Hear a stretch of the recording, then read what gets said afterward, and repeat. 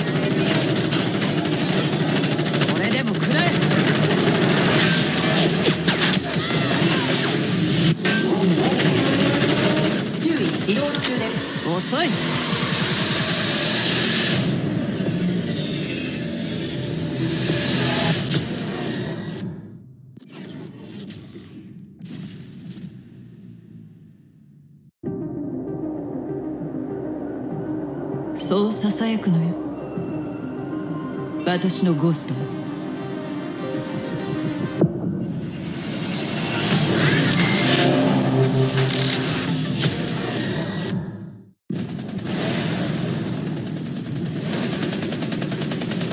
立駒、援護しろ。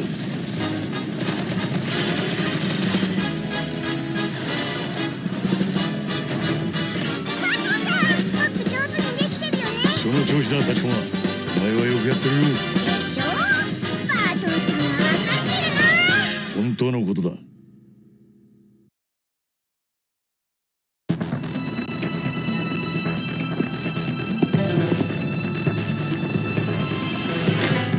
バントラッカー、会いたかったよ。ニュービジョンシティでの重要任務に関する通達を受け取った。行くわよ。楽しみ。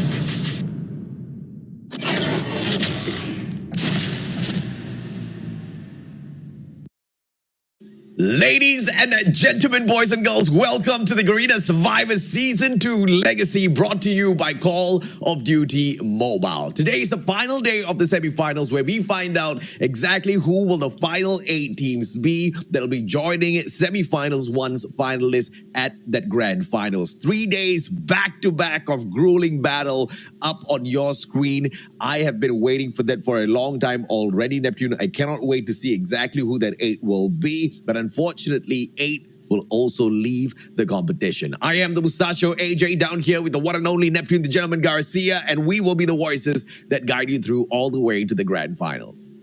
And we're really happy to see that this day has come, because so far out of the group stages or the stages in here, we're in semifinals, top 8.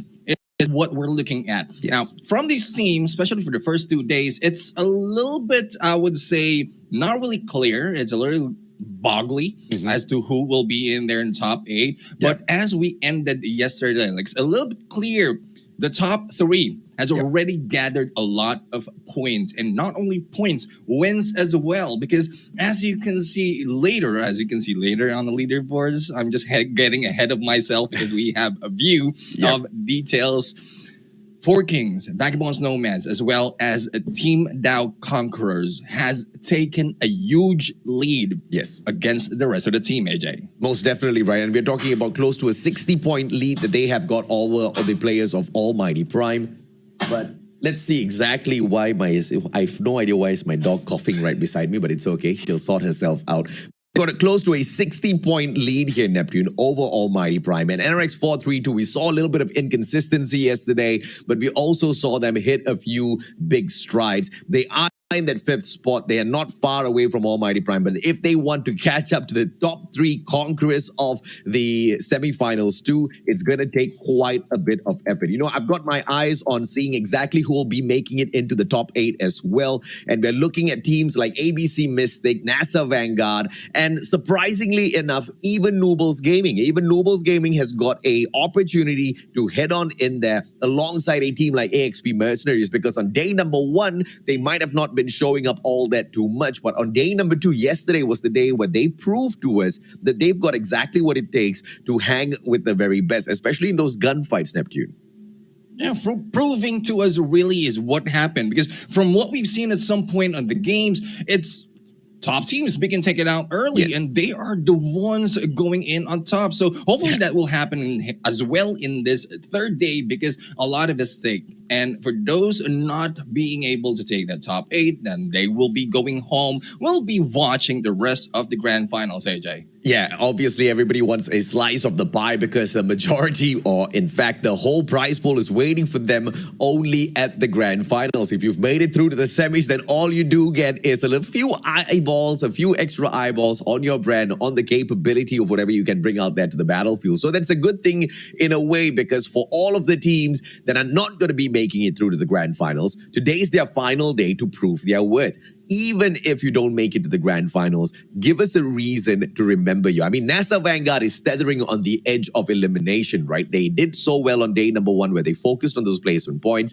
Day number 2, they wanted to try a few different experimentals, in each and every single round. They were doing something different, trying to figure out exactly what goes their way. But we talked about this yesterday, Neptune. You can't use the semis as the testing ground. Here's where you perform. You should have practiced all of these strats even before heading into the competition, and hopefully the teams have heard that loud and clear and had taken the time off last night as well as this morning and afternoon to practice a few more of those strats and get them solidified, get them confirmed within the team to execute out there on the battlefield. Because as long as they play the game of information, they've got a huge chance of getting ahead. Because so far, getting ahead has definitely, been focused on their mechanical skills, and that's how we downed 256 initial teams who were trying to qualify for Garena Survivors Season 2 into 32 teams. And then we broke them down into 2 semifinals, Neptune. Yeah, from the 2 semifinals, we've seen already the top 8 from the first group who will be moving into the finals. And this is the day we're going to find out the next 8 who will be joining them by the 2nd of September. But so far out of these games, I'm really happy to see that a lot of teams has adjusted, especially with this format that we have, that everything is on FPP. From the previous season, we have seen a lot of comparison in terms of their gameplay with the TPP versus FPP, but it is what it is. They have no choice. They really need to play it out on FPP. And most of the challenge really are coming in from the teams who haven't experienced it from Garena Survivors, especially those teams who are just in here jumping in on the competition for the season 2. So Isolated will be the first 3 maps that we have, and then the next 3 rounds will be on Blackout. And the changes usually happens once we jump into the round number 4, AJ. Yeah, and if they do want to climb up to the top, they need to not master just Isolated, but focus on getting their rotation sorted out on Blackout, right? Because what Blackout provides you is just a lot of open spaces, especially now with the opponents picking up the Jackal. You are very easily a sitting duck. When you go up against a player like Winter, when you go up against any of those other players that have got that capability of picking up the Jackal, very skillfully maneuvering it around, and you get knocked out there on the battlefield, The Jackal might not be able to secure the kill, but that stops you dead in your tracks. It forces you to use some of your tacticals, all of your smokes out there in the open, just so that you can get your team member picked right back up. And all of the time that you waste trying to adjust and avoid that Jackal, you might just get caught by another team. Because at Blackout, you really have to figure out how do you manage those open spaces. We've seen so many teams end their run just because of a situation like that where they've got caught out and, you know, they don't just have any sort of a method or strategy to get out of those sticky situations, Neptune. And when you get into Blackout, like I tried running, even in the first phase, AJ, just purely running. And it took a lot of time, almost to the next closing until I reached the next phase. So that is how huge Blackout map is. And that is why we've seen a lot of vehicle gameplay and even Jackal gameplay that is really working in here. But it depends on how. There's only a few that can really manage all those slopes and hills when you use a vehicle. And we've seen that. Like the best driver that we've seen in there is coming from the Conquerors. So hopefully the same will be happening in here because a lot is at stake, but not yet on the semifinals. As AJ mentioned, this will be on the grand finals. Absolutely, sir. $10,000. That's the lion's share of this prize pool that everybody wants a part of. But there's only one brand that has got their hands on it, and that is the Vagabonds esports squad. Although the Nomads have done spectacularly well for themselves in semifinals too, they haven't really matched up to the kind of numbers that the Vagabonds esports squad very easily chug out whenever they hop on out there to the battlefield. This is that team, this is that brand that has been dominating CODM BR for the longest of time now, and I really don't think anyone has shown us anything close enough to dethroning Vagabonds esports. Even Vagabonds Nomads, no matter how much they share some ideas and some strats together with Vagabonds esports, even they have not managed to get close to that sort of a performance. So we kind of know exactly how this is going to end. Or will we start seeing something different, Neptune? We're starting to see, you know, more and more tactical plays coming through from the teams each and every single day as we hop into the Garena Survivors Season 2. So I hope to see them take that fight up to Vagabonds esports, but it doesn't look like anything's about to change anytime soon. Comparing Vagabonds esports to the rest of the teams, those with the capability probably are not yet showing it because they have a chance really to dominate a game, but at some point it's like not really consistent. And as we mentioned, Vagabonds Nomads, they have a chance, the killing chance to get a lot of those frags, but in the placement, it's not so consistent because even if you get a lot of kills, if you don't get that top 10 points, the winner of the game, then that is not enough. You can't catch up from the Vagabonds esports point. But when we talk about winning, well, for this group, AJ, I'm really happy to see yet another team who has been consistent in winning in either map, isolated in Blackout. Imagine the 4 Kings Aces, a total of 6 wins already for this group. And that is a consistency that we want to see further for today. You know, yesterday I just tried something out. I just tried hyping the 4 Kings Aces up just a little bit to see exactly what sort of performance they could chug out. And I was astounded, Neptune. 4 victories in a day that offers you 6 rounds. That is phenomenal. They've used that as a great stepping stone to climb right back up to the top. But are we going to see the 4 Kings Aces ridden with inconsistency on day number 3, like what we saw on day number 1? Perhaps one might think that that's not going to happen because day 1 was just a little bit shaky for the team because they were getting used to the other squads. They were trying to find their own pace, and day 2 was where they perfected it. Some might even say, yes, day 2 is exactly where they perfected it, and day 3 is where we will truly see them pop off, because if they do any better than yesterday, I'm going to have my mind blown. But we have also seen the ferocity out of Vagabond's Nomads. We have also seen the quality out of Vagabond's Nomads. The biggest problem with Vagabond's Nomads when you compare them to Vagabond's Esports is inconsistency. You see them just flat out bombed in a single round, and then they return the very next round with 30 points on their side. Imagine what sort of chaos they can bring to this competition in semifinals too if they just unleash their true potential on the Four Kings Aces. This fight is just going to get so much more crazy at Neptune.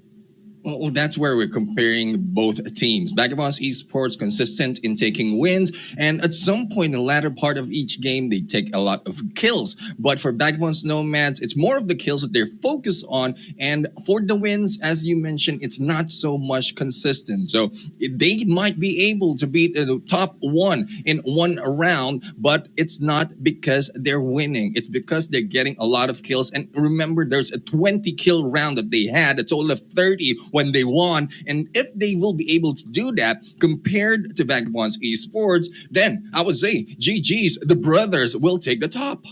And in terms of the brothers taking the top, I think that it's going to be a all-out battle between the two brothers, you know, throughout the whole of grand finals. Not only do we have 6 matches, but we've got 18 this time round, man. 3 days of back-to-back battles. Anything can happen. And we might just see a special rule introduced a little bit later on as well. I don't know if or not that is in implementation already. Can't really tell you guys much about it just yet. Let's see how things go, right? Because usually when we head into the grand finals, Neptune, there's just an all-out dominance by Vagabond's Esports. You might just be able to figure out exactly who the champion is going to be by the end of day number 2. So the question is, what sort of drama can we introduce into the competition, right? But before we get ahead of ourselves, before we start discussing the grand finals, let's take a look at the list of teams that have qualified for semifinals 2 so far, who have been rocking the stage for the past 2 days. Vagabond's Nomads currently sitting down in that second place, just 6 points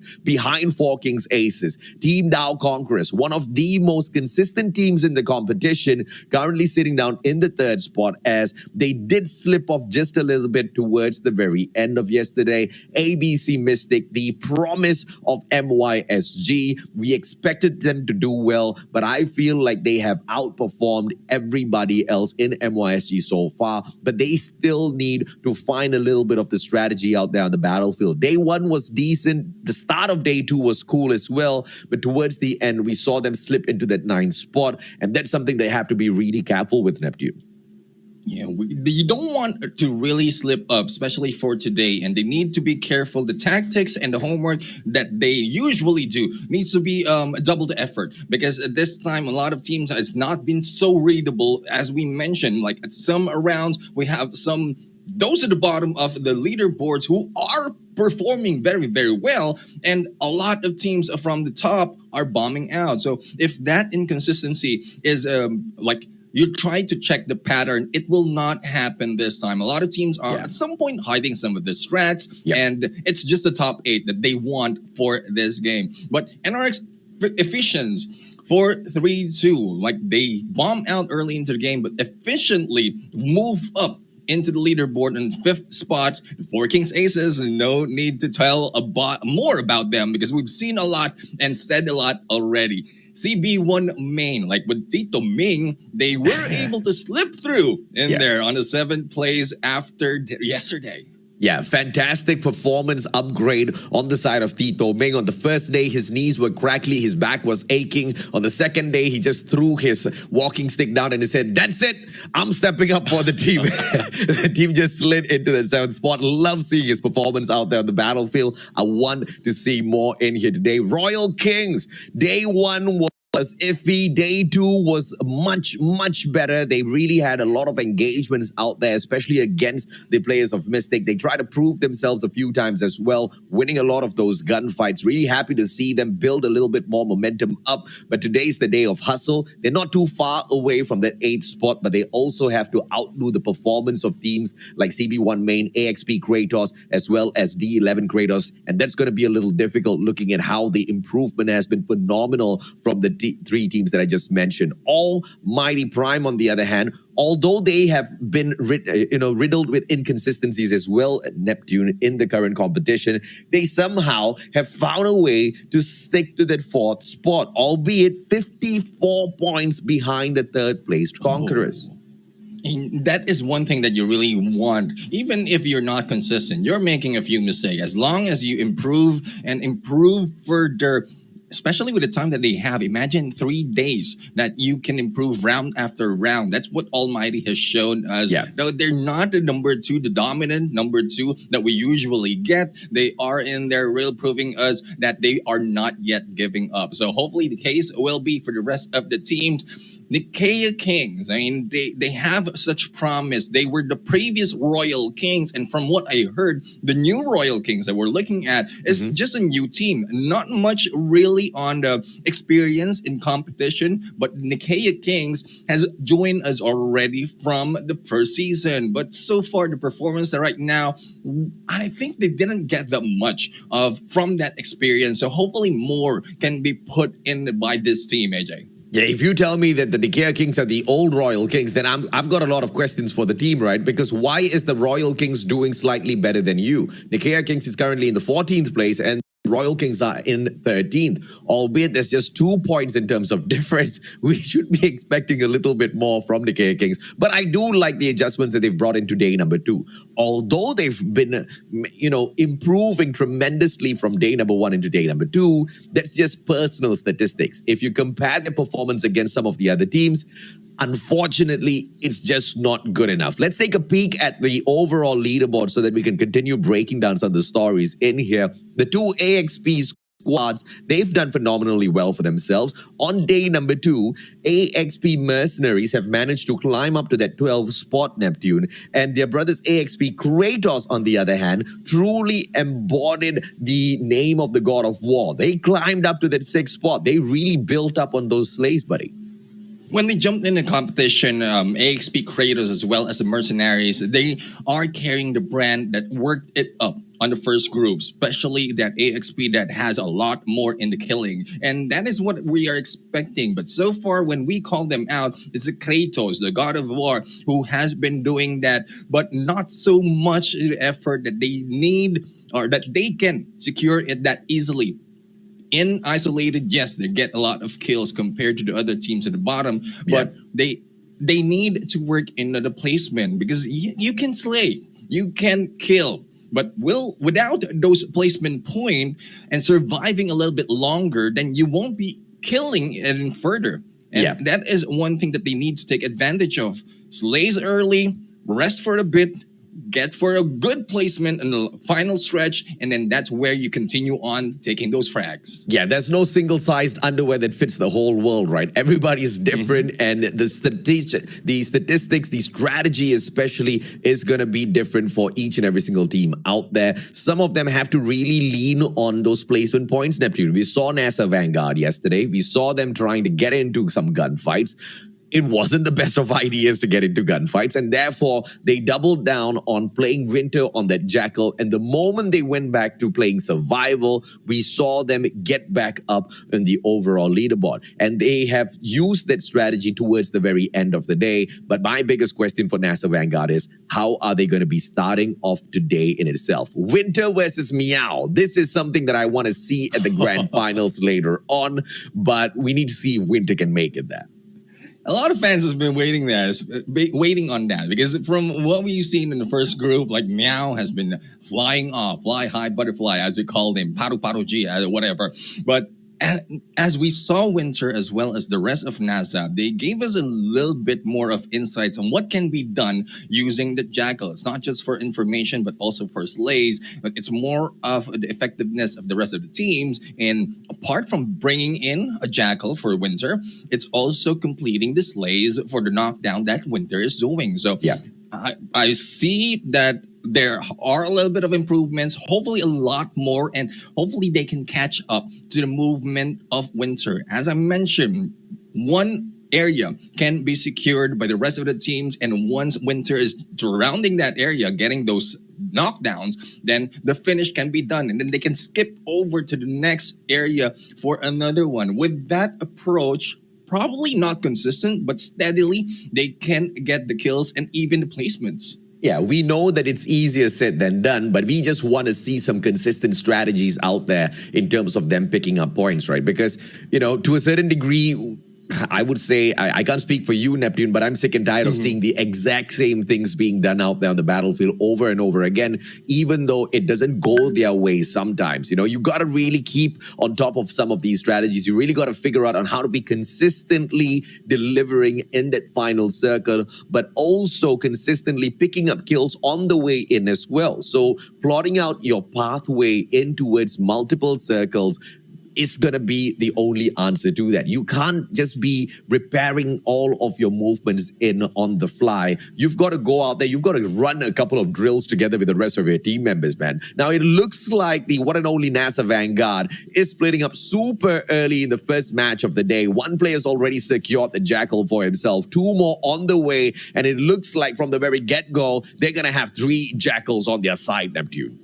We'll see how this works for NASA Vanguard, because we've seen that done and not so successful. So probably a little more try can be one thing that can turn this around for them. ABC Mystic has already taken this black market and no one is contesting it. But on the other side, still the contention of Royal Kings and Almighty Prime is happening. And so far from the other games that we've seen them, like it's more gearing towards Almighty. And Royal Kings, though they have the capacity, they just need a little bit more of courage as well as a little bit more of strats to be able to pull this off against Almighty. Yeah, and you know, in terms of playing those strategies, you really have to be confident with how you're going to be pulling them off. And the more information you have, the better it's going to be. That's exactly where some of these classes will come in very handy, right? If you've got the hacker on your side, not only do you get the extra information of how many people or how many opponents you've got around the vicinity with you, whether you need to just, face off against one squad or potentially 2 squads based on the number of people you hack, but you also get to go the extra distance and disable their mini-map, affect their own classes as well in a way, and that's going to be something that puts a lot of benefit to your side. But the downside of the hacker, it slows you down. You are completely immobile, so you really have to depend on your team members. So that strong teamwork is definitely required, Neptune. Yeah, the number of people that you're scanning, the longer it will take. So you'll be a sitting duck in there. And it's like using the kinetic armor. It's more of, it takes time for effectivity, but it's very effective indeed. Especially if it's tied down with a smoke bomber, as we can see in here. So once a smoke bomber has been triggered in there and you understand how many is in, you can let one smoke bomber just move in, and then even the trap is a good combination with that, because it works like a smoke bomber, detecting who is within that area who gets caught in the trap. Winter, Halo, and Keys taken down. NRX 432 just eating up the bullets from the Jackal. But this is once again the downside of the Jackal. Getting those knocks are easy. Getting the kills, on the other hand, not gonna be as simple as 1, 2, 3. You've got to have a lot of mechanical skills to turn that Jackal around in a timely manner and then attack back the exact same spot. Going back to the hacker, Claudie using it to perfection. Knows there's one team there, the Royal Kings. This is just a rematch from them. Wall bang to perfection. Claudie almost getting super lucky, but the player repositions. Ice as well as Alex, they're not going to get caught out anytime soon. Chibi's already on the rotation from that left-hand side to cut them off with a flank, if at all they do try to rush out. But the Royal Kings are not moving anywhere. They are staying put. It's more for Royal Kings right now, not really to move in the roof, because the moment that they be spotted in there from the behind, and I spoke too soon, Alex in there being taken down. It's a good thing that Ice will be for the backup, but hearing those gunshots as well as footsteps will be backing off, and chasing there, going in, going down, but the rush of Almighty is already in play. And Claudie with a beautiful knockdown onto Ice, but 2 players on the side of Almighty already down on the ground. Dre almost taken out, and he does get shut down. Man is secured, and TB saves the rest of Almighty Prime. But look at who's on the way in here. The one and only squad, AP on the way. Let's see exactly what they've got in store for us for this battle, Neptune. XP creators right now, especially as one is down and out for the team of Almighty, had a great opportunity right now to either get the slays or probably take the chopper. But the trajectory of Almighty is towards the chopper to get away. But we all know that once you're inside of the enemy, that can be taken down. And a great getaway from Trevor right now as Claudie just hold off the fort. And the scan is on with the hacker. 3 has been taken in there, but we'll have to see how will this end.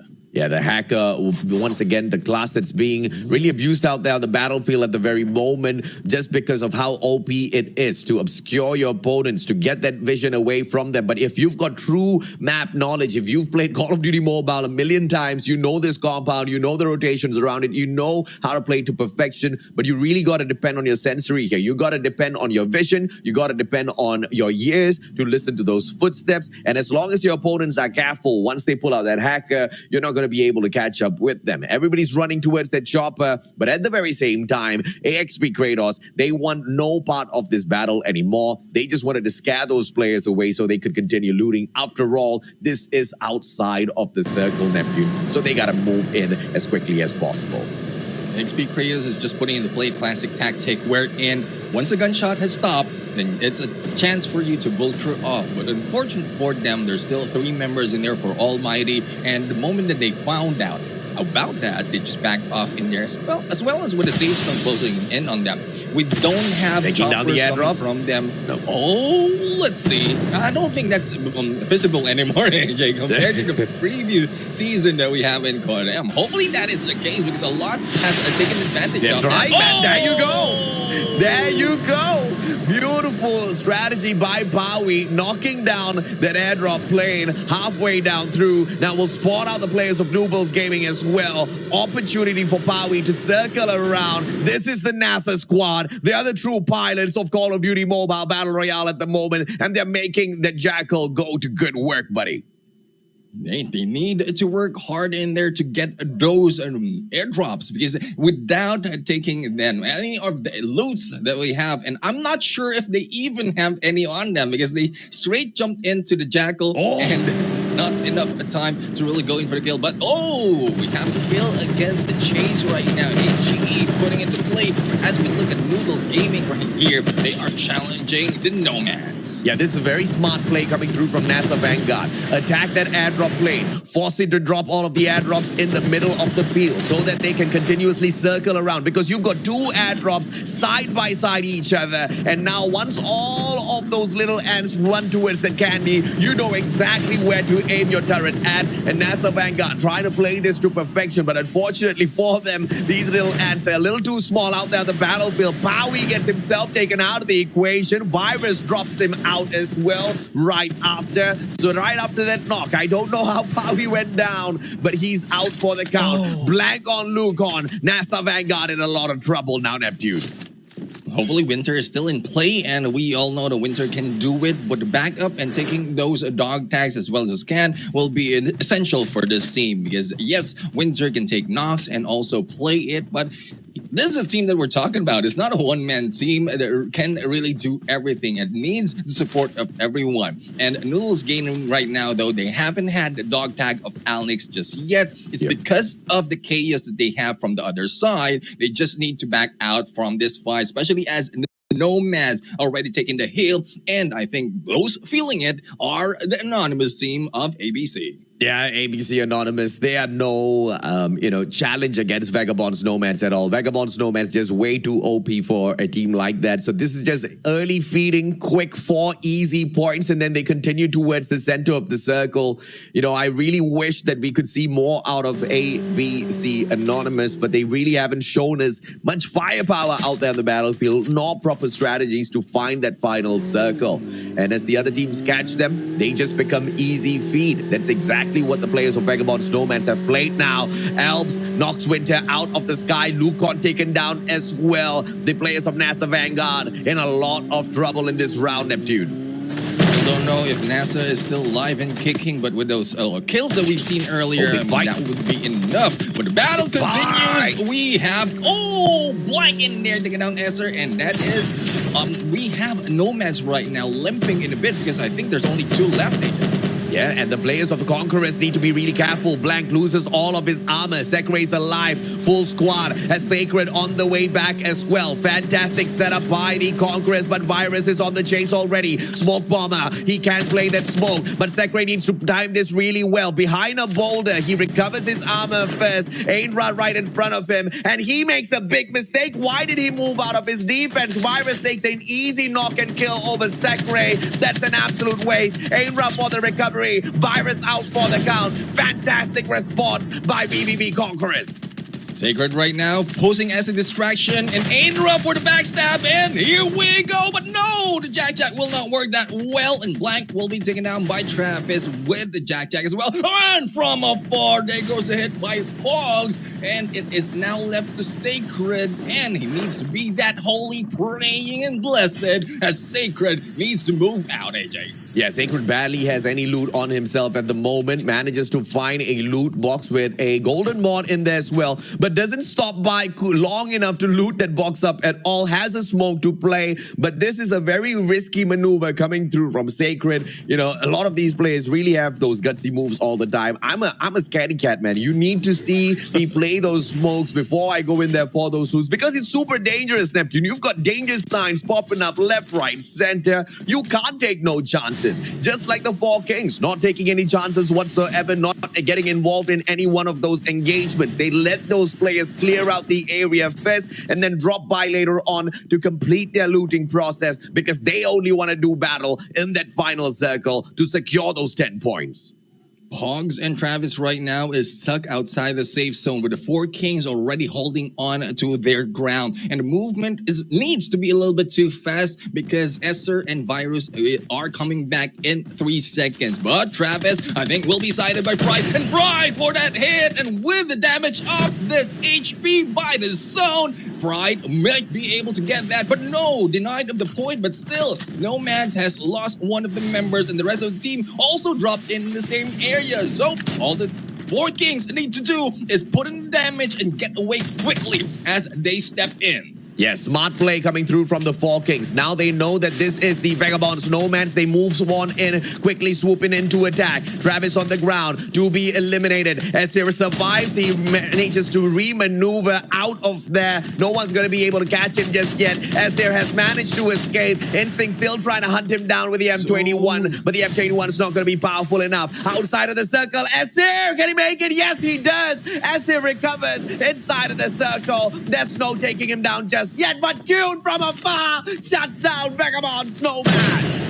But still, it's not One the end more. of Vagabonds and NOMADS. There's still one more. Virus right now is here, have a chance to get those dog tags, and we still have a one phase of the safe zone. But here comes Nagy with FHJ, and with that vehicle, oh, I guess Virus was able to get away. At least Esser will be taken by that dog tag for the scan. So 2 members will be remaining in here unless Virus gets back and get the rest. But there's not enough time, AJ. You know you can count on Virus, but the players of Four Kings themselves gatekeeping these dog tags. They want a piece of the Vagabonds NOMADS, and they are waging war. They are waging war really early. One on the standby for the rest of the players. VVV Conquerors are on the way as well. Sacred just beyond them has got the vehicles, but they don't really care about that just yet. And the Four Kings can't really waste a lot of time, Neptune. They have to focus on their own positioning within the next circle as well, and that forces them away. So that's the opportunity. That's the chance for Vagabonds NOMADS to recover.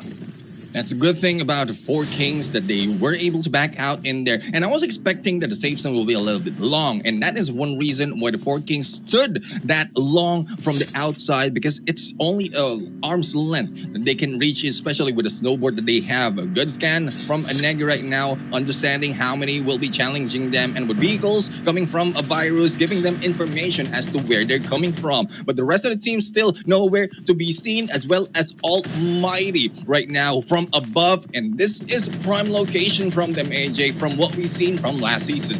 AMT Chase, they've got that high ground advantage. Chase just trying to spot out those players. Instinct has been caught in his crosshair, but not enough time to take those shots. The rest of the almighty squad, it looks like this is not the final position that they want to hold on to, and I will agree, this is just a little bit too open for my liking. And just like that, the players of Forking secure a high ground for themselves as well, and they should be able to respond to the challenge of Almighty. Almighty needs to find a different spot to do battle, or else this is gonna be game over. Dre with the wild sprays finds absolutely nothing for himself, and so far it's just warning shots all over the battlefield. But Jello manages to knock Segway down onto the ground. The players of Noodles Gaming continuing to step it up.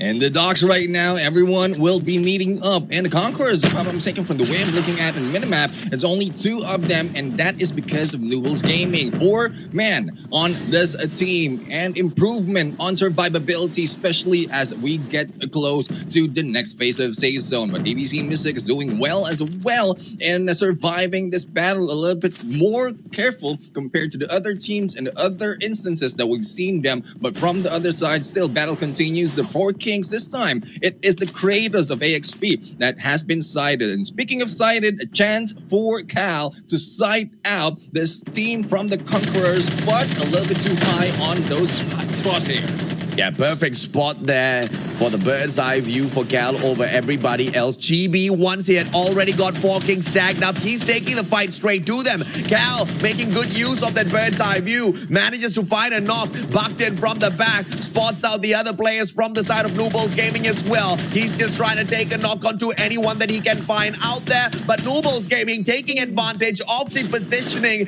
that Cal has already set AXP up in, and they are going in for all of those kills. Luraj, close quarters combat, Alnix taken down and out of the equation, but Cal strikes yet another. Clyde taken out this time round. Cal's eating everybody up, Neptune. I love seeing the Arctic in this gameplay right now. So far, we've seen M21 being used, but with this distance as well as the elevation that a lot of teams are taking, they need to utilize the power of the Arctic 50. But for Noodles Gaming, though they lost Alnix, they are in the middle of this area. And with the covers of the container, will give them a little bit more to survive along. But Cal will not give that to NRX 432. The pickup is being done in there, but Jokok will be stepping out a little bit too premature and was able to back out just in time. But the safe zone will be moving in, AJ. Yeah, very smart play from Joko. Keys just playing a little bit of distraction. Joko moving much later. Cal cannot secure another hit. Can he get the final one? 2 back-to-back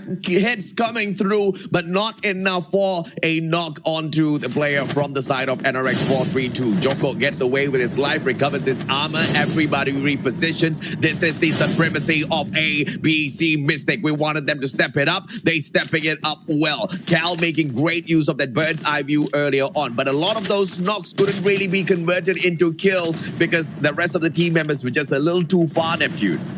And I'm really wondering where Chelov is in this battle, though. I think Cal is has done great strides in there in this fight, but I think the lead will be done by a third party from the back end. But on the other side, Neg was able to take down Crayons, and Maui is just putting some damage with that tag. Now, with Maui right now getting those dog tags, no, there's no more dog tags, just getting the kills and trying. Albs will be relocating from the roof, and a good advantage for them, but some will be hanging back by the crane, and it's CB1 who might take those kills. CB1 from afar. They've got a bird's eye view to play now, but not the middle of the circle. Yeah, at the very edge. And the players of Noodles Gaming take advantage of the rest of that situation. They've got that close range combat perfection, the one and only Jack. And the combination that the 4Gs brings in is also that AK-47, both from the gunsmith. So you know these guns are fully modded out, ready for battle. They're playing with what they're comfortable with. But Luraj from afar manages to get the knock onto Rogue, but not enough for that full... manages to find Cal as well. Bye-bye, boys. Mystic about to be shut down. Everybody gets away. Uses that final container as defense. Luraj no longer has the vision. Perfect play coming through with that exotic Arctic 50. Fish in a container, I would say. A lot of fish in there has been taken down and knocked out in this game. But it's Ming, Tito Ming right now, just getting the information. And a lot of footsteps, I'm pretty sure, will be heard at this point. And they need to be a little more cautious. Dre's the only one surviving. But with that Jack taking down instinct from the 4 Kings. And we'll have to see, I think, with the 7 teams remaining, a lot of them only have solos or duos for this fight. And who will be the most team surviving? I think it is NG Noodles Gaming with more members on their side. But no, it is mostly 2-on-2 for the rest, AJ. But I think the players of Vagabonds Nomads, they have got the best opportunity in here from up top, bird's eye view. He should know exactly when to fly down, but he'll be one of the first ones to get tagged up by that circle when it starts moving on. So it's all about decision making. Who makes that first move? Where do they fly on into? Virus has got a lot to do, but he plays that rewind class. That can just be the game changer, Neptune, because when he flies on down, when that circle starts closing, maybe he can reposition before getting back down. Because if he hits that rewind the moment he jumps off of here and that circle moves, it's a GGWP for him. But he needs to time it perfectly because he might be stepping outside the zone. And a chance against Howie, but no takes. One first and Dre in there. Oh, backstab of a Virus hiding off with the gas tanks. But Virus will be taken down. 2 team remain right now. And NG looking good for them, but Albs is still alive. And Jello has stuck from the outside. And Albs take the clutch. That's what we were talking about. The mistake with that rewind class in the final circle cost Jello so much. But even if he didn't hit that, perhaps he would have been taken down by the Jack either way. HGE D11 KRATOS, what a play, what a game. Playing the game of survival towards that final circle. And we talked about these teams as how they were the underdogs on day number 1 and how that adjustment so far has been absolutely fantastic. They continue to shock us all, Neptune. HGE hanging back in there on the top 8. And a good chance for them taking a big lead against the ABC Mystic. This win will really bring them in a much secure place, but not so much because we still have 5 matches. And if this is, as we call, a fluke, then hopefully they can pray hard for placement because this is one thing that we usually ask from teams who are in there crossing the top 8, but not really delivering for some. Yeah, HGE, they just needed a single point to catch up in that 7th spot, but they've done more than just a single point. They've done a lot for themselves. And if you look at the overall positioning of CB1, they're nowhere to be found. AXP KRATOS, on the other hand, kind of bombed out a little bit early as well. So HGE D11 KRATOS, not only do they manage to jump up 1, but they jump up 2 slots. So it's a fantastic showing by HGE D11 KRATOS in game number 1 because it's a total of 14 kill points as well as 10 from the placements. That delivers 24 points to them. That is a phenomenal move by HGE. On that 2nd spot, though, you have got the players of Noodles Gaming stepping their own gameplay up as well with the 8 kill points coming through. They pick up 6 from placements. And Vagabonds Nomads, with Virus being the final survivor. We talked about how even when they bomb out, they somehow chug out all of those kills.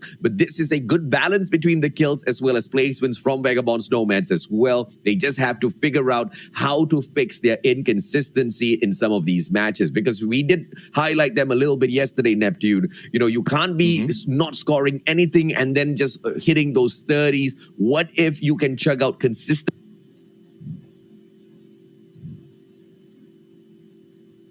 some of those rounds on those high notes? The performance of Vagabonds Nomads right now looks similar from the playbook of Vagabonds Esports. Even if it's only 1 member remaining for the team, they play for survivability, for that placement. And we've seen already that a lot of kills has been done by the team, especially from that area of farm going in to stand off. And when 4 Kings just stop them in their tracks, Virus tried to go for the dog tags, but was not able to scan all of them. But despite of that, still managed to survive, move up higher, and not to be sighted, and just sitting easy in those cranes. But we are looking at a great improvement right here from ABC Mystic, as expected, AJ. Not only round after round, but day after day to provide more, especially with the placement that they will be getting here and the gameplay that we've seen earlier. Though 5 kills is not so much, but this will really secure their place to move up even further, similar from what we mentioned from HGE KRATOS, AJ. Yeah, and they just have to do this a little bit more consistently, because we saw them hit these high notes yesterday as well, but it wasn't as many in those rounds as we anticipated from ABC Mystic. So I want more consistency from the team, but I love the positioning that Cal was holding on to earlier on. But we've already highlighted as well the weakness of holding on to that M21 EBR. You manage to get a couple of shots in, you can get a knock, but can you secure the kill? The Arctic 50, on the other hand, might have a little bit of a kickback. It might take longer between shots, but you should be able to put a guy down and out for the count. And that bird's eye view with a different sniper could have been the world of difference for Cal. You see, even with the pressure they was playing with on the players of NRX 432, it was fantastic. The combo between the snipes as well as the cluster bombs, but he just couldn't capitalize on those plays at all. The adjustment, the defense from NRX 432 was a little bit more solid in that situation, but it's the game of survivability that Cal can take advantage of, hopefully moving forward. Almighty Prime, they are bouncing back as well. 6 kills. 5th place, not too shabby. AXP Mercenaries, one of the initial teams that we did spot in the game, going up against a couple of teams, but they managed to sneak away at the very end towards that final circle, but not a lot of kills on their side, which might just play against them a little bit later on. Conquerors are usually consistent, but this time they bombed out a little bit early in that 7th place with 5 kills on their side.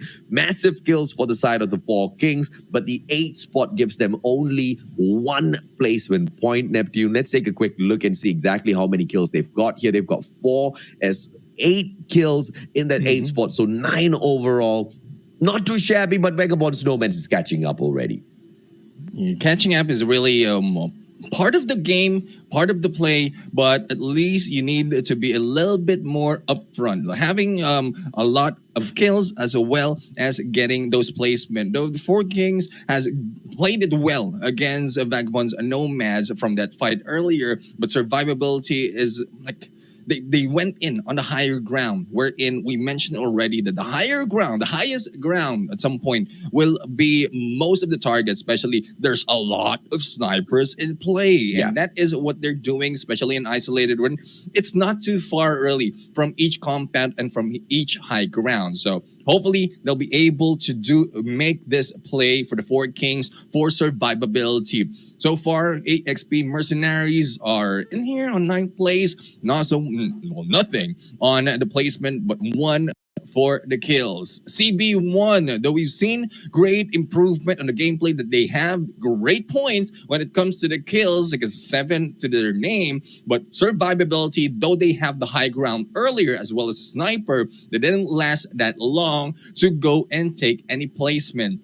NRX 432, on the other hand, well, from this game, 0 kills as well as 0 points. It's like AOB. Academy of Brothers are even better in here with 2 kills coming from Paquito. And imagine this, you only jumped in with 3 members, whereas you have NASA in here. NASA, Vanguard, Winter really slaying it here. But where are the rest of the teams? Yes, they have the best pilot in this group of the semifinals, but Winter's the only one working, and there's no help from the rest of the teams in terms of those frags. I mean, initially I thought they were listening, and then now I'm just confident that they're not listening anymore, right? Because I think The tips were all given out already. Just let Winter do Winter things. Let him be the pilot of the squad. Everybody else back up Winter. Bring those vehicles into play. Secure those kills. In fact, just let Winter do all of that and just make sure you pull his dog tag back into the matchup, man, because he needs to play the game of survival. Looks like he's the one most capable of picking up those kills as well. The supporting role isn't really a bad role to play, Neptune, because at the end of the day, you've got to have your different functions within the squad. And if you know that you've got a lot to depend on within the team, if you know a certain player can deliver, then you just got to do whatever you can to make sure he plays the best game to get you up to the top. That survivability is going to be really important. So they just need to make sure Winter continues surviving so he can continue to provide all the way into that final circle. ABC Anonymous, on the other hand, a little unfortunate with the performance so far in the competition because they haven't really been able to step it up. Those engagements have been really soft. The strategy has not really been sound at all. I don't see any consistency in terms of plays coming through from them. So that's something that they just have to touch up on just a little bit. But Team 11, NICAEA Kings, yesterday we saw a little bit of life from them. Today, with just the 3 players in here, they seem to have all of that fire snuffed out along with the Royal Kings at the very bottom. Yeah, I mean, and these are the topics because both of these teams has taken the mantle of the Royal Kings. But so far, they're not really working as kings, especially for this round, especially for the Royal Kings. Wherein they know already that for the most instances that they jump in onto dormitory, they challenge Almighty Prime, they keep failing. So hopefully this is the last straw for them. They need to take a lot more on the drop zone. And let me point it out already, AJ. I'll list it out for them. We have Bus Station, we have Circus, Crash, Diner, Frigid Wetlands, Kill House, Launch Base, Nuketown, Outpost, Pier, and Standoff. Those are the areas that hasn't met hasn't met a team just yet. So it's a lot. It's a long list, AJ, and I'm quite I'm shocked as to why the Royal Kings hasn't taken them. I keep telling you, Neptune, because it seems like a lot of these teams, and it's not just like what it seems, right? Like, once again, I've spoken to a lot of the teams already, and whenever I ask them the question, how do you prepare for a competition? At the moment, the answer I'm getting is they jump into scrims. And that's not enough to prepare for a competition. I mean, jumping into scrims will help you, with your response time, will help you with your mechanical skills. But you also have to get into a few custom lobbies of your own, go up against a different team, and try to figure out different tactics. Try to figure out how are you going to retake a certain compound. Like how you would pull off strategy as well as tactics in an MP matchup. You have to practice that on Battle Royale. You have to practice those strategies on each and every single compound because you don't know where the circle is going to bring you. You need to have your own specific drop spot where you know you can loot up without worrying about any other team at all and then further go down in the game. So a lot of teams are just playing this by ear, and it's just not going to work out, man. If you want to be the best, you got to outdo the rest, and you have to outthink them. You have to use that noodle up in your head. And if you are not outdoing their strategy, you are not going to be able to get up to the top. What does Vagabond's Nomads and Vagabond's Esports do so well? They have got sound strategies, Neptune. They have got everything checked off, which is why we see a lot of consistency coming through from that team. And it's also something that the 4 Kings have started doing as well. You see those strategies being played. You see them avoiding battles. Exactly. That is one thing that we keep asking for a lot of teams. Right? Yeah. They need to put in the strats and studies in this game. Yeah. It's more of mechanical skills. The top teams already have that. And what they're doing right now is just get more information on rotations and as well as not only their team, but also the other teams that they are battling it on. Who can they target? Who can they take out? And at some point, if someone asks me, I will ask, which team are you comfortable taking out from Yeah. the early on, then take that drop spot. And Yeah. that's one thing. Yeah, there's so many ways to play your strategies, right? Whether you want to be super aggressive, whether you want to play defensive, but you got to have a strategy in the first place. On that note, ladies and gentlemen, boys and girls, we're going to take a quick short break. Hopefully this little bit of break is enough for the teams to figure out what they want to do in round number 2, especially those who really cannot find that consistency in the competition just yet. Neptune and I will be right back.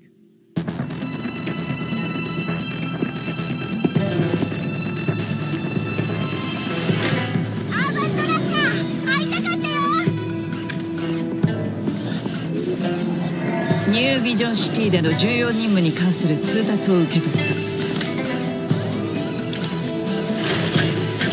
行くわよ。うわ、楽しみ。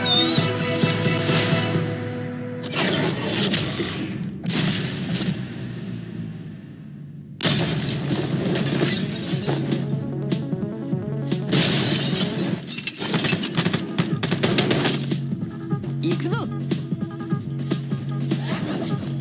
気をつけろ。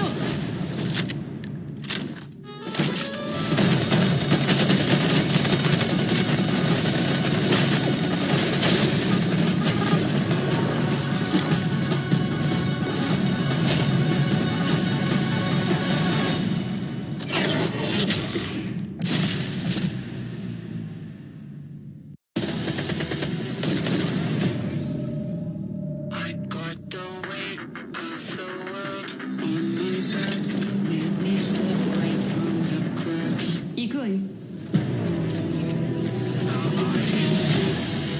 立ちこま、手を貸せ。あれは何なんだ。こいつもポストヒューマンなのか。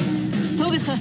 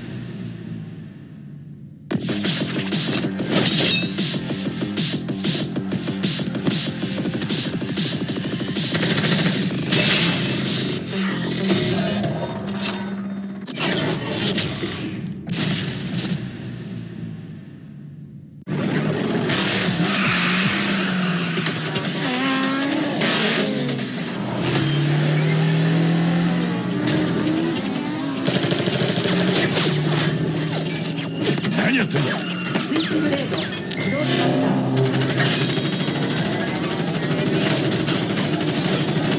これでも食らえ。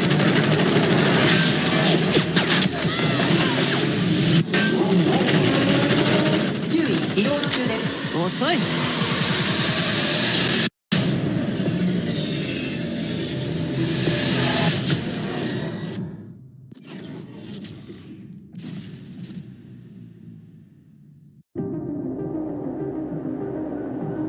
そうささやくのよ、私のゴーストは。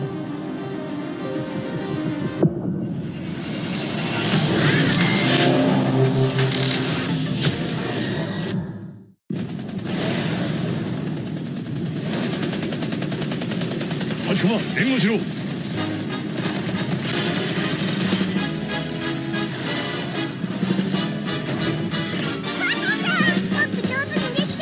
その調子だ、立ちこま。お前はよくやってるよ。でしょ。バトルさんは分かってるな。本当のことだ。アー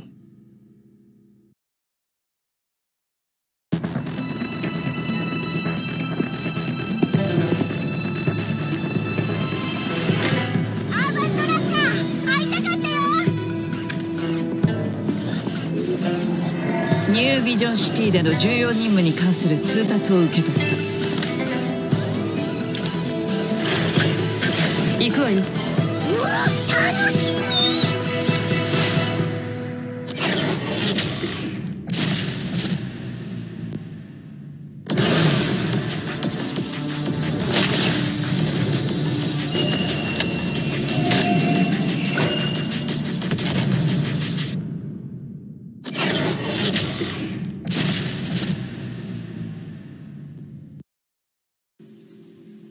Welcome back to the show, and this is Garena Survivors Season 2 Legacy. Skills and strategy. That is one thing that we usually ask from the teams, and so far only a few complied. But this time, this is a chance for them to put it into play, as we are going to start off with round number 2 for the last day of the semifinals for Group B. We are your casters and your hosts. I'm Neptune the Gemma Garcia. Together with me is amazing Mustachio AJ, bringing the story to your screens as we continue on. And the story so far seems to be that not many in the competition are focusing on that strategy bit, right? Some of the teams are doing it very consistently. You see the Four Kings Aces, even though they've got every single capability of getting into a gunfight and winning it, they're playing the game of survival. And very recently, we've also seen NRX 432 kind of, following lead in terms of that strategy as well. Who's going to be able to execute that a little bit perfectly? Who's going to be able to use their classes more aggressively? We've seen a lot of quality out of all of them. Vagabonds, Nomads, I mean, their strategy is just shoot everybody clean and grab all of those kill points each and every single time. They don't seem to be favoring the placement points at all. And that's their strategy. And their strategy seems to be working perfectly well. They are the highest killers. They've got the highest number of kills in the competition so far just because of that, Neptune. That is what we're talking about. I mean, yes, we're calling out strategy, but it's different. As AJ mentioned, like it's not a one-size-fits-all underwear. Yep. And you have to say underwear. You can say cap or whatever, but and that's one thing. It's more impactful. Yeah, and also like if you get it wrong, you get whatever you get from the underwear. So yeah, and that's one thing. Like if you make the great strategy, you just need to do a little bit more of adjustment into your gameplay, and that it will work moving forward. But if you don't have any and just play by ear, then it's very difficult to make that adjustment because at some point you don't know what you're doing. I have to agree with that, right? Because sometimes it just feels like some of the teams are just hopping in randomly and trying to make the best out of their situation. And if you... that kind of inconsistency is just going to attack you overall. Some of them just play this as a regular ranked game where they're hopping on in, and at the very start, they look at the jump leader and ask, okay, guys, where are we heading on into? Oh, let's go here or let's go there.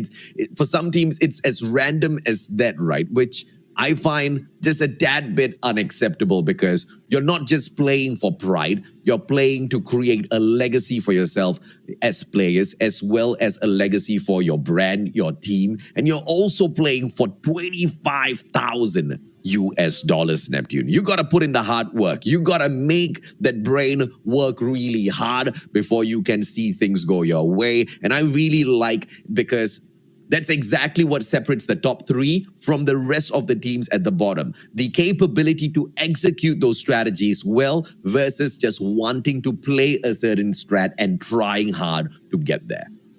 And that is what the winners of the previous round is doing. They put in the capability that they have. They know the capacity that they can. And once they jump in, especially or even before the final stretch, they didn't plan it, like they didn't do it so recklessly. They planned it a little bit more. They are the only team with 3 members ending that game. And with the numbers itself, it will give them that win. 2 wins already for HGED11 KRATOS. And it catapulted them, as you mentioned, as you read, 2 spots from this leaderboard. They were on 8th place. This time they were in the 6th, though there's a little bit of difference when it comes to the points from what we expected, but it brings them closer to those above them. a little bit closer to NRX 432, most definitely. Now there's just 8 points in terms of a difference. If the following round, NRX 432 bombs out as usual in terms of inconsistency that they have been showing us so far in the competition, they haven't been punished. But here comes a challenger. In fact, here comes two, no make that 3 challengers, because AXP KRATOS as well as CB1 main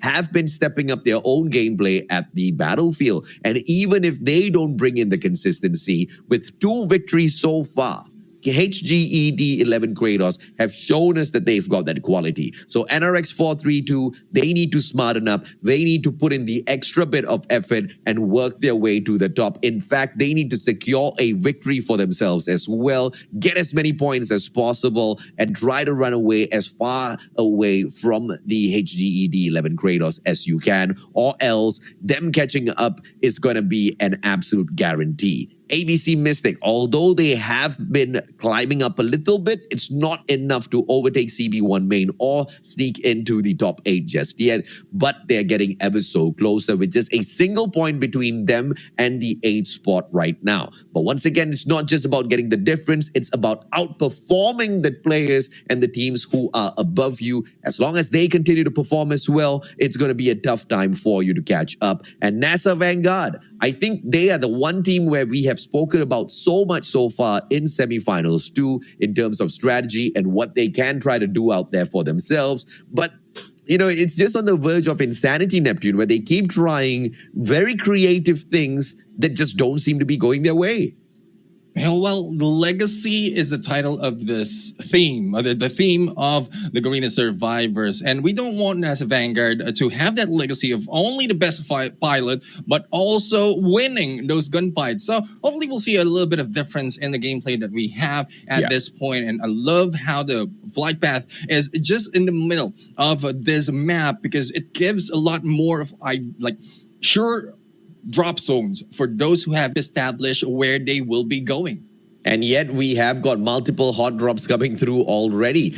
I do not understand exactly how to speak through to the players of NASA Vanguard, but this time it's a hot drop against CB1 main at Harbor. Nowhere close to that chopper. There's no Jackal to play around with as well. They haven't stolen one away. And this is what I mean. Round after round, they try out different strategies. They're trying to find their way. They're trying to find some sort of ingress in towards that top half of the leaderboard. But you cannot use the semifinals as a practice ground, Neptune.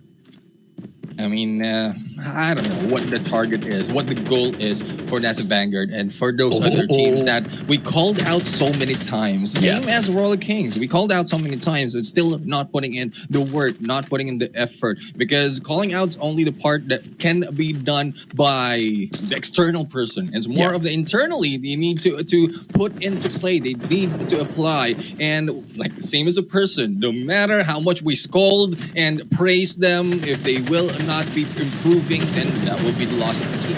Yeah, Tito Ming managing to catch out Upawi, and NASA Vanguard going to be struggling all throughout, but good backstab by Winter. Manages to play the M4 LMG well. Tito Ming slides away. Good movement coming through. Breaks the plate, but runs straight into Winter right after. Tito Ming could have done a little bit better. CB1 now on the receiving end as Pawi's dog tag gets scanned through. Winter once again becomes the savior of the squad. And from the back, Cardell just finishing off a player. That's the slave for Winter earlier on that he managed to find the knock from. But there's another squad dropping by to say hello. It's the one and only ABC Mystic, Neptune. ABC Mystic has heard the gunshots and now firing back. Cal in there taking down Lucon, and this is what we talk about. The Vulture gameplay wherein once the firing stops, you can take advantage of the damaged goods. And damaged goods is what we are seeing in here from NASA Vanguard. Though they have taken 3 kills from this fight, they weren't able to really prepare for the upcoming battle. Because that's one thing about early engagement that usually brings in a different or a third party, and no one really wants a third party, AJ. Even in the battlefield, even in your life, you don't want to be disturbed. And that is one thing why we are asking so much for specific drop points for your team so that you can prepare so hard in the game. I've never had a broadcast that's where I beg to pick a different drop spot, man. But this semifinals too is just, I mean, the semifinals one Neptune. We saw many a times where the teams just avoided each other. For the first 9 minutes, we had no engagements at all, man. First 10 minutes, you know, everything was squeaky clean, super slow, strategies being played, fully looted up. Everybody were getting their chips upgraded, you know, going for a couple of airdrops as well. The airdrops is where we will see a couple of skirmishes, but even then, super careful, and then just chaos ensuing towards those finals. But in semifinals too, there is a very clear void in terms of strategy and communication and how they want to play. And then, so, you know, if you compare overall home versus semifinals, to lean towards the teams of Settles 1. But there are a few that have really stood out in semifinals too. You're talking about the top 4, and NRX 432 is up in the 5th place. I don't feel their gameplay as well as strategy has been attractive enough so far. And NRX 432 has been really shaky in terms of getting into that final circle, especially when you back out that game. It's more that they have, or that they can give a lot of entertainment, but consistency needs to be placed as well into the points that they're getting, and that is what NRX 432 is not really showing us right now. But this time we have a platform battle, and I think this is the first time that we've seen here for this group. It is a NICAEA Kings right now going in against Academy of Brothers. Only one has been taken down, but FEROX as Omega has already been knocked, and the pickup will be done by Al, with the chase by Del Cutie to clear off Paquito from this play. Now, it's a good thing they were able to survive, and Omega is the only casualty, but here comes the rush for the rest of the teams, and a getaway by A, but A needs to be a little bit more smarter, and smart is. He moves in from above, cut off the approach, and will be taken down just yet by Al, who is just waiting in there patiently for that kill. That's super unfortunate, man. I mean, they were about to get away there with that battle, but they've managed to get right back in. It's okay. Let's see if or not they can readjust in the next round. Academy of Brothers tried their best against these players, but it's just going to be a GGWP for now. NICAEA Kings, this is one of the teams that we talked about from day number 2 that had a little bit of adjustments to bring in, did improve tremendously in comparison to the performance of day number 1, but nowhere enough to catch up with the top 8 just yet, Neptune. Is a little bit too far from them. From the placement that they have, they're in 14th place. And like what we mentioned, these are the team that has experience already for Garena Survivors. So pretty much, if they didn't make the cut for semifinals, we'll have to find out if they have really learned a little bit more of this game. Because so far, based on the performance they have, they're on the bottom 14 or the top 14, bottom of the leaderboards. And it's very difficult really to tell if they have put in study in this game. And as we mentioned, they're like Royal Kings. Even as much as we hate them seeing in the early engagement against Almighty Prime, they're still better by the predecessors, which is NICAEA Kings. But the battle continues right now. The high ground is NRX 432, who takes that higher ground against a Nomad. Oh, the God name from KZJ. And Bogs halfway through, hacking those players up. NRX 432 don't have their mini-maps, but they can have a direct view on all of the players of VAGABOND's NOMADS who are running helter-skelter out there on the battlefield. Virus manages to get away, but Holo as well as Jokog has managed to take a couple of knocks already from the back on the approach. VVV Conquerors on the way as well. And out of nowhere, NICAEA Kings drop by to say hello. War Machine on for the pop, not a gun that you see being used all the time. And the Conquerors should be able to clean up house. And VAGABOND's NOMADS, as quickly as they got attacked, they've disappeared. They've got a single survivor who needs to pick up 3 of those dog tags, Neptune. Say hello to the rain of fire. That is what NICAEA Kings brought in there. And I was surprised why they went into platform. So we'll have to see what else can they do with that War Machine in play. But the Conquerors has already joined in this fight. But smokes are the only thing left to for them to see at this point. Though there are the sides of NICAEA Kings, they are being rushed by the 4 Kings. And Kings versus Kings, as Sekre serves as our cameraman. Sekre managing to spot the player, but hasn't been able to knock one gone down just yet. The place just moving up and down that aerial platform. Fright has got that rewind to mess around with. Zachary still trying to catch them from afar. Needs to be super steady with his shot. VVV Conquerors from the hill across. They spot out the airdrop right in front of them. They want to make a play for it. Off screen, we saw earlier on the player CB1 getting caught by ABC Mystic. It's just a solo player who got caught in that crossfire, and ABC Mystic don't pick up more than that. The rest of those players managed to quickly find a different position for themselves.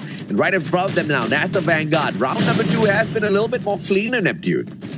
It's cleaner, definitely. I mean, we're not seeing a lot of mistakes coming from NASA Vanguard, and that is what we keep asking. Though they have a good intention in the gameplays that they have, it's execution that they need to do. But speaking of execution, Frosh right now executed right now by Negi with that Odin, and Negi is just waiting for one more. The scan has been done as MRS is in play. It's Al who has been taken down by Kyun.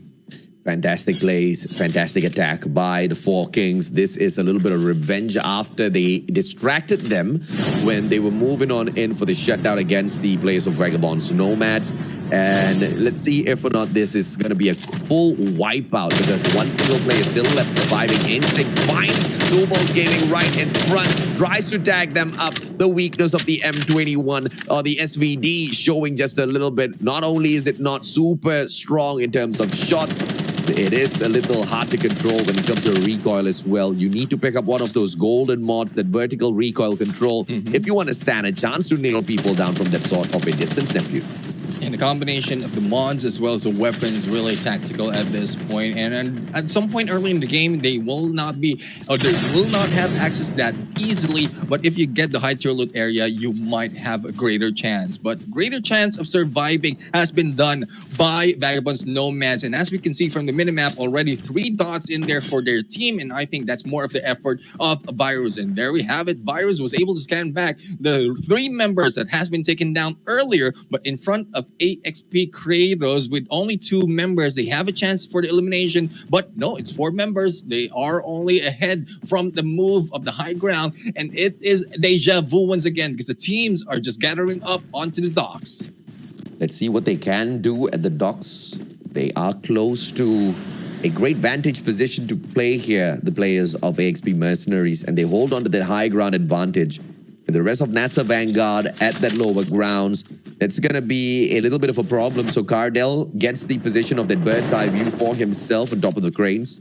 So in terms of setup and strategy, NASA as well as AXP Mercenaries, they have got their own positions, and they await for the rest of the squads. But this circle is just way too wide of a net cast over this area, so they're not going to be seeing all of those players, you know, just stroll into their park just yet. Instinct from afar. That SVD serving up well. Nico Z taken down and out of the equation already. Fright finds Ozai, and the Four Kings popping off early this time around, Neptune. And this is what we love about the Four Kings. Once we give them the encouragement, and hopefully the fans are doing that as well in the comment section, they will be popping off. 5 kills already to their name, and they're still in the same area. But in a bit, we're going to see as to where they will be moving, because it is closing in less than 2 minutes. But they will maintain this because slightly high elevation is what they need. They don't really need a very high ground, especially with the weapons that they have. And as we mentioned, SVD is not really doing that much, and not doing that much is Esser, as Jello takes him down, but the get back by Travis has been done. Though Esser still needs to be picked up, the rest of Noodles Gaming is going in for the push. Good trade. Esser back on his feet. Noodles Gaming couldn't take advantage of that initial knock. Their team member, on the other hand, crawls back towards them. So it's a stalemate for the time being. And in a couple of seconds, it's going to be a full-on 4v4 between these two. But Noodles Gaming, they're turning tails. They are running away from VAGABOND's Nomads. And I'm surprised that is the decision, because once in a while, you get a chance like this, you got to make a name for yourself, Neptune. Well, there's a chance wherein you only spend a few seconds, a few moments to try and take down an enemy. And yes, you might have taken a knock in there, but if not, nothing happens after that, then it's about a chance to head on back and try a different approach, because knowing that they're also challenging the Nomads, they will be like the recoil of the Nomads after that engagement will be a little bit more and might be taking down the Noobles Gaming in this game. So we'll have to find out. And NASA Vanguard has maintained this position for very, very long. It is 2 kills for Winter and 1 for the rest of the team. And this is one thing that we asked for from NASA Vanguard. It's not only the gameplay of Jackal that they can put into, but also a lot of kills, especially for the distance they have. And Winter putting out one of the members of ABC Mystic, and it's only the cleanup that needs to be done. NASA Vanguard, long-range engagement. Winter trying something totally different in this round. Nomads finds the players of Noobles Gaming finally. And AXP popped in, taking advantage of all of that chaos as well, putting some players out of their misery. Pogs with a long-range SMRS shuts down 4Gs from the side of Noobles. This is just a full-on onslaught that the Noobles Gaming squad cannot accept. And Vagabond's Nomads hunts them down one after the other, picking kill after kill. So far, 2 slays secured. High ground advantage as well for Vagabond's Nomads. Baktin from across. Del Cutie this time drop. Baktin doing a lot in this circle, Neptune.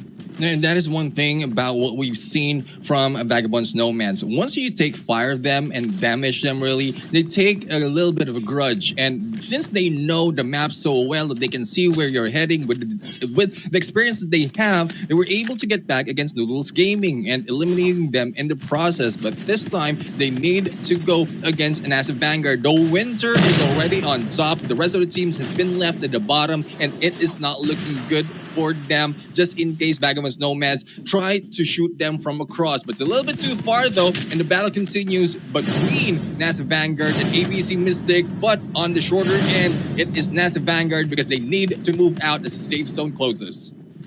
As the safe zone closes, things get a little bit more tense in here. This is the 4th circle already. A lot of players still alive and kicking. Baktin once again strikes from out in the open. Cardell shuts down Mamad. A lot of engagements out there on the battlefield that we seem to be missing. But this grenade by Cal might just bag a couple of kills for himself. NASA Vanguard straight moving on in the circle, dragging all of them towards Cal. And grenade after grenade, he pops. He's got 3 more in here to make full use of, but NASA will reposition. They back away from him, and now the circle will force Cal towards them instead. I like the idea. Execution's just a little soft, Neptune. Yeah, they need to harden up the execution. They need to maintain the focus that they have to find out where the target is. And I think with that approach, it's more of probably a different run that they can do instead of throwing those grenades blindly. And we are seeing still the domination of the Nomads right now in this fight, killing everyone in front of them. And so far, with the loss of Virus, might damage the performance of the team. But as we see, 6 kills already to their name, and they're just hanging back in the edge of the safe zone. Those who can cut the approach might take them out. And we're seeing not too far from the distance, it is AXP Mercenaries. They are a little bit careful in their play, but with the high ground, especially with that aerial platform, they have a good view against the enemy. Yeah, the players of Vagabond's Nomads just flirting with the very edge of the circle a little dangerously. That might just be the death of them if they get caught out by another team who manages to spot them and then decides to gatekeep. HGE has an opportunity to do that, but right above the platform, AXP Mercenaries, good positioning. NRX 432 bails. They don't want to have anything to do with that hot sky platform battle. That action's just a little bit too hot. Joko maneuvers his way right back up. They're trying to sucker the players towards them, but on the way up and down, Vagabond's Nomads might be able to take advantage of all of these players, Neptune. Nomads right now closing in, and for those just dropping, especially the platform, it's a good thing that we don't have visuals of those moving up and down, because we are starting to hate that from the previous competition that we've seen that, and this time we only have a view of those at the bottom. But Vagabond's Nomads is taking advantage of this situation, but unfortunately for Travis, it has been taken down, and a chance for the Nomads to take the kills against NASA Vanguard, and the split has been done by the Vanguards, but they are being taken out from both sides. One side will be the Nomads, and the other will be ABC Mystic. And not only that, we also have a few more from afar that is taking a good position, especially the high ground that has been taken by AXP KRATOS as they battle on the Conquerors. Great positioning by Dream, but the execution of those shots just needs to be a little bit more sharper. We don't know exactly what mods he has on him, but it seems to be a little crappy at the moment because he's not really controlling that recoil well at all. Not his fault, that sort of range you will be nerfed, but you know, with the golden vertical recoil mod, you might just be able to control the gun a little bit better, secure a couple of knocks, and at the side of the hill like that, it's very easy to convert those knocks into kills as well. So it's all about the setup. Baktin, on the other hand, seems to have that golden mod, and it's not for his vertical recoil at all, but it doesn't really matter because he seems to be nailing those shots back to back. He's got that long range mod, so that bullet drop isn't as dangerous as, you know, just not having it on. So he's able to manage a lot of those long range shots very, very well, Neptune. Yeah, it's for more of the spamming that they have on that extended mag for that sniper, and well, spam can be good, but as we close in the safe zone right now, the snipers will not be that much of a use because a lot of teams will be so close that they needed to take them down using the ARs and SMG. And Jack will be good play as well, as we can see on the kill feed. A lot of Jack kills right now, but SMRS no hit just yet, and it's just pandemonium, AJ, on this game as the rest of the teams are just trying to struggle within this mode. HGE trying their best to survive. Can they get a back-to-back victory in here? 3 players alive. AXP ahead of them as well. Opportunity for the Mercenaries to get up top. They've got their 13th kill already. AXP Mercenaries on fire, but HGE strike right back. Baktin on the ground helps the final survivor. Can HGE make this through? They need to find a way to pick Burn up on their right-hand side. NRX 432, Joko with a long-range engagement capability, should be able to make quick work of Elves. Fiji from up top. It is NRX 432 versus HGE, who's going in for a back-to-back versus the Mercenaries, who are hanging on for their dear lives as they want to sneak into the top 8, Neptune.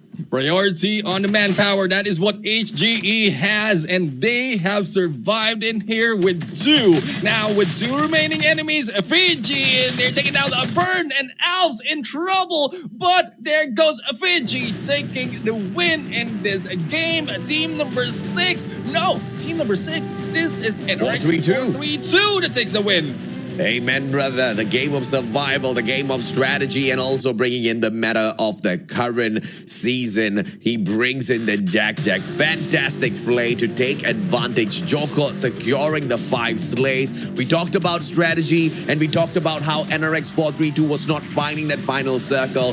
This is their answer to us. Their answer is, you leave it to me, AJ. You just hold my coffee. I'll hold it as long as you want, brother. 7 slays, 10 points from the placement. 17 points is gonna be enough for NRX 432 to make sure that HGE D11 KRATOS does not catch up anytime soon, even though they're getting into that final circle consistently. As long as they can keep this sort of a performance up, they should be able to hold on to that 5th spot a little bit longer. But look at the players of AXP Mercenaries popping off, Neptune. This is just another level gameplay coming through from the squad. Let's take a look here. 11, 12, 15 kills, 21 points in total from the placements as well as slays. Mercenaries have done a lot, but those 21 points is just going to be able to push them up 2 slots, not in the top 8 just yet. But HGE, on the other hand, with a total of 7 kills coming through and placements gives them 5 points, that's a total of 13. And you're looking at them catching up with NRX. If NRX 432 had not performed this round,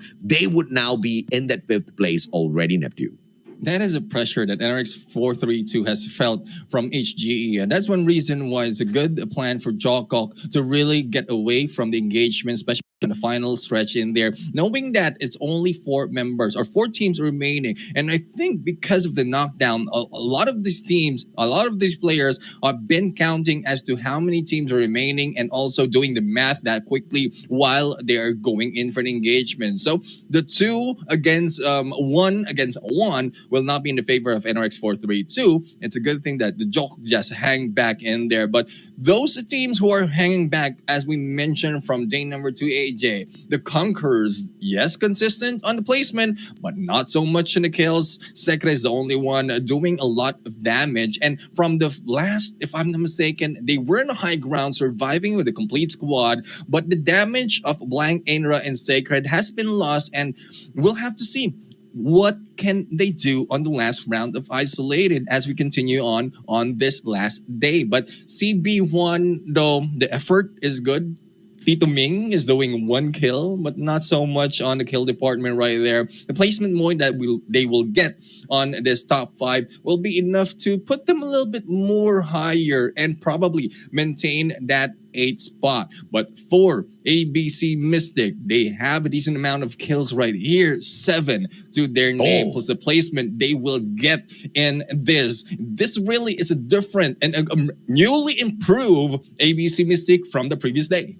Yes, sir. ABC Mystic has just managed to sneak into the top 8. What a performance. What a strategy. What an execution out there on the battlefield. 2 points from the placements and a total of 7 slays. That gives them 9. They only needed 1 point to overtake CB1 main. They needed a total of 9 points to catch up with AXP KRATOS, who are there as well. So the question is, where is AXP KRATOS? They are down at the bottom. They have managed to pick up 5 points for themselves, as well as a single point from placement. So those 6 points will still keep a little bit of distance from them, as well as ABC Mystic. But this is amazing, right? This is fantastic for the MYSG side. Not only have they sneaked into the top 8, now they just a few more points from catching up into that 7th spot as well. And from then on, they can continuously take 1 step at a time to aim for the top. Almighty Prime, another team riddled with inconsistencies in this season. A total of 5 kills as well as 1 placement points gives them 6.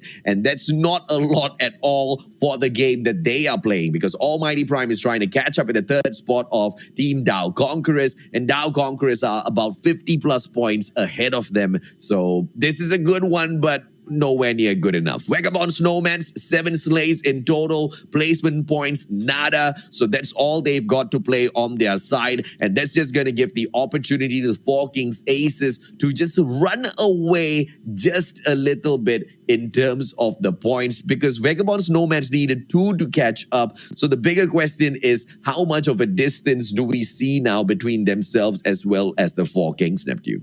Still no side of 4 Kings in this. Yeah. And we'll have to see how well or bad they did in there. But speaking of well, AJ, I mean, we have been heard. Hallelujah.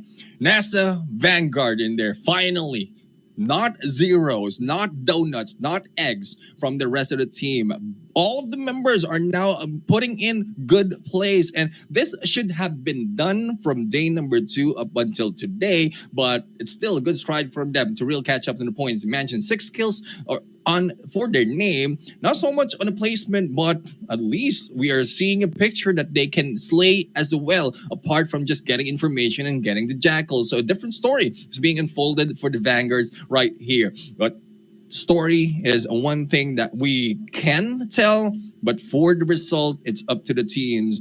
NICAEA Kings right now, still hanging back on the placement points in there, only in 11th spot with 5 kills to their name, though they challenge a lot of teams, especially on that platform and moving forward, but not so much in the placement, even with the damage that they can do with the War Machine. And ABC Anonymous right now, though they lost 1 member before jumping in, still lost the game with 0 kills. 0 kills indeed, and Noobles Gaming at the 13th spot, picking up absolutely nothing for themselves. And frightening inconsistency from the 4 Kings in this round. Instead, we have a total of 5 kills. Sorry, it's a total of 6 kills on their side. That means 6 points. and nothing else from placements, which pretty much guarantees that Vagabond's Nomads will be able to catch up with them on that 190. And I feel like there is not going to be a lot of difference between the Four Kings as well as Vagabond's Nomads, to a point where the Four Kings really need to start hustling Neptune. If they don't manage to find that final circle in the next round with a decent number of kills, I'm pretty sure Vagabond's Nomads are going to take that #1 spot by the time we are at the end of round 3. And for the Four Kings, I mean, they can manage to take a win and take the kills as well. It's more of a consistency that they need to put into play. Because as you mentioned, it's not too far really from earlier before you start the game up until now, especially with the points that they gathered in this game. So we'll have to find out, are they still on the top or probably has been taken over by a different team? Royal Kings, on the other hand, still dropping in from the same spot, challenging the same team, and still the same result, always losing. Only getting 1 point in here, still the last point of this leaderboard or of this post-game breakdown, but not so much to give them to a different height for the leaderboard. And AOB right now coming from a different, like a lower spot in the leaderboards as well. Only 1 point to their name, AJ.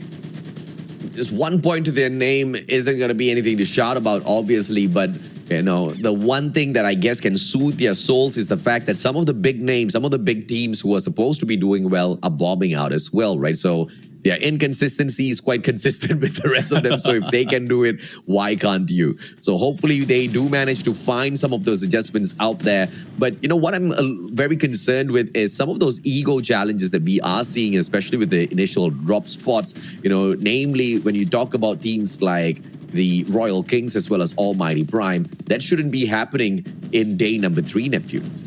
And that's one thing. I mean, we asked for something different from day #3, even from day #2. Like, a lot of improvements need to be done and applied in here. Though, I would say, an excuse of saying that they are a new team only jumping in a competition for the first time is not enough. Like, actually, there should not be any excuses in here because they were able to jump in and they know for sure that they will be jumping in with the best teams in this server. So they need to put in a little bit more than just mechanical skills and survivability is not really their gameplay, but it's more of a playing by ear. They need to have a hard plan to go for every map, every round, and if that plan fails, make adjustment. It's just adjustment. They're not making adjustment. That's the only thing that they're consistent of. Yeah, and unfortunately, if that's the way you're going to be taking this competition, you're not going to be able to guarantee yourself points. And that's what teams look for in a competition like this. That's what teams strive for, to be able to guarantee themselves a spot, to be able to guarantee a certain level of performance so they can find points for themselves. But it's clear that not many teams have attained that level just yet in the competition. But what they can once again rest assured with is the fact that not a lot of teams have attained such a level. You see only supreme consistency coming from a set few. But, you know, even looking at those set few, you look at Vagabond's Nomads, they're not always in that final circle. They're not always the top 3 teams. But what Nomads knows how to do really well is slay on the battlefield. But, you know, when you look at the Four Kings and their own inconsistencies, that's gotta hurt Neptune, because you really, really have to catch up on a lot when you don't perform. And this is one of those rare few moments where they've actually bombed out early but have got decent amount of kills on their side. It's not all the time in that way when they do get taken out a little bit early. So that's exactly where things start to get a little bit risky. But it's been keeping the overall leaderboard balanced to a certain degree. And those teams that needs to change really needs to make those a change. And we are now heading to the last round of Isolated. And we'll see as to who will be making those changes and who will remain consistent. But we'll be going in for a quick break before we go in for the last round. So Neptune, the Gentleman Garcia, and Musashi AJ will be right back. See you in a bit.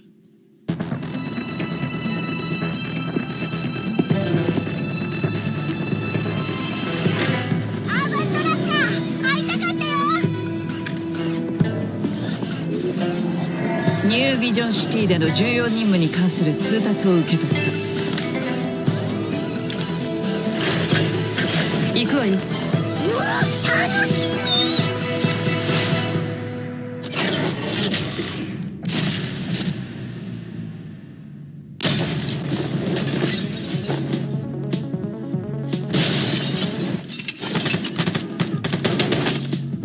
み。行くぞ。見つけろ。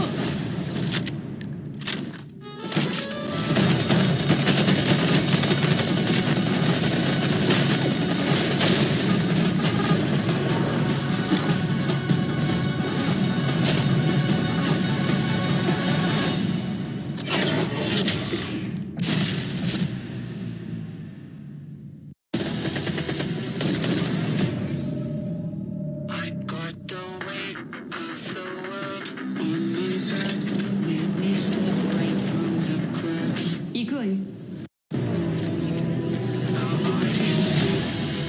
立ちこま。手を貸せ。あれは何なんだ。こいつもポストヒューマンなのか。トグさん。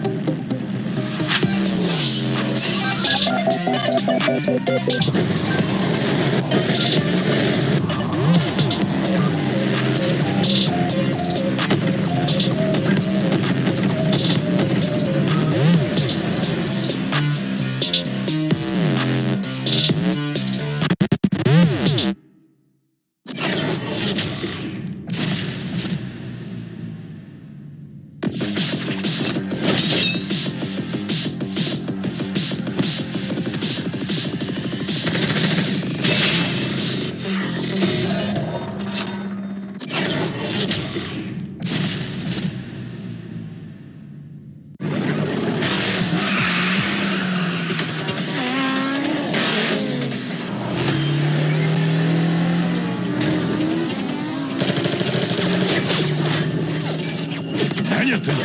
スイッチブレード起動しました。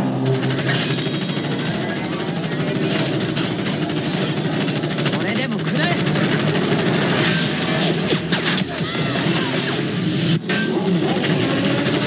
注意、移動中です。遅い。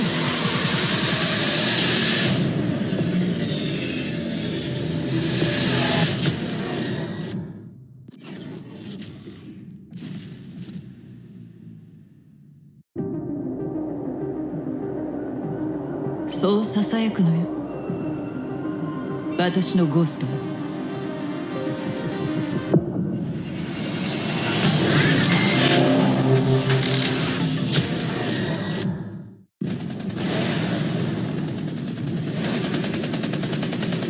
立ちこま、援護しろ。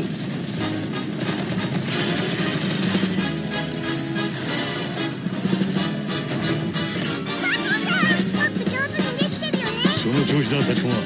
お前はよくやってるよ。でしょ。バトルさんは本当のことだ。アー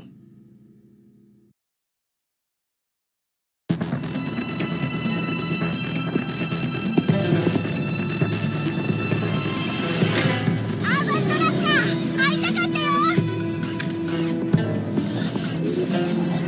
ニュービジョンシティでの重要任務に関する通達を受け取った。行くわよ。うわ楽しみ。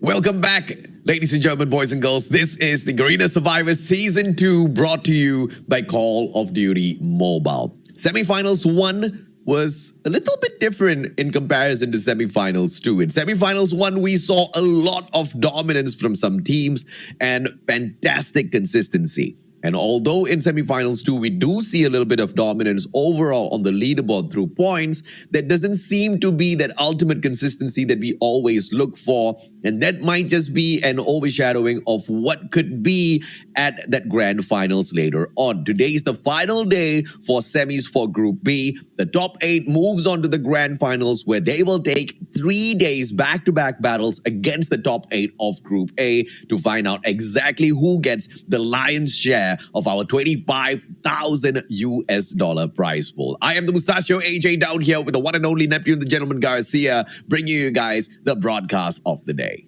And this day, or this group, has the only thing that changed for them is, or the only thing that's not changing, I'm sorry, for them is they have been changing a lot of things. They're changing the gameplay, changing their placement on the leaderboard, and even changing how they work for each round. Some who have been very consistent on the top previously from the previous season has been moving up and down. I mean, it's like we're playing with stocks right here, AJ, and like hopefully you don't bring in your cash in there because it's unpredictable. And that's the main reason why I don't play with stocks just yet, because I don't have that vision, I don't have the knowledge, I don't know how people are going to be doing in the future. And that's why I try to look for these trends. And it's really hard to spot a trend when it comes to semifinals 2. Semifinals 1, it was very easy. You want to bet on a team? Vagabonds Esports, hands down, let's go. I mean, they start things off hot, they end things off hot. You don't really have to worry about them going anywhere in the overall leaderboard. And then you've got promises from some of those teams out there as well. But you know, in semifinals 2, we expected to see such consistency, which seems to be a little bit rare.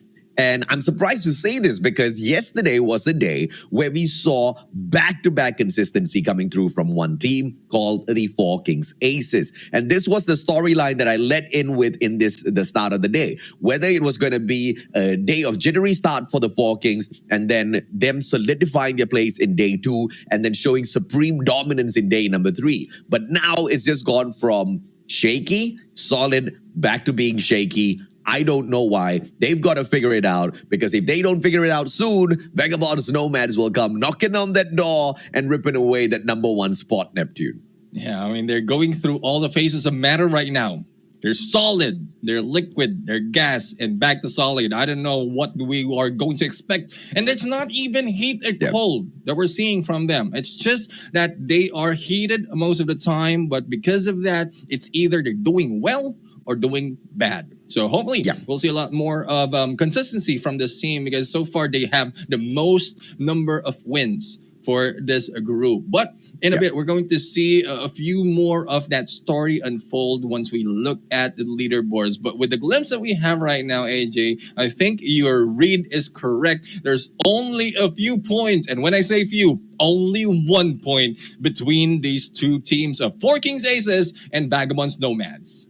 There's basically nothing between Vagabonds Nomads and Four Kings Aces. 1 point is nothing at all for Nomads to deal with. Now, this is going to give them the extra bit of confidence. They're going to go all out. They're just going to try to annihilate all the players in this next match to secure that #1 spot, because it's a matter of pride. They're already guaranteed a spot at the grand finals, no doubt whatsoever. But it's the pride of the Vagabonds brand. Nomads wants to get up to that #1 spot. Can the Four Kings Aces save the pride of that Four Kings brand as well in terms of maintaining that #1 spot? And can they both eliminate Dow Conquerors from the competition, from that fight for that #1 spot totally? Because Dow Conquerors, they're not too far away, Neptune. They're about 22 points off of Four Kings Aces and Nomads. And from the kind of inconsistent plays we've seen from these two teams, it's highly probable to just jump into the next match, see both of them get eliminated super early, and for the Conquerors to end up in that final circle and potentially take a win. That's an easy way to put themselves in that #1 spot. And because of those inconsistencies, there's still a probability. It still might just happen.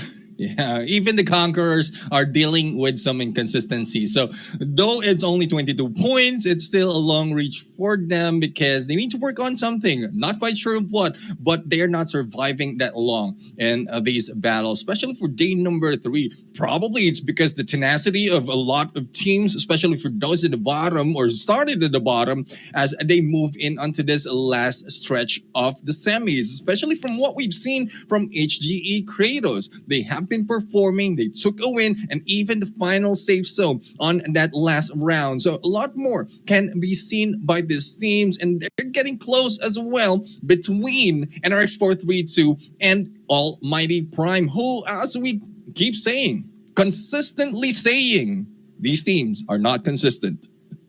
They're not consistent indeed, but let's see if or not they can change their own strategies, their own ways out there on the battlefield. We warned NRX 432 that KRATOS is on the way to rip away their spot, and now KRATOS not only threatens NRX 432, but they also threaten Almighty Prime. Can you imagine the shock on everybody's faces, Neptune, if this actually happens for HGE D11 KRATOS to pick up that number 4 spot, because they're just one win away. And for a team that has already managed to secure that twice, it's not going to be a huge deal to prove themselves once again. This flight path is going to be fair and square to everyone out there on the battlefield, opening up the whole map as it cuts through Sakura all the way towards downtown. Players can choose wherever they want to go, but I've got a sneaky suspicion that we are still going to see hot drops.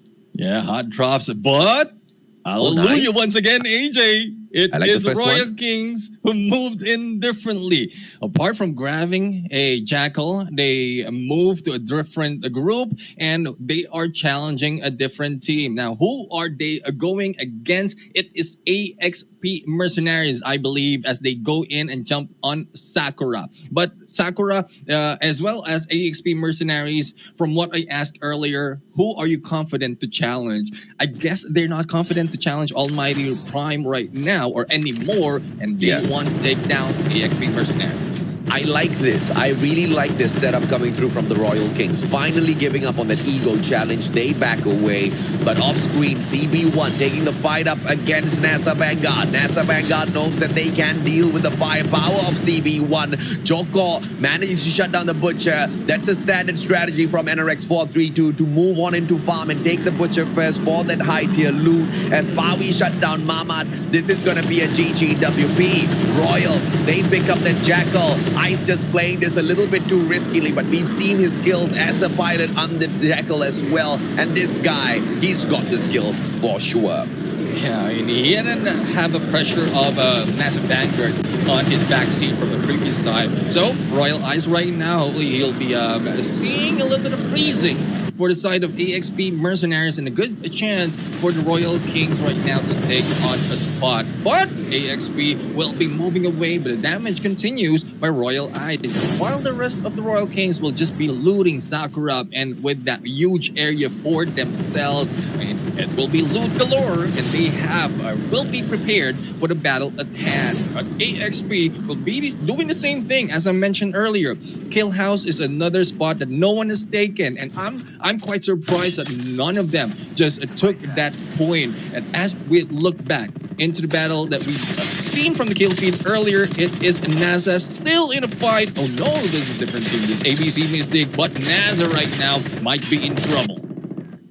Opportunity for them to just drag some of these plays their way. ABC Mystic finds the players of NASA. Once NASA was already done with CB1, ABC Mystic tries to take advantage, pick up the pieces, and also strike down the players who have also run out a lot of those initial resources, because that engagement was super early, and I'm pretty sure the players of NASA Vanguard haven't fully looted up just yet. Even if they were to loot up the empty loot box of their opponents, their opponent CB1 didn't really have a lot of time to loot as well, Neptune, so they're not going to be able to pick much up. And ABC Mystic should have an easy time for a finisher here. Luraj has been spotted, information given, Jew is out for the chase, Cal repositions towards the left as he glides down towards the bottom and towards the top.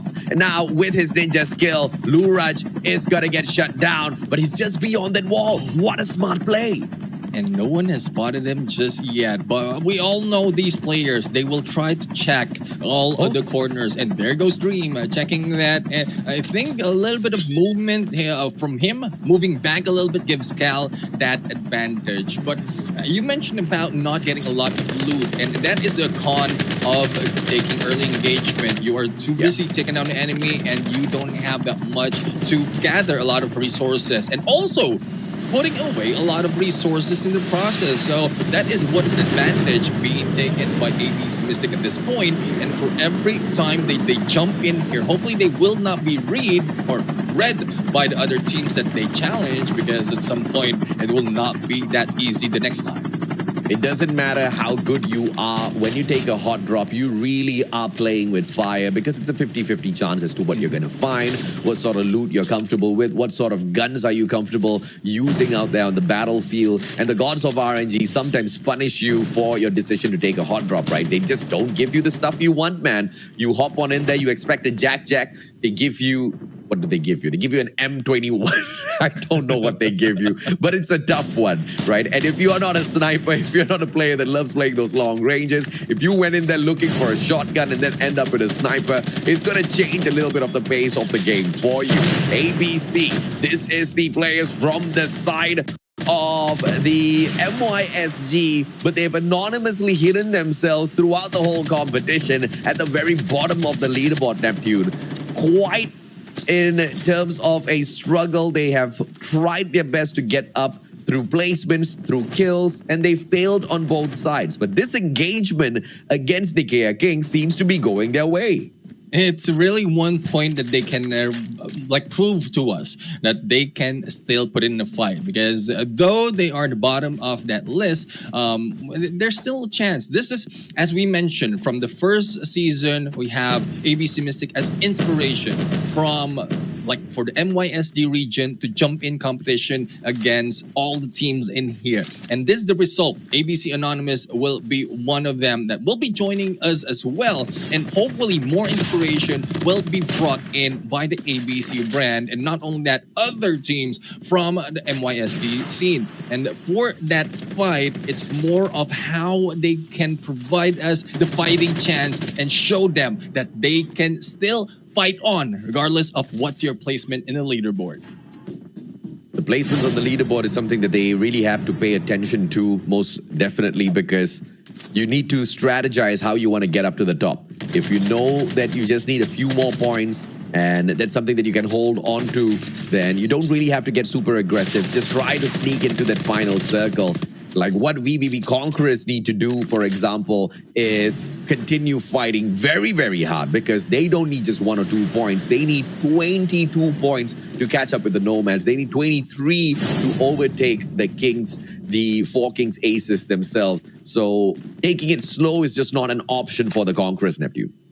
It's about time that they put up a little bit more of effort in here, because they don't have any chance just in case they kick back once again, bottom of the leaderboards or on the bottom of the posted game. So this is a chance for them to get a lot of kills, especially that is where they're proficient, as well as the placement. So it's more of tactics that they can put into play from the previous rule book or gameplay book that they have, because that has been working for them. Even for the longest time of the finals, that was working against VAGABOND's esports, and I'm just quite confused as to why it's not working this time. But hopefully we'll see a different Conquerors in this game, because the battle is happening from 8 XP and NICAEA Kings right now, and who will be surviving? It's only a few members for NICAEA Kings. By the way, ladies and gentlemen, boys and girls, a sad news. The Academy of Brothers will not be proceeding towards the next rounds because of insufficient players on their side, which is a little unfortunate, Neptune, because if you look at the Academy of Brothers and their performance in day number 2, they really stepped it up. And I was looking forward to seeing them step things up even further in here today. So it's a little unfortunate that they couldn't really make it through, buddy. And it's one thing that a lot of teams has been or wasn't able to play because of lack of players, and that is one thing that teams also need to focus on, like rule books and things that they need to consider apart from the gameplay that they can put into this game. And that is what great competition and tournaments are about. It's not about just people playing, otherwise it's just be a scrims. Let's just run scrims and no rules that you can be taken out or be viewed. You need to follow rules because a lot is at stake. Imagine 25,000 US dollars and you will just let a few things slip. I don't think a lot of teams will get that easy. In terms of just trying to get things easy, tough luck. You're never going to get that, man.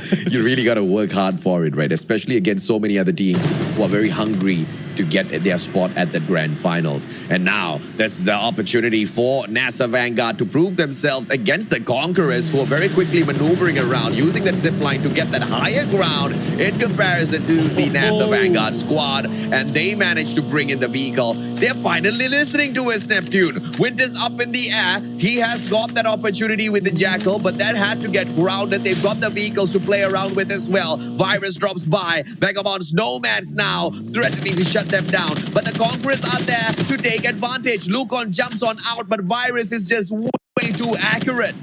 It's just about time that we've seen a little bit of change from NASA Vanguard, but this time it's the Nomads who are putting them down one at a time. So Cardell has also been taken out, and we still have no sights of who else. Winter is in there, so still chance for this team. But Winter's the only one remaining, and most of the time, if this happens, NASA Vanguard doesn't survive that long. So they just need to be patient for now, even if they have, or the other teams have a view of the Jackal. Hopefully, Winter is not carrying that or flying that, because the more movement coming from them, they will be identified that they are part of this group and they will be targeted next for a complete elimination. How will they eliminate their opponents? Nooble's Gaming from up top has got that bird's eye view. Once again, they try to play this advantage, spotting players out left, right, center, abandoning their position because of the circle that is enclosing. As they spot out the area in front of them prematurely before hopping on in, that gives them that extra bit of info that they can move on without worrying all that too much. Multiple dog tags out there on the battlefield haven't been picked up yet by their team members, Neptune. Now, this is a surprise as well. By far, semifinals 1 and their teams have really put the teams of semifinals 2 to shame here with how they have approached the strategy of the competition as a whole. We just see a lot of messy engagements out there on the battlefield. Hopefully NRX 432 is one of those teams that can turn things around in day number 3 here. Yeah, a lot of teams really need to turn it around because a lot is at stake right now, especially as it gets close from that 8 spot to the rest to the 12. So a lot is catching up, can be done and will be done with this team. And that is why a lot of gameplays are a little bit more cleaner compared to the rest. And though it's a little too late to my liking, AJ. I mean, for me, I'm a guy who always comes in or try to come in prepared. But the preparation for this and adjustment is not so much that quickly that it can make a huge impact. Crayon's just trying to spam his way to success here. Bakhtin gets away. Fiji right in front. Crayons just cannot get anyone to stand still before taking those shots. The players right in front of him, AXP Mercenaries, just repositioning as quickly as they can. And now those players are just way too far for Crayons to try anything up against. He's just got a lot of information and no kills to put the team up a little bit more. HGED 11 KRATOS, like we discussed earlier on, they need 13 points to catch up with NRX 432 Neptune. That's not a lot, but it takes quite a bit of effort. That is one reason probably why they're putting an effort of taking the high ground as well as pushing out the enemy. I think the intention there is not really to get a kill, but to make a clear path for them to dive in later just in case they're challenged on the high ground. And which is a smart move from Cranes right there. It provides them a good opportunity of a compound to hide in and as well as to plan an approach or to trap anyone who will be rushing against them. The 4 Kings on the other hand, they have been moving consistently, like all around in here, but as a group. This is one thing that we pointed out at some point of the gameplay that works for some team who can manage it when it comes to mechanical skills. They can move as a group, and there we have it. As I say, it is right in there taking that point, and whoever gets in front of them might be taken down, especially like what we've seen from Hansi. It's just a solo player. Solo player is something that they can't really deal with at this moment because of just how many other teams are around them at the very same time. NRX 432, high ground advantage against Almighty Prime. Dre right down at the bottom. Chibi runs across as well. The distance not too much for Joko to deal with, but Chibi just too sneaky and slippery with the snowboard in hand. Repositions, uses that small compound as a little bit of extra defense. But look at this, a vehicle out of nowhere. I don't know who was that. They just went straight in for Almighty Prime. I think that was a rewind class as well because there was nothing on the kill feed. So it's a smart move in there, but a little bit too hasty on the approach. Probably trying to take a compound for themselves because the safe zone is closing in. And Joko right now not only providing information but putting a lot of pressure. As I mentioned, snipers at some point usually push out some of the teams, and this is a good plan for them. But with the gunshots that is happening, as we can see on the minimap, it is the Vagabonds, Nomads on their trail and trying to gun them down. Halo knocked down already. Virus with the left-hand flank. Fantastic. Travis attacking from the right. The players of NRX 432 abandon their brother. They get away as quickly as possible because they know the big bad wolves are hunting them down. Vagabonds, Nomads. Travis with the range and shuts down the player. Too easy. Clyde will be the next one. You can Marceline all you want. I'm still gonna get you, boy. Pixie from afar shuts down GB. Travis still with the opportunity. Clyde fully tagged up already. On the left-hand side with the flank, the rest of the players of Vagabonds, Nomads trying to make quick work of the players of NRX 432, but two managed to still survive. Almighty Prime from the front. Four Kings shuts down Sacred. The players of BBB Conquerors being pressured as well, and Pog's taking everything. Arctic 50 in hand. This is just ultimate chaos out there, Neptune. I'm seeing a little bit of pattern right here. The moment that a team gets close to them in terms of point, this is where they pop off. And 8 kills already to their name. A lot of kills, and I'm expecting 20 or anything close to 20 kills by the end of this round that will catapult them to that #1 spot. But it's more of how the other teams, especially 4 Aces, respond and as well as go through all the phases of the safe zone, battling against each team that they can manage to avoid that catch-up being done by the Nomads. But catch-up needs to be done by AXP KRATOS because they are in there close to the bottom of the top 8. So the survivability is one thing, but they need to stay alive with 4-man strong before the last phase of the safe zone. And this is what they're trying to do as Trevor has been picked up, and they need to rotate quickly, trying to avoid probably Vagabonds, Nomads, who might take them out in a complete squad wipe. Yeah, this is just long-range engagements left, right, center. Nobody taking those close-range combat. Chase, as I say, that knocks Box down from afar with his sniper. Owl takes Alex out of the equation. Finally, we see some CQC. And, you know, as the players now try to squeeze into tiny compounds, and I say tiny compounds because farm is huge, but you've just got huge open lands. Nobody wants to be out in the open, Neptune. Everybody's trying to sneak into a house to play that defense as best they can. This is just a part of, it looks like a part of Blackout, but isolated. And 3 teams is now battling it on. We have AXP KRATOS on the high ground, and we have a different team moving in from the sides. It's NG, or Noodles Gaming, as well as their brothers from AXP Mercenaries, and they are stuck in between. But from afar, from a distance, we are seeing 4 Kings who are just steadily waiting for opportunity, but might be meeting up with Vagabonds, Nomads.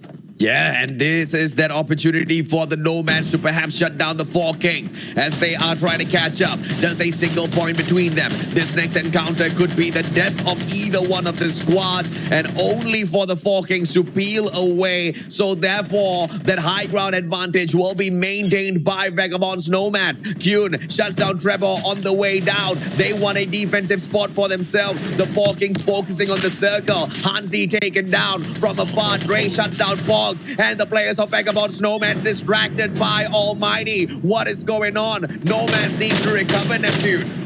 And they need to recover fast because it's not only the Four Kings that is challenging them. Even Almighty from the other side is putting a little pressure. And once the gap is closed between every team, because they are the high ground, Vagabonds Nomads might be the target of all of the teams because no one wants to be looking over your shoulders. And this is a threat that they need to take out. But as they glide through from the other edge, they might be taking down Almighty Prime because a couple of knockdowns already being done by Chase against Pogs, and they need to take this team out as well. Dre taken out of the equation, and Esir gets dropped out as well. Travis manages to hit 12 kills so far. Vagabonds Nomads, once again, they've gotten activated in this matchup. They are on for the slay. We always get two versions of Vagabonds Nomads, down and out or absolute slayers. And the absolute slayers are once again awake, Neptune. And they are awake indeed. 13 kills and still surviving with 4 members. And Travis taking out Jello in there. But the Four Kings is against them. So this is 7 soldiers, 8 soldiers still alive. But NGs will not be surviving that long. It's a 4v4 AJ. And this might say this balance between these two teams. Oh, backstab! Backstab, look at Pogs. Pogs catches all the players, and Vagabonds Nomads so quickly and easily. That's what we're talking about. Strategy over mechanical capability. The players of Four Kings ran straight. Vagabonds Nomads, they split into 2 teams. One attacked straight up. One took that left-hand side flank from the bottom side of that hill and managing to find the backs of the Four Kings. And just like that, ladies and gentlemen, boys and girls, Vagabonds Nomads, they take the lead in the overall leaderboard. This is what we're talking about, that Four Kings Aces doesn't want to happen. Them being taken down that quickly, as well as a no fighting chance. But they have a fighting chance. It's just the strategy of Vagabonds Nomads at that point, going in for the fencer maneuver against them on that high ground. There's not much of movement can be done by the Four Kings, but when it comes to the kills, imagine that. That is a total of 19, close to 20 kills, and it's 29 total in the points, AJ. Fantastic performance by Vagabonds Nomads. And once again, this just proves what we were talking about earlier on. Some of those rounds they pick up 6, some of the rounds they pick up nothing, some of the rounds they pick up close to 30 freaking points out there on the battlefield. How do you go up against a team like this, man? Every time they slip away, they bounce right back up and they appear in that #1 spot. And if you're like a team like Four Kings, after all of that struggling, after all of that fighting, you find your way up just to be to the 2nd spot, you ought to be absolutely infuriated, man. Instinct and Kyun both picking up 10 kills together, 3 from Fright and Negi, a total of 13, and the 13 added on with the 6 points from the placements gives them 19, 10 points short of Vagabonds Nomads, and that just means 9 points above the Four Kings Aces. Vagabonds Nomads now sit down. In the 3rd spot, NOOBDLES Gaming. Consistency is key. They don't care about the slays. They managed to pick up 5 points from placement and 2 from the kills, a total of 4 of them, and NOOBDLES Gaming will continue to climb up the leaderboard, no doubt whatsoever. They just needed a few more, in fact 4, to catch up with AXP Mercenaries. But AXP Mercenaries in their own accord have been performing well with their consistent plays, getting towards that final circle. 5 kills in total and 4 placement points gives them 9 altogether. So it's going to be tough for NOOBDLES to replace them anytime soon. HGE, after winning round #1, seems to be quite solid in this 3rd round as well, Neptune. I mean, the consistency on placing in there in top 5 of each round, it really brings them more of the placement point. And that win, I would say it's not a fluke anymore because it has been proven. They have a solid plan of approach to survive longer and towards the process get kills. Imagine 5 kills, not a lot is getting that. Not even Almighty Prime, who is on top 6 and only 3 on the kills. That they have the potential, but if I'm not mistaken, by the final stretch, only 2 remain. So survivability is what HGE is putting into play, which is better for that round against Almighty Prime. But this time, AJ, survivability by ABC Anonymous is happening right now. The move of this team of improving round after round. Hopefully, it's not too late for this team to really put in a big impact for MYSG scene, but them already stepping into this plate really gives more hope to that region. AXP creators right now, though the kills is more expected from them, that is total of 5, but placement is what we asked for this team, AJ. In terms of asking more placement points from the team, a lot of them are trying to do their very best, but it's a tough lobby, man, riddled with inconsistencies, mainly because they are all so equally matched up. NRX 432, as quickly as they get to the top, as quickly as that they fall to the bottom, and even a consistent team like Conquerors, who showed up great on day number 1, can't seem to be finding the top spot. But what they do find down at the 12th place with 0 placement points is a few solid kills to their name. A total of 7 points picked up here by the players of VVV Conquerors. NASA Vanguard, on the other hand, once again, not many placement points picked up this time round, only through the slays. I really wonder, where did that final circle winter flying boy has gone? Because, those plays consistently managed to get the team of NASA Vanguard 6 points from placements. I'm just thinking, what if Lucon, Cardell, and Upawi can bring in those 4 points, leave NASA Winter to bring in the 6 from those placements? Round after round, you've got 10, and you don't have to worry about much because you're going to make it through to the grand finals if you can keep that up every single round, Neptune. And that's what we asked for. We've seen already, but I think it's more to offer by this team of NASA Vanguard, because so far they're back. They back in here getting kills for Lucon and Cardell, as well as Pawi. And we've seen several slays already being done by Pawi, and that is one good thing. And more of consistency here, they might bring them a little bit higher on to the points, but we'll have to see. We'll have to see what more can NASA Vanguard has to offer into this game, because this is the last of Isolated. If they are already comfortable in this map, then the Blackout is more comfortable for them, because that's where most of the points from the Vanguards has been taken.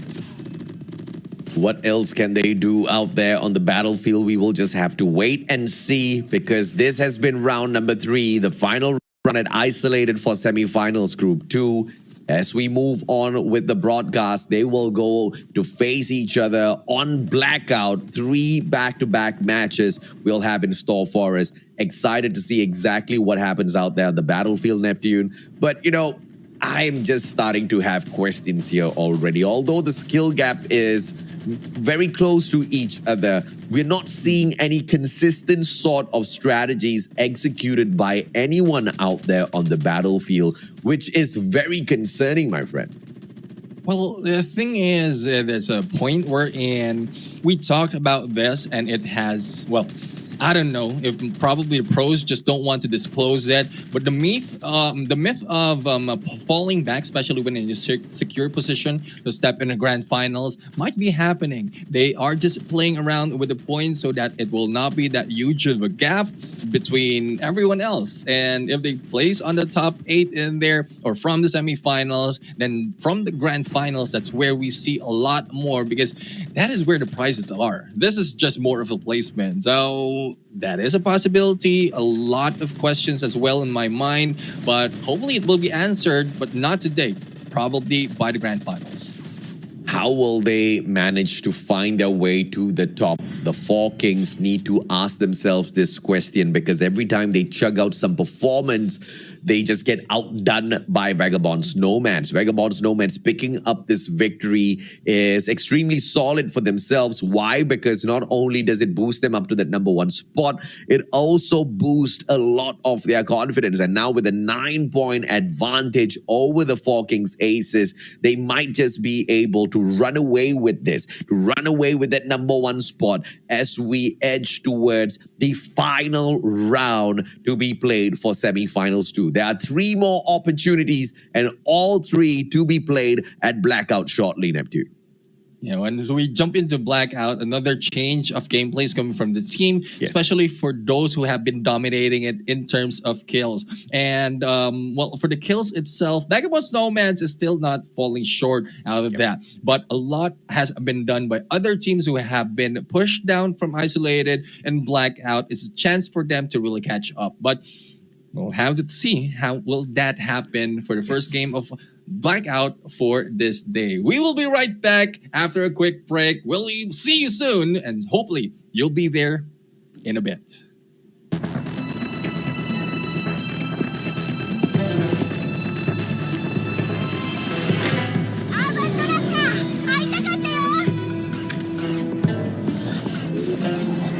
New Vision City での重要任務に関する通達を受け取った。行くわよ。うわ、楽し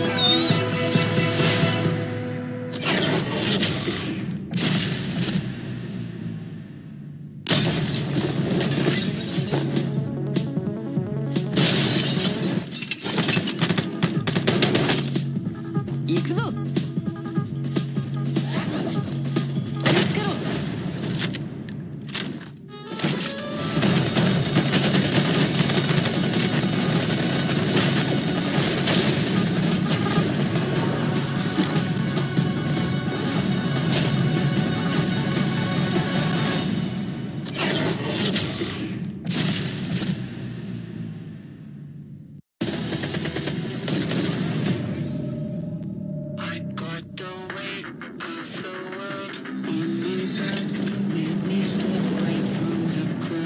行くわよ。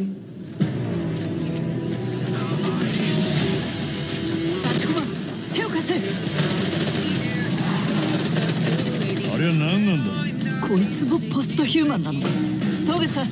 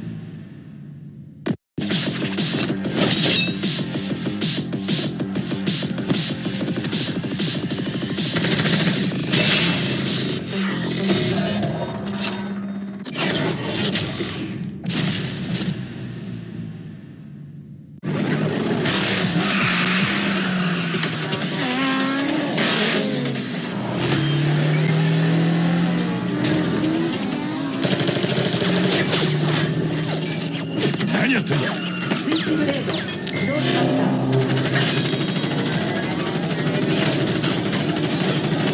これでも食らえ。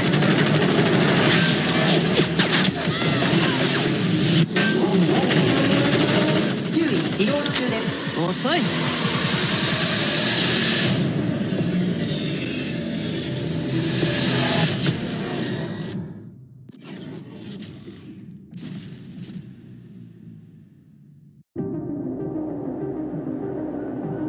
そうささやくのよ、私のゴーストは。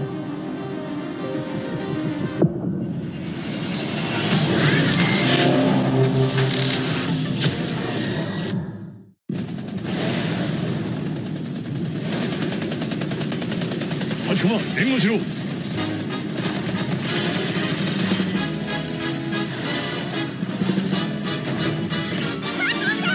と上手にできてるよね。その調子だ立駒。お前はよくやってるよ。でしょ。バトさんは分かってるな。本当のことだ。ア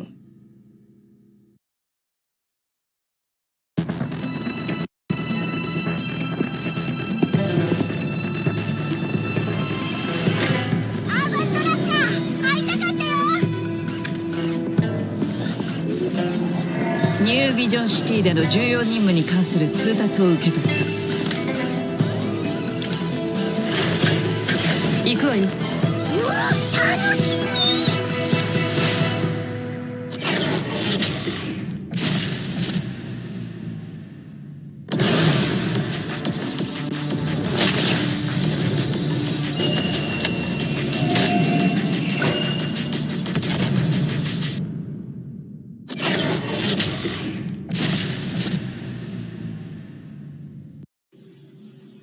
Hello, soldiers, and welcome back to the show. This is Garena Survivors Season 2 Legacy, brought to you by Call of Duty Mobile.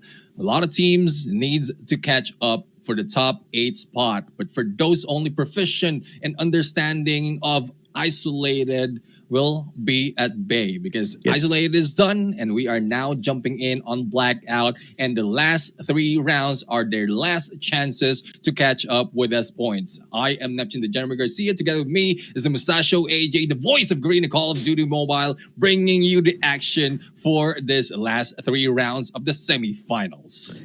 You look at the overall leaderboard later on, Neptune, there's going to be a little bit of warning bells rung for the players of Four Kings Aces because, yes, it's really close between themselves as well as Vagabonds Nomads right now. But now, not only have the Vagabonds Nomads taken the lead, Vagabonds Nomads also perform much better when it comes to the kills department on Blackout. So this is going to be a huge problem for the players of Four Kings. Have they improved their gameplay at Blackout? Have they managed to find the kind of firepower as well as strategy on their side to get to that final circle, secure the 10 points, secure decent number of kills as they get themselves in there as well? Because if they cannot balance it out against the players of Vagabonds Nomads, this is going to be a GGWP. Vagabonds Nomads would have stolen away that #1 spot right when it was most important and got into the grand finals with that extra bit of pride stuck to their chests as well. Conquerors, although they have been, all right in day #1 and 2,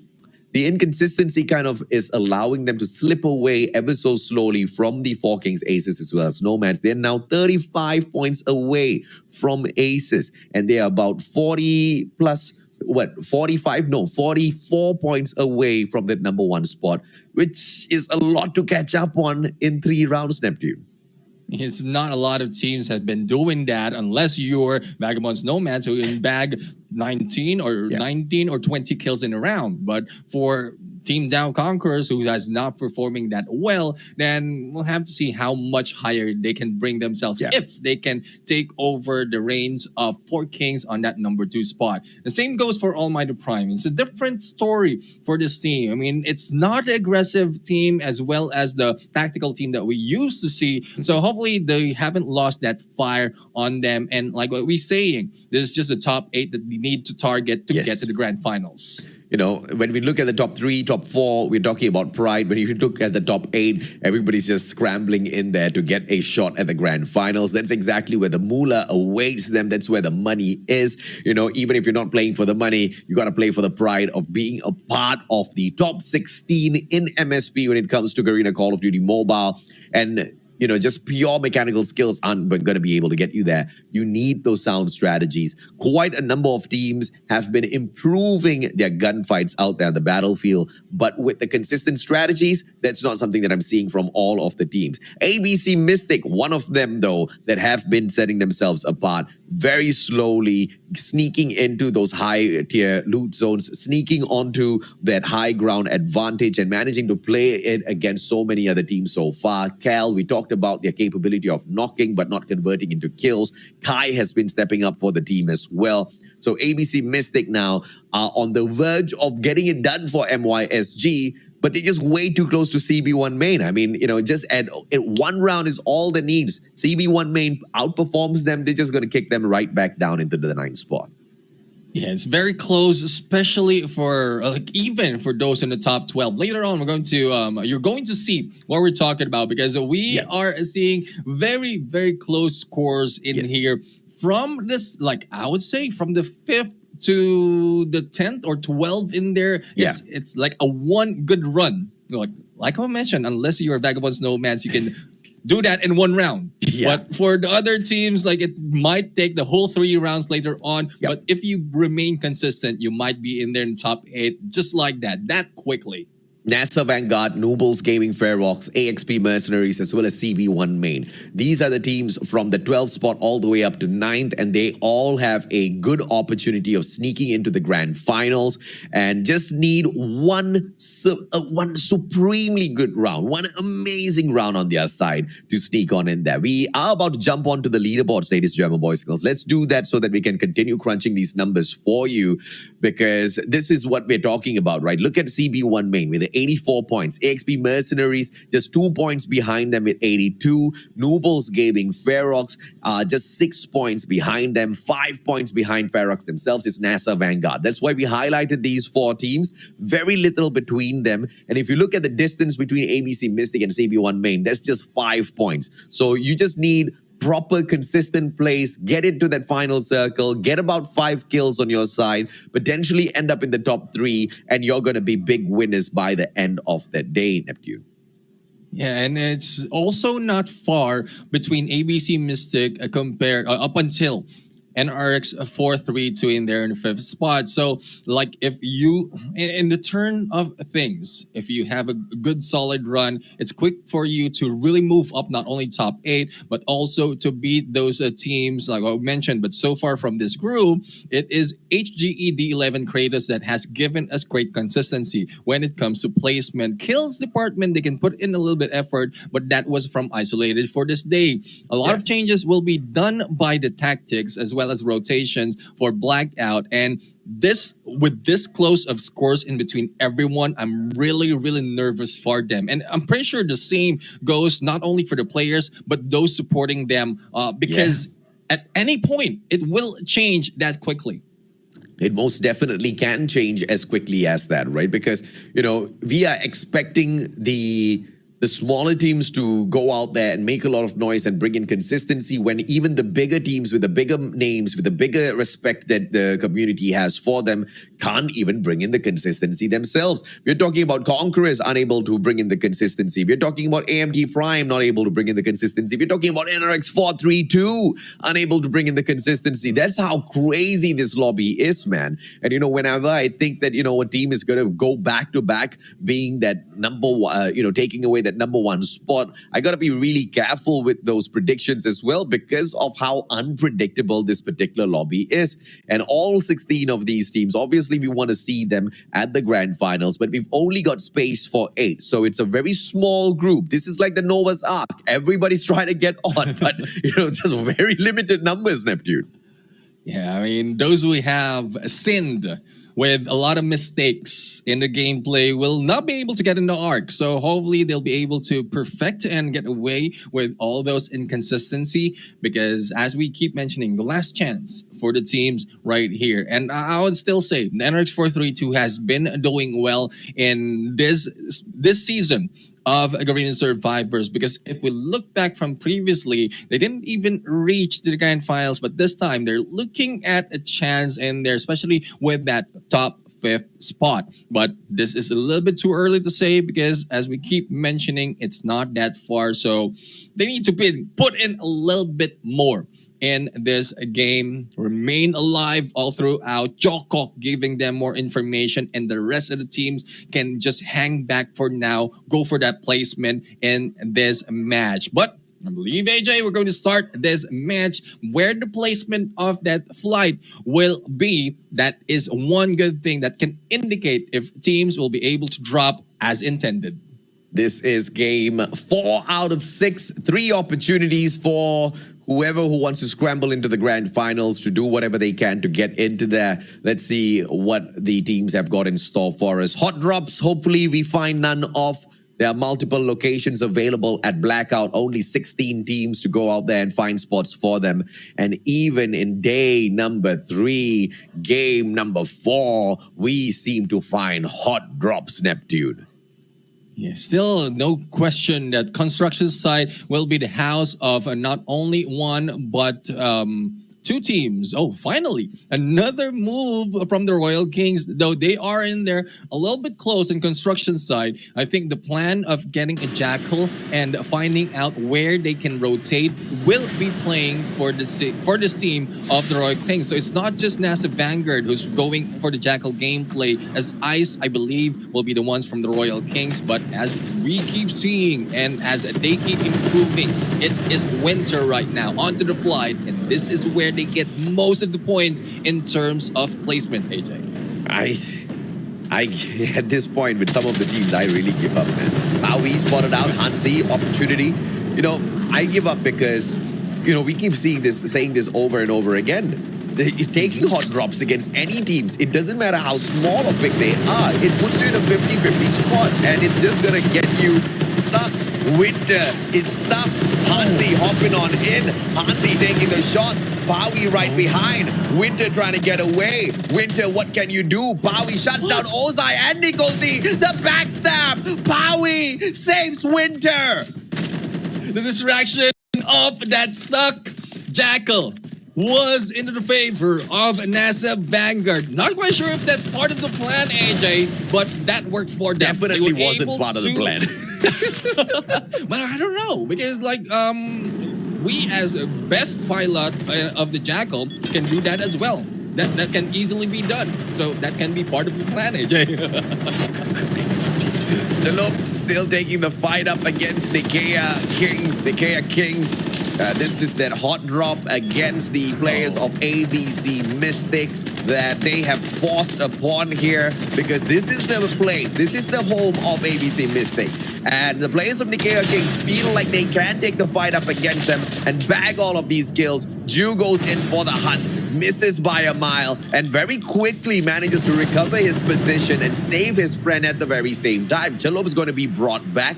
Carl can be scanned through by the one and only Rogue. So this setup is still sound for the players of ABC Mystic. They just need to take this a little bit slower. Omega on the way down. Royal Kings dropping by to check out the situation as well. This is just pandemonium at Factory. And I love how the switch of roster or players within each map is happening for this.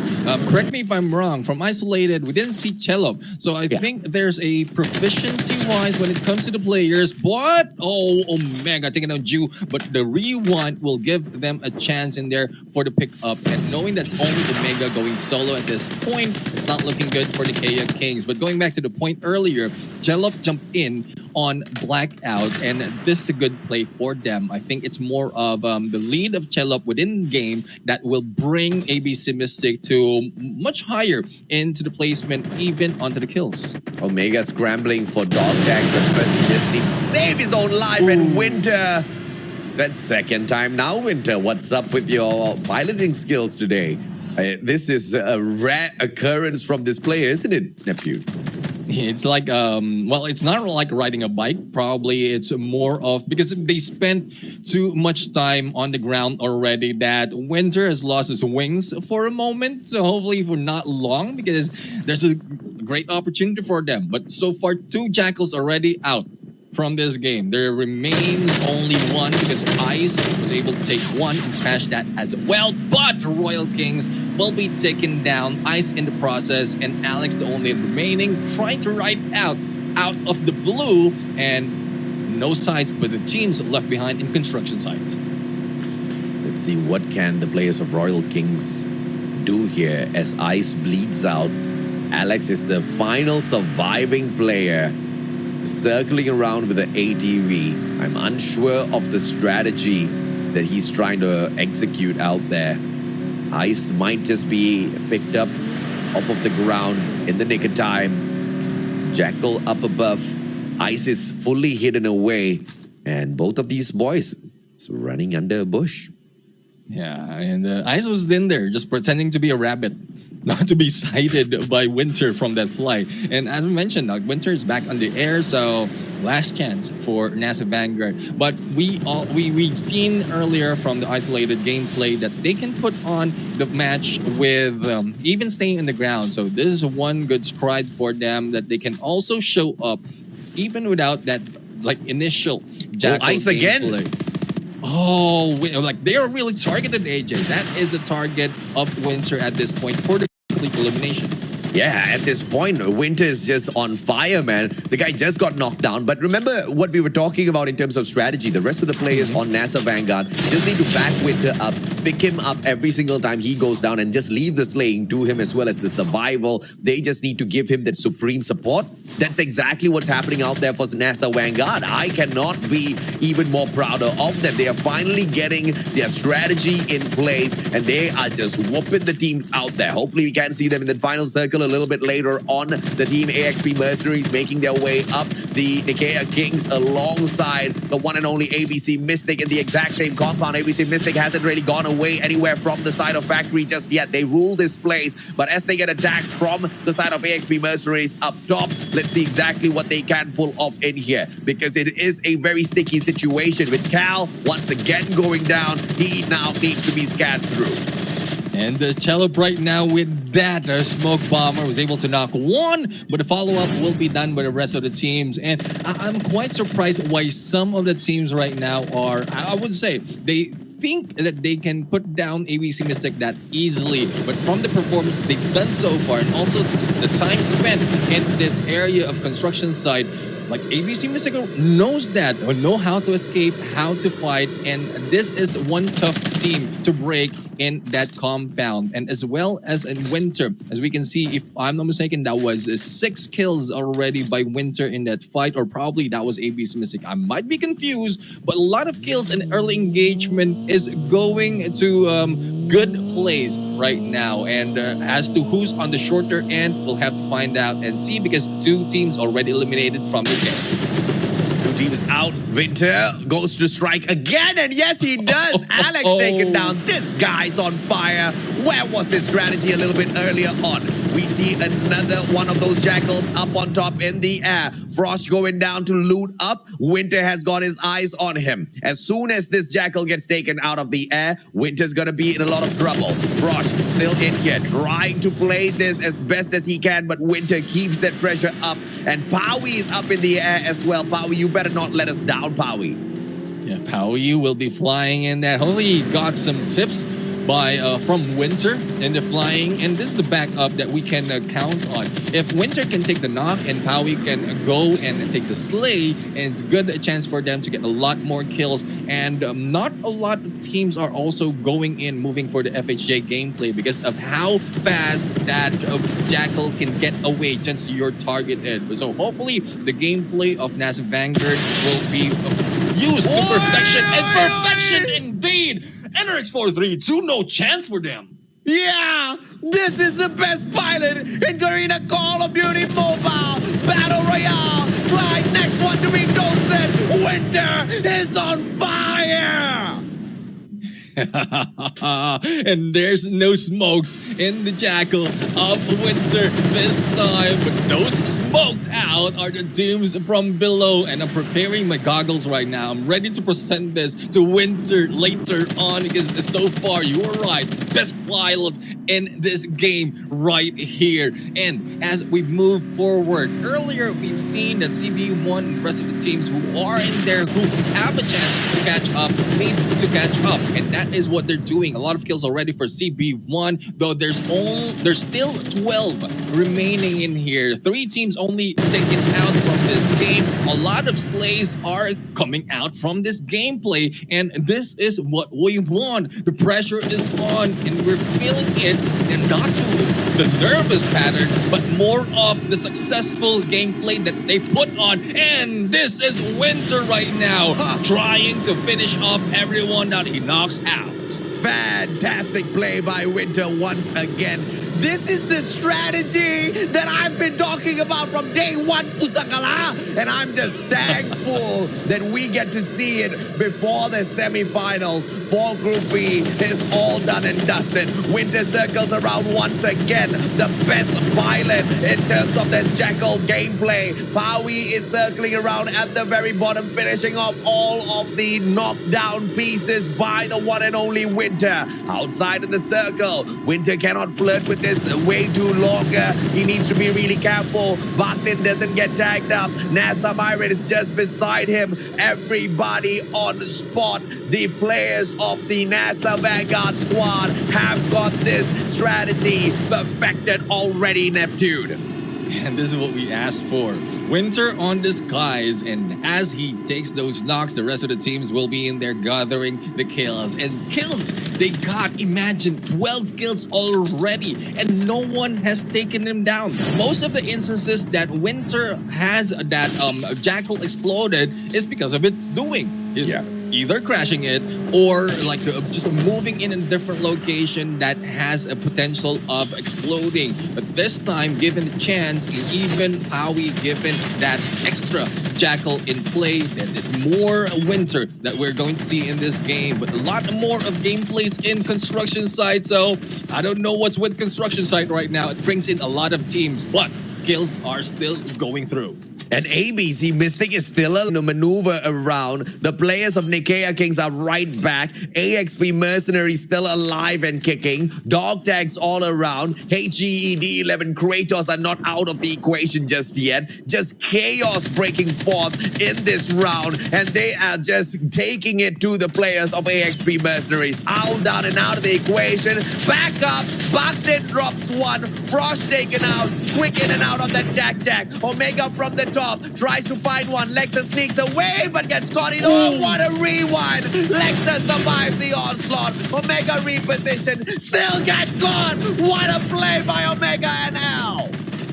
Bakhtin's the only one remains, but here comes the push. Elimination of this team of AXP Mercenaries and NICAEA Kings right now showing up in this game. The scan against Del Cutie and Frosh will bring them back, and if they drop in the same area, it's a good deal for them. A lot of death rates in this play. 8 kills already for NICAEA Kings. We are now left, AJ, with 9 teams, and still we haven't seen most of the teams who are fighting. ABC Mystic is already on the way out of construction site. They're already done what they can do. 7 kills already, and still, oh no, they are still in the area, back in play. They want to take that compound back to themselves, but with those teams already waiting like Almighty Prime, they might be sighted as well as gunned down. It's a good thing that Chelop has a good visuals in here and a backup by Rogue. This is what we're talking about when we use the sniper gameplay. One should be together,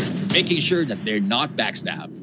Smart play by ABC Mystic to reposition back away from factory, follow the circle instead to look for a better vantage point and not mess around with all of them all that too much. Up top, you can see NICAEA Kings managing to secure a Jackal for themselves as well as they just fly past all of the other players. They're not playing it as well as Winter, if you ask me. Nobody can play that Jackal as well as Winter. That's the shocking thing. On the final day of the semis, they've managed to find that secret sauce. We talked about this all the time. As long as Winter can bring in the Jackal into blackout open grounds, it's gonna be easy peasy for him. Everybody else needs to back them up, and this is that perfect combo that the NASA Vanguard has brought through. NASA Vanguard needed 5 points to catch up with NOOBLES, 11 points to catch up with AXP Mercenaries, and I think they're doing all of that in this round in itself. They still have a little bit of hope into getting into the grand finals, Neptune. And this is the ace that NASA Vanguard has been waiting to pull. To switch in to blackout, put in, use that gameplay, and it is showing us a great strides from them. Now, on the other side, we have the Conquerors right now. Team Dow Conquerors, who have been struggling a little bit, but slowly moving up for that spot of the top 5 or top 3. But with the gap that they have against the 4 Kings, all they need to do right now is just hang back and just make sure that they will not be pushed down. But those on the top are now battling each other, and if I'm not mistaken, Instinct the only one remaining, and the pressure is on. But Nomads will put in a lot more of the kills because 7 already to their name. Negi down, all thanks to the circle, Travis, Virus as they continue circling around. Virus loves playing on the PPSH, brings in this perfect combo most of the time. Almighty Prime from across, Dre trying to tag up Travis, barely gets a hit on him. T.E.A.M on the other hand shuts down Maui. HGE struggling against the players of CB1. Let's see exactly what Almighty Prime can do because they need to now start moving. This circle's gonna be pressuring them in the next 50 seconds, and you do not want to reposition when the circle forces you to. You need to be a few steps ahead. You need to find your own defensive spot, and that's exactly what you saw Vagabond's Nomads doing moments ago. Neptune, they didn't want to stop and challenge anyone. They just wanted to find a better defensive position.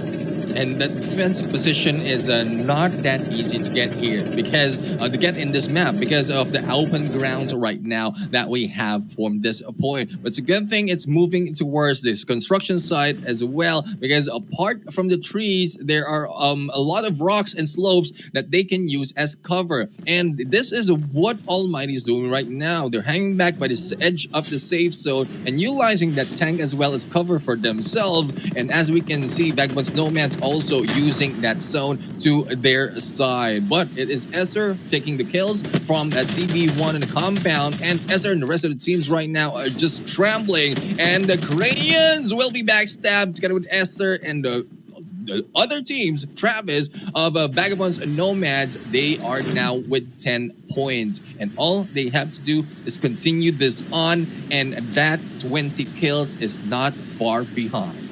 Travis cutting off T.E.A.M has that perfect vision, goes in for the aim. Bye T.E.A.M. He says, oh, hits the rewind. Travis knows where to look for him, turns around accurately. Bye T.E.A.M. You are no match for the Vagabonds Nomads. That third eye open, they're just way too perfect, Neptune. And now, as Esser moves on forth, they all try to pick on players one after the other. Chase with the opportunity to shut down the Conquerors, but this is that weakness of moving with the circle that we talked about, allowing the circle to dictate exactly where you move, and when you move is gonna be a huge downfall, and that's the pressure that both of these teams face at the very same time.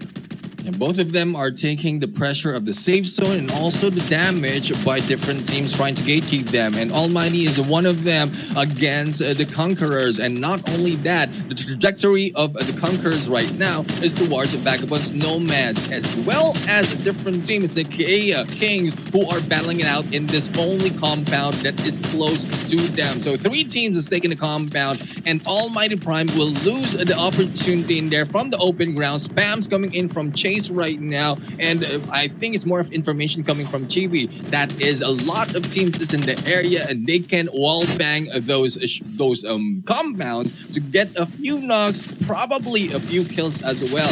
Vagabonds Nomads into the mix. They will not be going down that easily. I spoke too soon. Travis down, Esser down as well. It's now left to Virus AJ. Outsmarted by Mamad. Mamad shuts down Travis. Fantastic turnaround. Esser, as he bleeds out. Virus loses his armor. Repositions. Cannot pick up his brother inside of the circle, sneaks on outside. What are you doing, Virus? As he circles around, manages to play it smartly. Almighty Prime keeping Mamat busy. Mamat's already done the damage, but they should have just allowed him to continue teasing the players of Vagabonds Nomads. Virus now on the other end. Almighty Dre has got no eyes on him. The Fall King staying patient. They are waiting to strike at that very final moment, Neptune. They want that #1 spot. They want to rip it back away from the players of Vagabonds Nomads, but Nomads, they continue picking up kill after kill. Chibi's the next one that's down. Dre drops that smoke, goes in for the save, should be able to pick him right back up. And 3 members of Almighty Prime right now trying to survive, though they have a good opportunity right now because they're the only ones not close against the rest of the teams. But Chibi will be eliminated right there, and Instinct will try to go against, but takes that position against Chase, and it is Instinct who has been taken out instead of Virus. But Chase right now moving a little bit too quickly. Probably no idea as to how many is in there. But Chase from behind taking out Kyun with a Jack, and there goes the 4 Kings. We have Almighty Prime in here together with 3 teams, and how much damage? That is the damage that they can put up. Kill after kill after kill, and the win is on for Almighty Prime. Chase on freaking fire. This guy was just absolutely busting through player after player after player. What a play, Chase. Had the Jack and the Spirit. He was just busting through, and he was so lucky nobody was looking at him. He was just hitting everybody's backs back to back, Neptune. What the hell? Blink's head. That Blink with blank head. But either way, I mean, apart from Chase, it's Dre's help. They really put it in there. It's more of, that's one thing about a duo in that small area. You can have one getting the information and one going for the slays. And it's back and forth in there from Dre and Chase to finish off anyone moving in. And I thought Almighty will just be hanging back. The gameplay that can be taken from Vagabond's esports playbook. But no, this is a different kind because they know that they have an opportunity, a surprise, because they are not part of the initial group scrambling in this compound. And as a ninja, Chase can just go right in and go for the backstab as well as gatekeep them on the way out. And in terms of all of them making the plays for themselves, I have to tell you, Chase was the most impressive one in that final circle. Ninja skill used to perfection, full understanding of the compound, bust through a window, and you know, even the pressure that they were playing from afar. Everybody was trying to knock those players one after the other, but everybody ran towards the compound with their snowboard, slid in there, jumped and avoided the initial engagements by Almighty Prime, but they couldn't run away forever. It all had to come to an end. NICAEA Kings stepping up their gameplay, getting into that final circle. Supreme Slays on their side, 10 kills in total alongside 6 placement points, gives them 16. Vagabond's Nomads keeps that pressure up on the 4 Kings. We talked about how the kills will be served up by Vagabond's Nomads at Blackout, guaranteed, and they do not fail to keep their consistent promise at Blackout, managing to hit a total of 12 kills and picking up 5 points from placements for themselves. ABC Mystics showing up good as well this time round. They've got 8 slays on their side, and they take 4 points from placements for a total of 12. 4 Kings with the 2 slays through Instinct and Kyun. Very scrappy plays this time round. Neptune only managed to sneak away 3 points from placement for a total of 5, even outdone by CB1 themselves. Yeah, imagine that's a 9 kills for them, for CB1 main, and with the placement that they have, it's a total of 11 points from them. And speaking of outdone, like being outdone, Conquerors right now, I mean, I think I'm seeing a consistency from them. They can be consistently there in the middle of each game, though they can bring in a lot of kills at some point, but not to this point in Blackout and even placement. So it's probably the positioning that they're taking that has been taken by a different team already. From what we've seen, a lot of areas has been spotted, and like the Conquerors are always chasing or being pushed out for a specific area. But one thing that we didn't expect to see is HGE right now losing that consistency of staying in the top 5 for each round.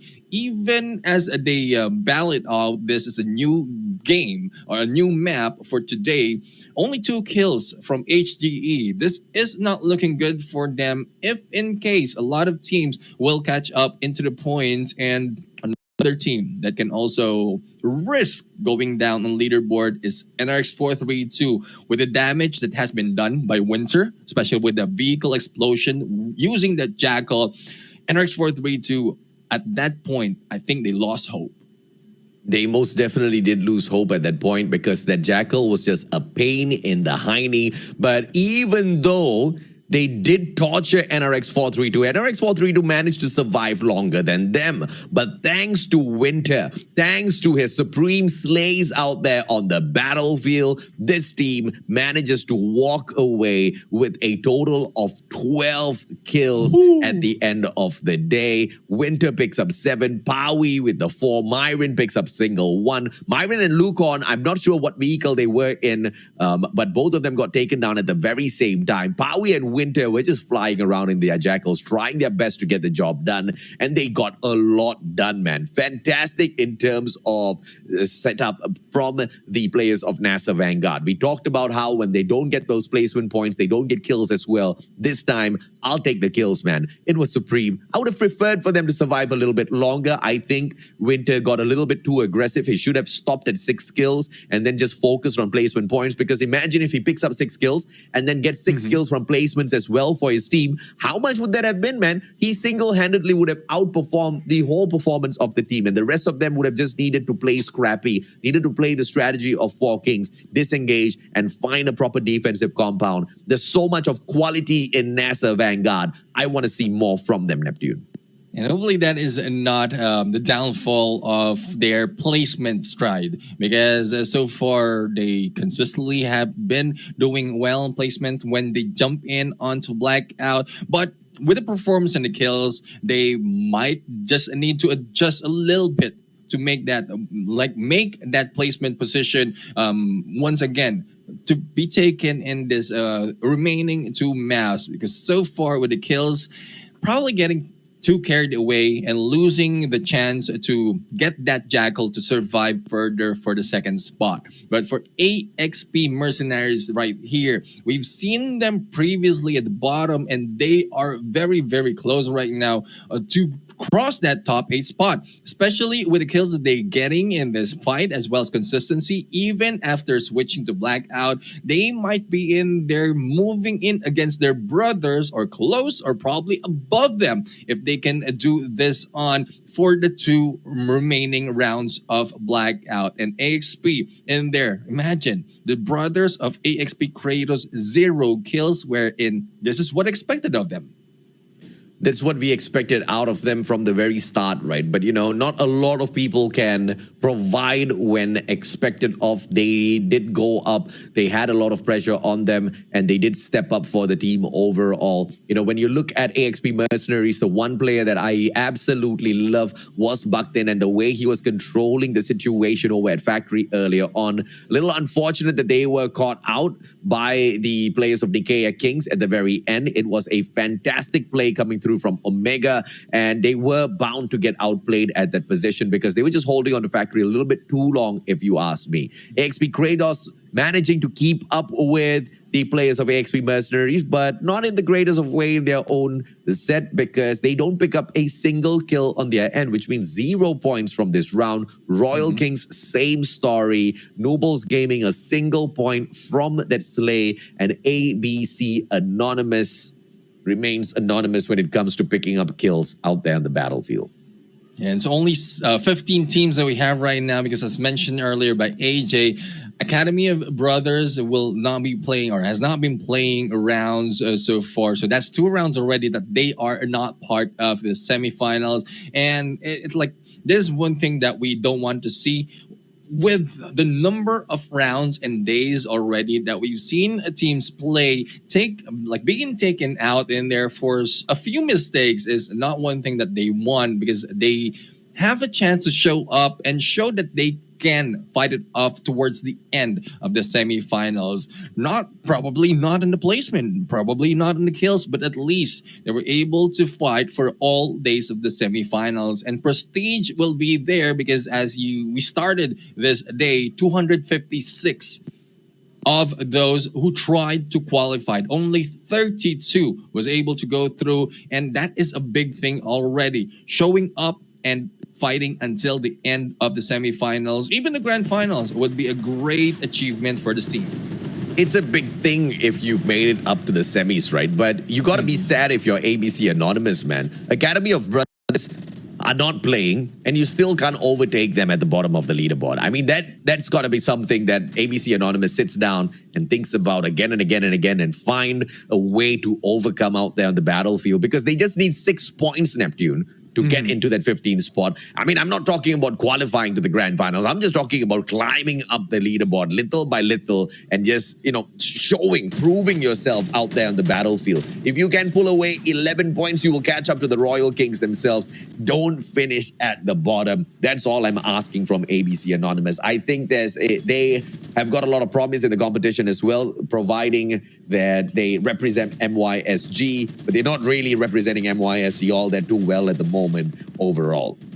And well, I'll have to see, because probably compared to ABC Mystic, it's a different strategy coming from them, and a different achievement is being in to play by ABC Anonymous. But I would agree with you as well that they need to put on a little bit more, because as they represent a different region with all this crazy PH region in here playing this fight, it's good inspiration that another team has joined in for the semifinals. It's better inspiration for the MYSG region if 2 of those teams has stepped into the finals. So this is a learning part for ABC Anonymous. It's a good thing that ABC Mystic has learned this already and has a great chance to go and step on grand finals if they continue on in getting kills as well as placement. What they can do, of course, is, just continue this sort of a performance. Almighty Prime, they've been riddled with inconsistencies, up and down they go. But overall, they have been able to outperform their previous selves in this one round. They've got 2 more rounds to continue proving themselves and potentially even take away the 3rd place from Dow Conquerors. It's not going to be super easy, but at the same time, it doesn't seem to be impossible as long as AMT Prime can continue popping off in this way and finding that final circle, Neptune. Yeah, consistency is really what we often ask for, and Almighty is showing that. Not so much, not too explosive, but consistently creeping in on to that top 3. And if they can do so, they will be getting much respect, not only from us, but also from the community, because they continue battling on despite of how much struggle it is coming from them in terms of the performance that we've seen so far. But AJ, that is the first match of Blackout, and we are now down to 2.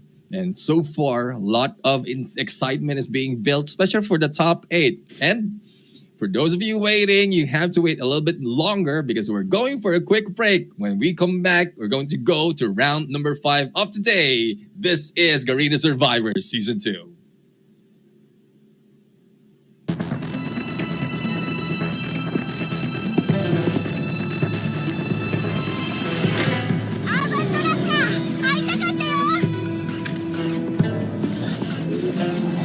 ニュービジョンシティでの重要任務に関する通達を受け取った。行くわよ。楽し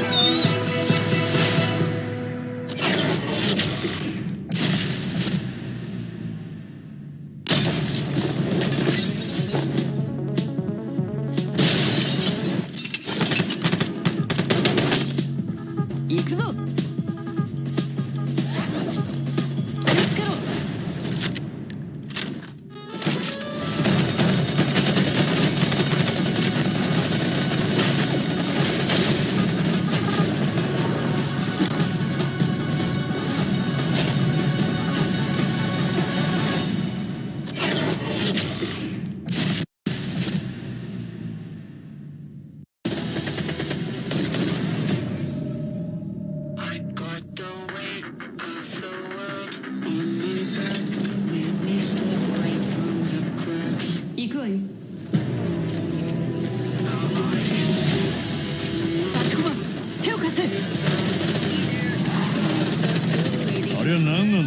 こいつもポストヒューマンなのか。トグさん。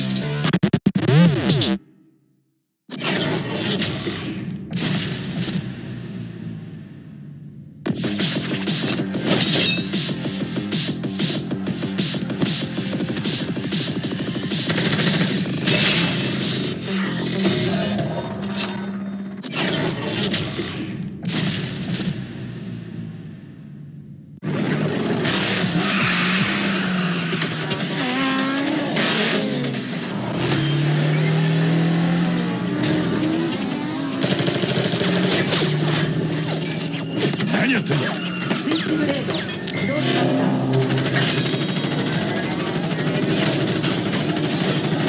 これでも食らえ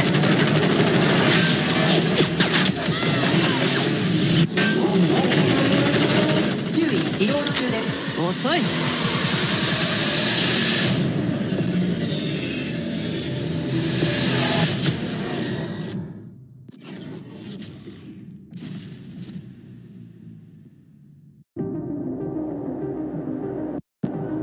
そうささやくのよ私のゴーストは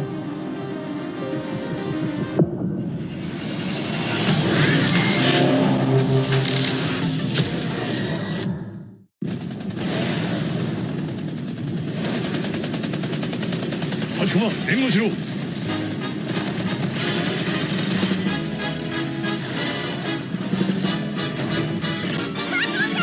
と上手にできてるよね。その調子だ幸駒。お前はよくやってるよ。でしょ。バトルさんは分かってるな。本当のことだ。ア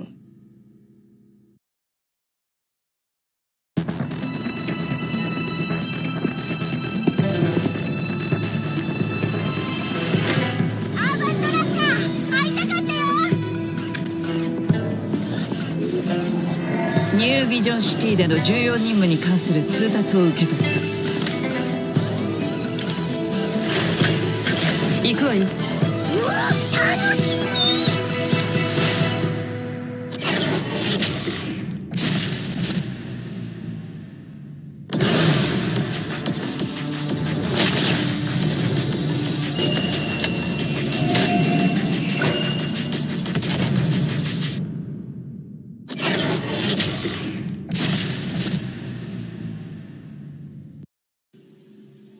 Ladies and gentlemen, boys and girls, welcome back to where all of the action lies in Garena Call of Duty Mobile, the Battle Royale field. This is Garena Survivors Season 2. This season is themed Legacy. Not many teams are staking their right to make their own legacy out there on their battlefield. Some are succeeding, like Vagabond's NOMADS out of nowhere on this final day. They have found a way to chug out their performance at Isolated, and we know they will perform at Blackout. That's just going to be a huge advantage for them. And teams like Four Kings are going to struggle, and it's going to be a little bit of a heartbreak for them before they head into the grand finals. But it's also warning bells for teams like Four Kings on where they should be focusing very earlier on instead of the final days. And towards the end, we are also seeing Almighty Prime step their pace up. I am the Mustachio AJ, and with me, Neptune the Gentleman Garcia. We'll continue breaking down these stories one at a time, as we only have 2 more matches left before we find out who the top 8 are and who is eliminated from the competition. And last 2 chance right here for the teams to catch up in the points. And from the points itself, AJ, it is getting close. It's getting hot in there for the competition, especially with the top 8, because a lot is at stake. It's just a chance for them to go in for the top 8, for the grand finals, take a legacy for themselves, and also a piece of that pie. Because once you're in there in the grand finals, you will be taking a piece of that $25,000 prize pool. And I'm pretty sure a lot of these teams are aiming for that, even if they only stay on the last place of top 8. That's a great achievement for them, because they will take a chance to go in for that final battle. And we've also seen the improvement from Team Mystic to continue rising up to the top, into the top 8. We talked about how this team has got a lot of promise, and now they are tethering on breaking even the hold of HGED 11 KRATOS. They are just about 10 points away from catching up from the team. So the amount of effort they've thrown into the competition so far is perfect, but nothing has changed from the previous round. It is still so close between the teams who are struggling to get into the top 8. One of them just need to have a superb breakout round. I'm talking about NASA Vanguard. I'm talking about AXP Mercenaries and CB1 Main now. As long as they can get into that final circle, throw on quite a great number of slays, they should be okay. NASA Vanguard proved that they can pick up the points, but they're still not perfect. They still haven't perfected their strategy of finding their way into that final circle just yet. Winter popped off, but he got way too excited because with all of that excitement comes a few mistakes as well, and the whole team got wiped out prematurely before getting into that final circle, which is such a huge waste if you ask me, Neptune. But let's take a look at the leaderboard and see exactly how the teams stand at the moment. Yeah, Vagabonds Nomads right now right in top and 21 points lead against 4 Kings Aces. And earlier it was just a battle of the top 2. But as we close in for the end of this day, it seems that Vagabonds Nomads really don't want to give that chance for Kings Aces to catch up. And the same goes for Dow Conquerors. But the gap between them really is increasing that much that I'm a little bit more into the 70% that by the end of this day, the top 2 will remain like this unless 4 Kings Aces will be able to take down Vagabonds Nomads, or a different team can take down Vagabonds Nomads early into the game for the last 2 rounds. But I'm really excited to see for those who are about to cross this top 8 spot.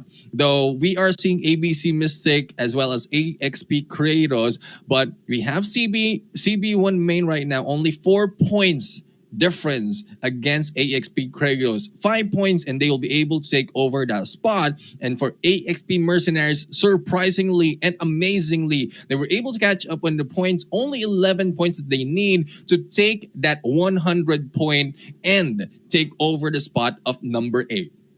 CB1 Main, if they wanted to really put in the hustle, bro, they can not only overtake AXP KRATOS, but they can also overtake ABC Mystic at the very same time. That's what's amazing about this whole setup, man. Look at how close the points are between KRATOS and Mystic. Just 2 points in there. And, HGED 11 KRATOS aren't really like a mile away. They're just a stone's throw away. So that's why these 3 teams, CB1 Main, AXP Mercenaries, NASA Vanguard, they bring a lot of promise into the competition. We've been seeing ups and downs from them, but if only they had a better strategy from the start, Neptune, things could be so different for them. Things could have been very different in terms of, them being able to secure their way into the grand finals without really having to make any last-minute dash for this. Because when you're in that last-minute dash, anything can happen. Sometimes luck just might not be on your side, and you might just end up ultimately super disappointed, not because you didn't make it, but how close you were to making it through to the finals. And that's one reason why we are giving out a lot of points, not to make us look good because we're giving out pointers for pro teams, but for teams to improve as well. And as we can see, AJ, I mean, this is something that we can give to the players, but we called them out and they were able to deliver on what we asked them to do. And for every time that they can deliver, that's when they increase in the points and take the good better placement into that leaderboard. So we're not taking the credit. It's just that hopefully teams are open-minded to take in some criticism, constructive criticism, and then apply that into execution. I mean, if you don't take it, it's your match, man. It's you the one who's picking up the prize pool. We've got nothing to do with it. We still get paid for talking, right? It is up to you if you want to take that information or not, because we're just looking at it from a high-level point of view, and we really feel like these actions should be done out there on the battlefield because it's an absolute waste if they don't play it in that way. This time, we see the adjustments from NASA Vanguard. full squad heading on into Nuketown Island for the loots, and they are going to be able to play with that single jackal that's in that spot as well. I like this. This is what I expect out of NASA Vanguard. You don't need 3 jackals in the air. You just need 1 pilot called Winter. And winter is coming, though it's a little bit too hot in here in the blackout. The deserts in there will not be cooling down that easily, even if winter will be flying in from the clouds. But that will give a lot of opportunities for NASA Vanguard to get points, and as well as not only kills, but also as well as for the placement, because the way Winter is playing previously is more of a placement, always taking that second spot, flying around the final circle, and with the help of the team that is now showing great potential in getting those kills and cleanup, might bring more than just placement, but also with the kill point. Or yes, and from previous round, AJ, 12 kills if I'm not mistaken from this team. So hopefully they can continue this on and make a solid gameplay for themselves. A solid gameplay is what we look for from every single team out there on the battlefield, especially those who bring a lot of promise, right? You know, I've been hyping up the players of NASA Vanguard to no end, and it's not like they're the biggest slayers out there on the battlefield, but the main reason why I hype them up is because they bring something different to the table. They make the competition exciting to watch, and these are the kinds of teams that I rally up behind. You know, those that can make me lose my mind with all of their plays out there on the battlefield. That's the kind of quality we need at the grand finals, right? And it'll be such a waste to not see a team like that.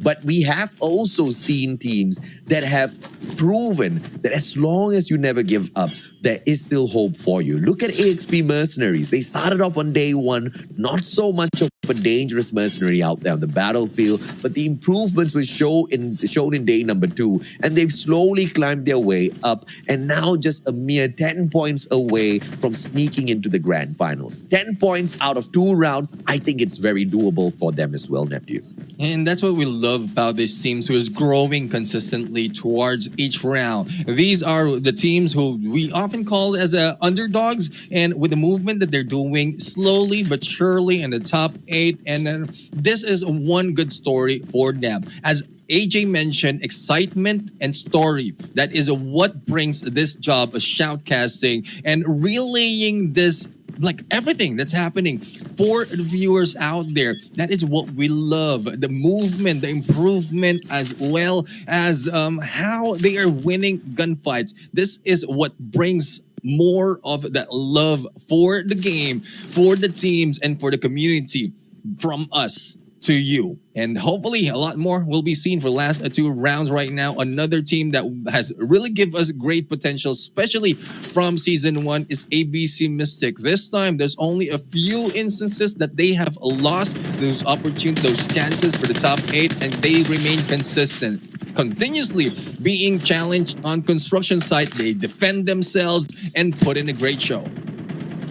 What a performance so far by the Mystic squad. But now, once again, as they engage with their nemesis NICAEA Kings at Factory, only one can stand, but one better take the other one down quickly, because this one is just going to be a party. We saw earlier on how many people won the same spot. Hello? But there's a small little angle to play with, tags up that player, but not enough firepower to bring him down just yet. If they don't wrap things up quick, it's just gonna get super chaotic down at the factory, and things might just get out of hand. CB1 getting taken down. HGED 11 not allowing CB1's dreams to come true. CB1 so close to sneaking into top 8, 4 points away. If they don't get away from HGE, their dream might just be over in this run in itself. And AGE is one of the teams who are really turning around from themselves. Imagine stepping in there on the top 6, even against those who are in here, battling it out, consistently being on the top 5 of that isolated map that we've seen earlier. And this is what consistency that we keep asking from the team, and that is what it will bring you in this fight. If you remain consistent, even with like small kills and more of the placement, or vice versa, it will bring you up to a different level. So hopefully the same goes for CB1 main, but the battle continues by VVV in here, or sorry, the Conquerors in here against this teams of Noodles Gaming. Though Noodles Gaming, they have good gameplays, but Conquerors right now, I believe in terms of strats, has a better one against this company. Let's see what they can pull off. Noodles Gaming, NASA, Vanguard. NASA Vanguard so far has got no slays on their side. My God, I cannot believe what I'm seeing, because they're actually taking that advice, man. Single, Jackal, 3 players on the vehicle. Let's hope and pray they all make it through to the grand final safely on that flight. Mystic still dealing with the players of AXP Mercenaries. Chenlop, good spot. Rewind hit. Lexus can't rewind nowhere. Baktin just in front of him, pops the smoke. Backstab by Chenlop. Fantastic play. Baktin's the next one to get dropped down. Chenlop's on fire. And Lexus is the only one remaining in there, going far, far away on that snowboard. And 3 kills already to the name of ABC Mystic. Now, still have NICAEA Kings right now. And it's surprising that NICAEA Kings has been surviving this long for the Kings of Construction side. ABC Mystic has already taken this so many times, and they know the workaround on all those compounds. But Chelop right now putting in a little bit of pressure, and FEROX will be taken down. It is now left to Omega, Al, and Del Cutie to defend themselves. But in terms of position, it is ABC Mystic out in the open. Who might be gunned down? It's a good thing there's a dip in here that can provide us a cover. But Al on the other side receiving the end from Chelop, and M4 LMG in play. Yeah, fantastic backup by Chelop. Just moves on through M4 LMG for the successful takedown. And now one more player on the other end. NICAEA Kings trying to play the game of survival, and AXP Mercenaries are right back in for round 3, Neptune. Yes, and I think the end. Ding, ding, ding, ding. That ends around for this battle. ABC Mystic. No, not yet. Oh my God, still one surviving in here, and it's only one member. Omega right now alive and kicking, but as a safe zone is now closing in. We didn't have, I didn't get a glimpse of that so far in the minimap earlier, but they have a chopper, so ABC Mystic has a better chance to get this, to get to the zone, and it's not that far from what we've seen. And from this first phase, it will move slowly this time compared to the other phase. But Winter is still on the flight right now, and hopefully a lot more of damage can be done by the team of NASA Vanguard, and they make it to the top 8. Four Kings are under a lot of pressure. Winter trying to shut them down, but the Four Kings very smartly hiding behind a couple of trees, just using that a little bit shelter to make good work of defensively. That's a good play. CB1 backs away. Bryans, this is the dog tag retrieval gameplay coming through from CB1. They're trying to sneak into the top 8. They only need 4 points. But if they only have one single player out there on the battlefield, it's going to be impossible. Nagy shuts down Chibi. Earlier, they already took one player out of the Almighty squad. Multiple teams ganging up on Almighty, and that's going to be a problem for them. But the Conquerors, how can they continue to climb up? Catching up with the Four Kings might not be possible anymore, Neptune, looking at the distance that the Four Kings has placed between them and Dow Conquerors. 34 points needed if they want to replace the Four Kings in that second place. Yeah, 34 points and 2 rounds to do that. Will they be able to deliver? That is a question. And if in case not, we still secure the top 8. But good showing from them will bring them that place. But Four Kings still nowhere to be found, and Vagabond's Nomads at this point a little bit too slow. They are going from compound to compound, prioritizing an objective, and this time it's airdrop that they are getting. I think this is a good start for them, and if they were able to get an airdrop or an arsenal already, they are starting to getting ready for battle. But NASA Vanguard right now on the ground, no so much on the skies. They might be gunned down, and Esser releasing that FHJ missile. FHJ, NASA Vanguard manages to get away. A quick engagement here might just be the end of Winter. And yes, the shot is sound, but that engagement, Winter's in a lot of trouble. Incoming missile. He avoids it. outside of the circle. Winter goes. No missile catches him. Winter's still all right. That Jackal will remain to be a problem in this next circle. Yeah, though damage not yet down. Winter will still be able to slay out there, and with the rest of the team surviving, I think this is the result of what we called for. We have the vehicle coming, or the land vehicle coming from the rest of NAS Vanguard, and Winter will be following them, thus probably eliminating a squad in the process. But with damage being done and being ready as well for that approach is Vagabond's Nomads with FHJ, and not so much people has been taking FHJ. And with that previous round where in NASA Vanguard I was able to get a lot of kills, well, I guess it's about time to get that FSJ in play and eliminate or take down those Jackals. But so far on how well Winter is flying it, not easy for the other teams. Not easy at all. Neki, SMRS, unfortunate engagement between the Noble squad. They knocked each other and SU took advantage. That's a GG for the Nobles gang. Nooble's Gaming right now being taken out, and Alex the only one in there. Oh, damage being taken by Virus, and the follow-up being done by Travis. Travis right now is a little bit too close, firing back, but Alex will be taken out. Now, I think there's only one more member for the side of Nooble's Gaming because Dog Tags is still in play, but we have one team already eliminated in this fight. Powie right now going in for the kill against Lexus, and NASA Winter still in the flight, and from the outside of the safe zone, AXP Mercenaries being gunned down. Four Kings, Treb taken down already. They're trying to stack up their kills as quickly as possible. Royal Kings, oi, oi, oi. Enam got lucky. Sacred ran out of bullets, but now Sacred repositions from up top, trying to catch a player off guard. Ainrice right down below. The Conquerors are going in for a quick and swift shutdown, but they're not fighting any players just yet. Royal Kings have backed away into their corners in this small little compound, and defensive play, they're just waiting for the Conquerors to come knocking on their doors before they can shut them down. I love that defensive play.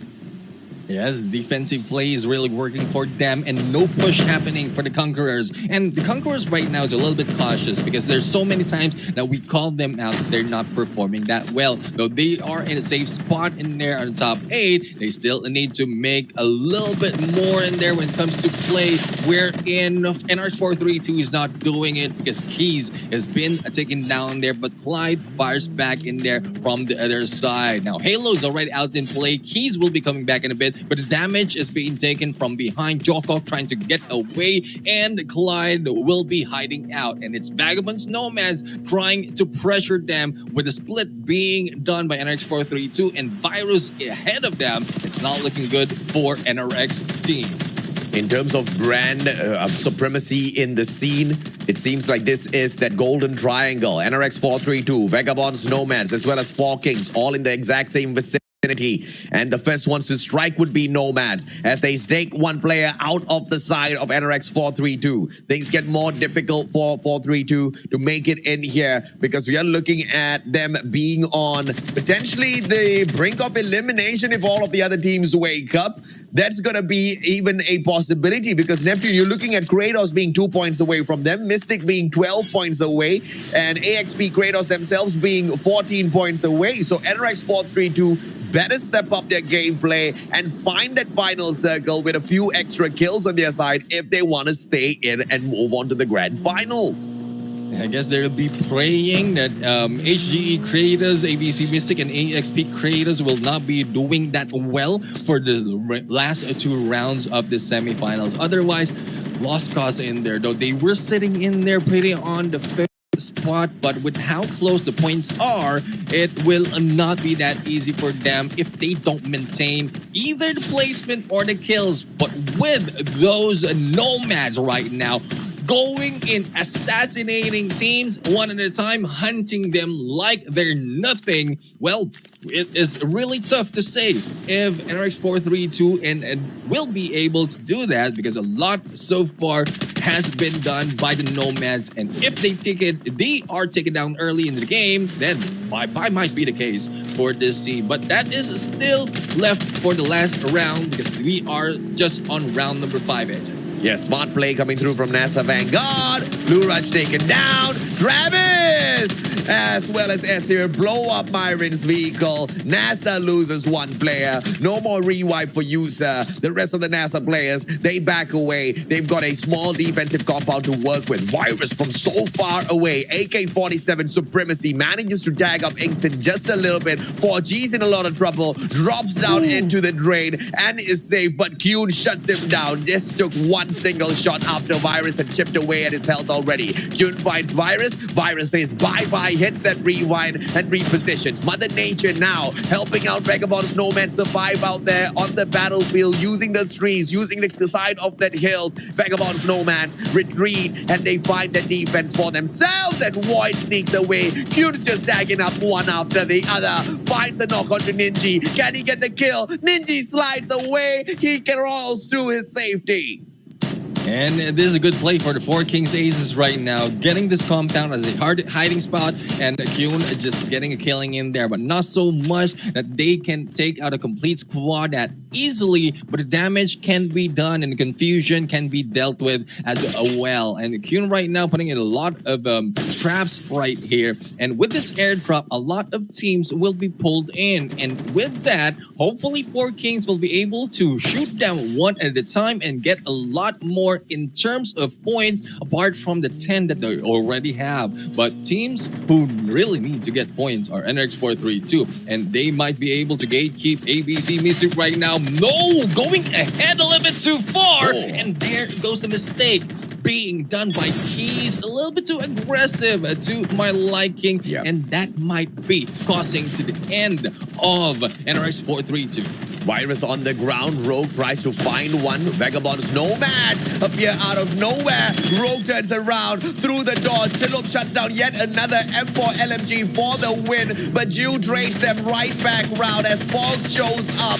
Fantastic plays by Cal. Vagabond's Nomads. Can they hold on? Because the players of ABC Mystic, they are on fire. Cal is running out of time outside of the circle. They are all out of time. Goodbye, Mystic. And Esir just outplayed all of them. Cal flying in. Esir says, hell no. Jack for the win. But the rest of the damage has already been done. Vagabond's Nomads. Can they now play placement points? 11 points they've got in terms of kills. And the players of 4 Kings need 20 more than them. Esir still trying to provide a lot. He messes up by giving away information. Slides away. 18 more HP. Recovers his armor. No one has punished Nomads yet.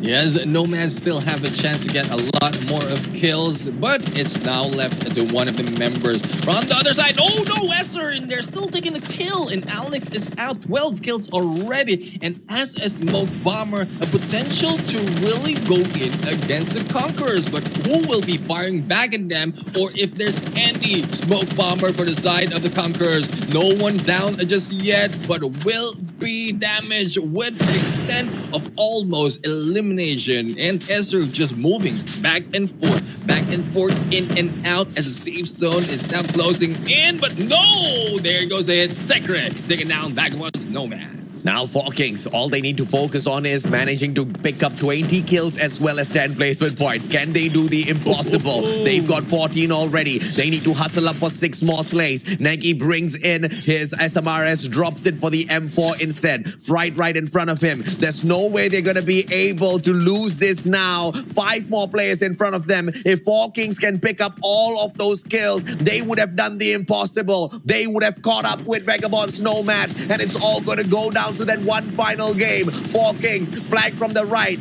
Right can take the aggressive push as he is playing that rewind. Sekre on the hiding from out front. HGE Burn is caught out in the open. Crayons is tagged up as well. Fry taking a lot of risk for the team as he can continuously put that pressure on them. But VVV Sekre still stays hidden. He doesn't want to do anything. He wants to play the best of placement points for the team of Dow Conquerors. Sekra is still alive and kicking just in data fence, and HGE is receiving damage. Good thing that Fright is a rewind, was able to get back in there, but Negi will be taken down by Burn in the process. And Negi eliminated from this battle, is now left to 3 members, and there you go, instinctively going in for the kill against Sekra. 2 team remaining, and 3 soldiers from HGE are the only thing stopping them from taking the win, and when they got 14 aces takes this one. They do the impossible. They achieve the absolute crazy victory. We talked about how they needed 21 points more than Vagabonds Nomads. They might have not been able to get up to that point just yet, ladies and gentlemen, boys and girls, because of what the Nomads themselves managed to achieve. They picked up a decent number of kills before being shut down, and they had a couple of placement points, not really on the side because they got taken down a little prematurely. I believe maybe 1 or 2 points. Where is Vagabonds Nomad? 7th place. That means 1 point from placement. Let's take a look at their kills. We've got a total of 512. So 13 points from Vagabonds Nomads here, Neptune. And when you look at the 4 Kings on the other hand, you've got a total of 19 kills, 29 points. My oh my. 29. What a play. Yeah. I mean, 29, so that is 7 short in there. But still, a lead has been taken by Vagabonds and Nomads. But this gets close because we only saw this gameplay, this number of points from Vagabonds Nomads. And this gives us a good idea on what the 4 Kings Aces can do when they focus on survivability as well as the slays. And I think this is the only chance that we've seen this high points coming from the 4 Kings Aces, because previously, yes, they are taking the win, but not so much in the kills. Yeah. With the kills, with the slays that they have right now, this is an awesome start. So hopefully, for the first or the last round of the semifinals, they can bring it on. And no matter how close or far, if they can take that #1 spot, like, I don't know what else to say about this team.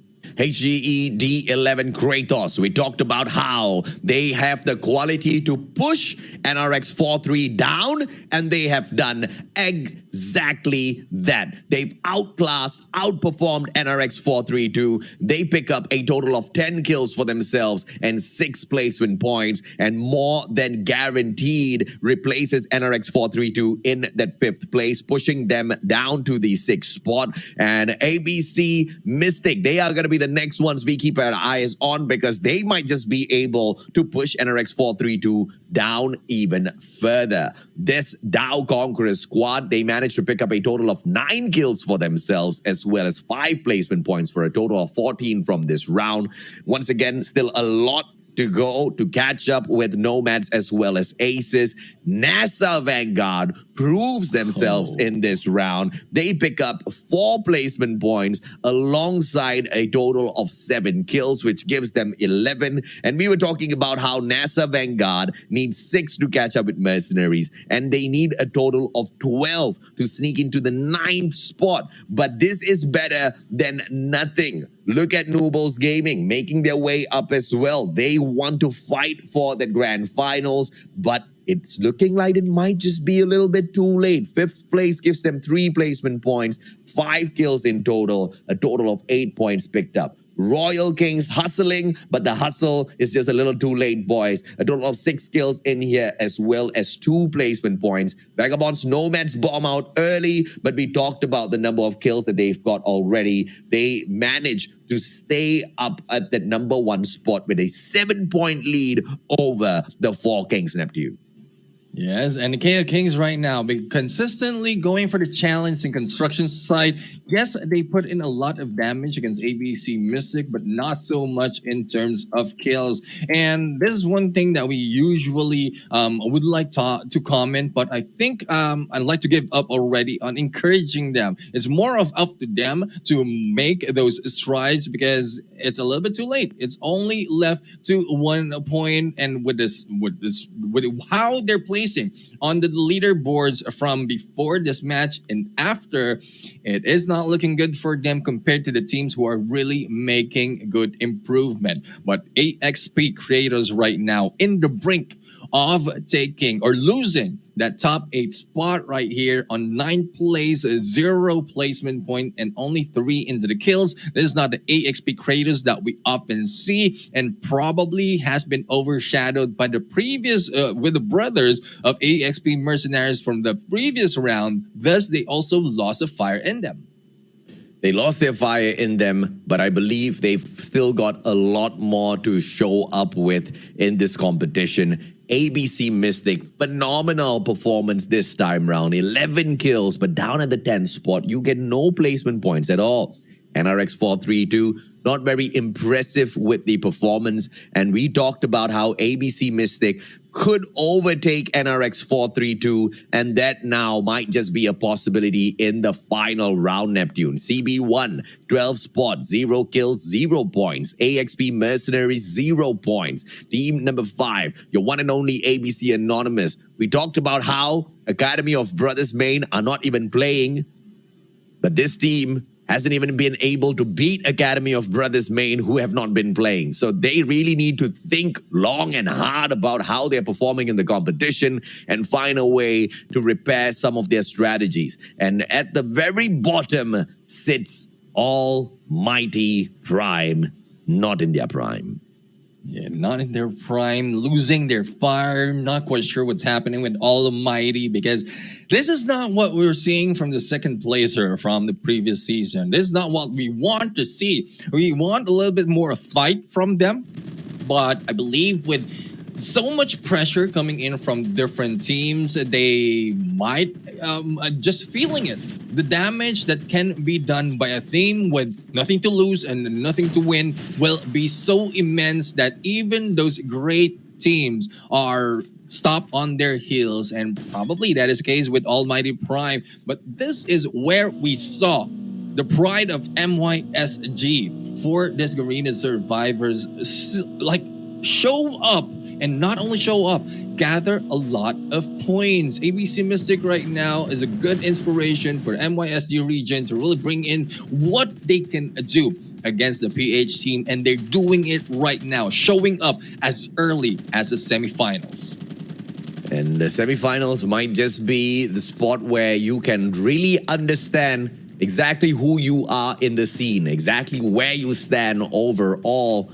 Because, you know, this is the place where we see a lot of teams putting in the effort, but some of them still trying to figure out their strategies in this sort of a level. That's where things start to get a little iffy for me.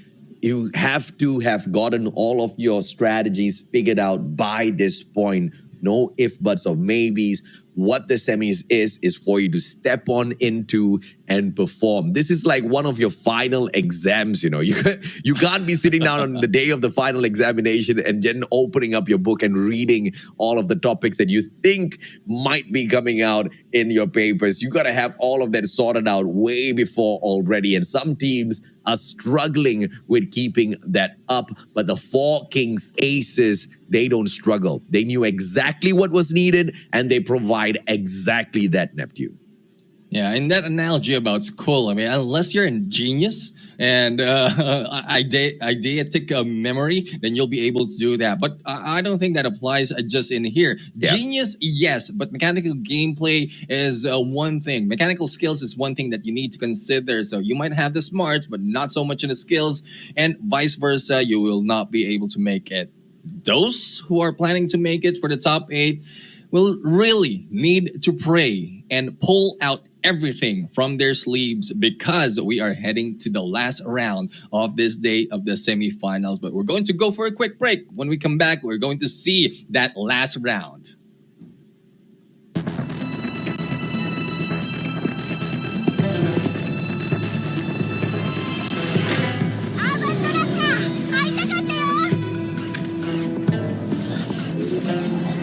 New Vision City での重要任務に関する通達を受け取った。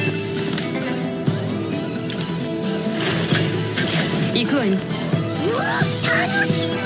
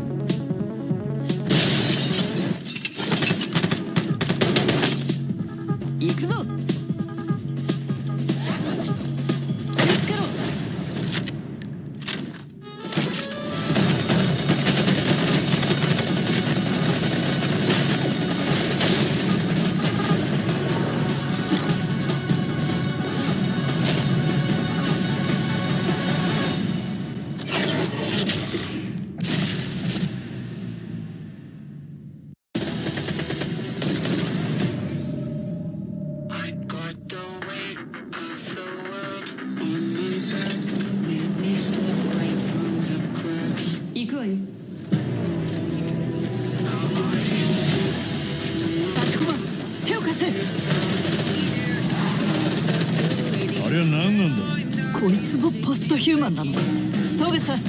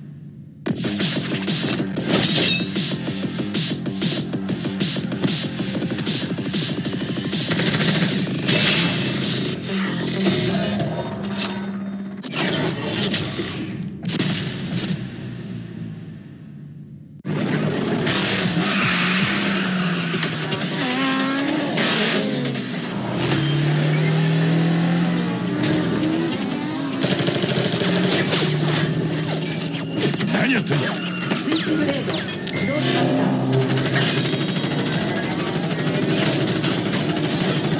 た。これでも食らえ。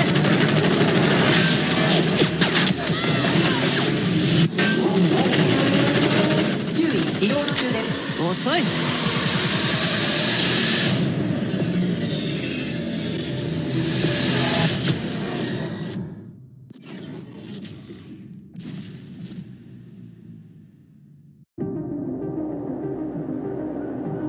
そうささやくのよ、私のゴーストは。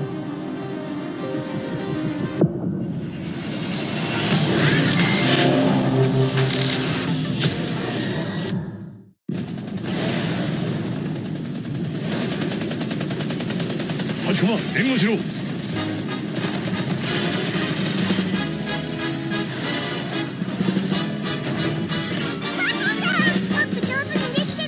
その調子だ、8コマ。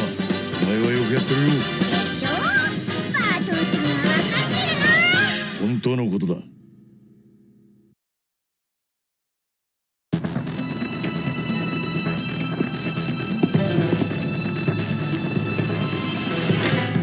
バントラッカー会いたかったよ。ニュービジョンシティでの重要任務に関する通達を受け取った。行くわよ。うわ、楽しみ。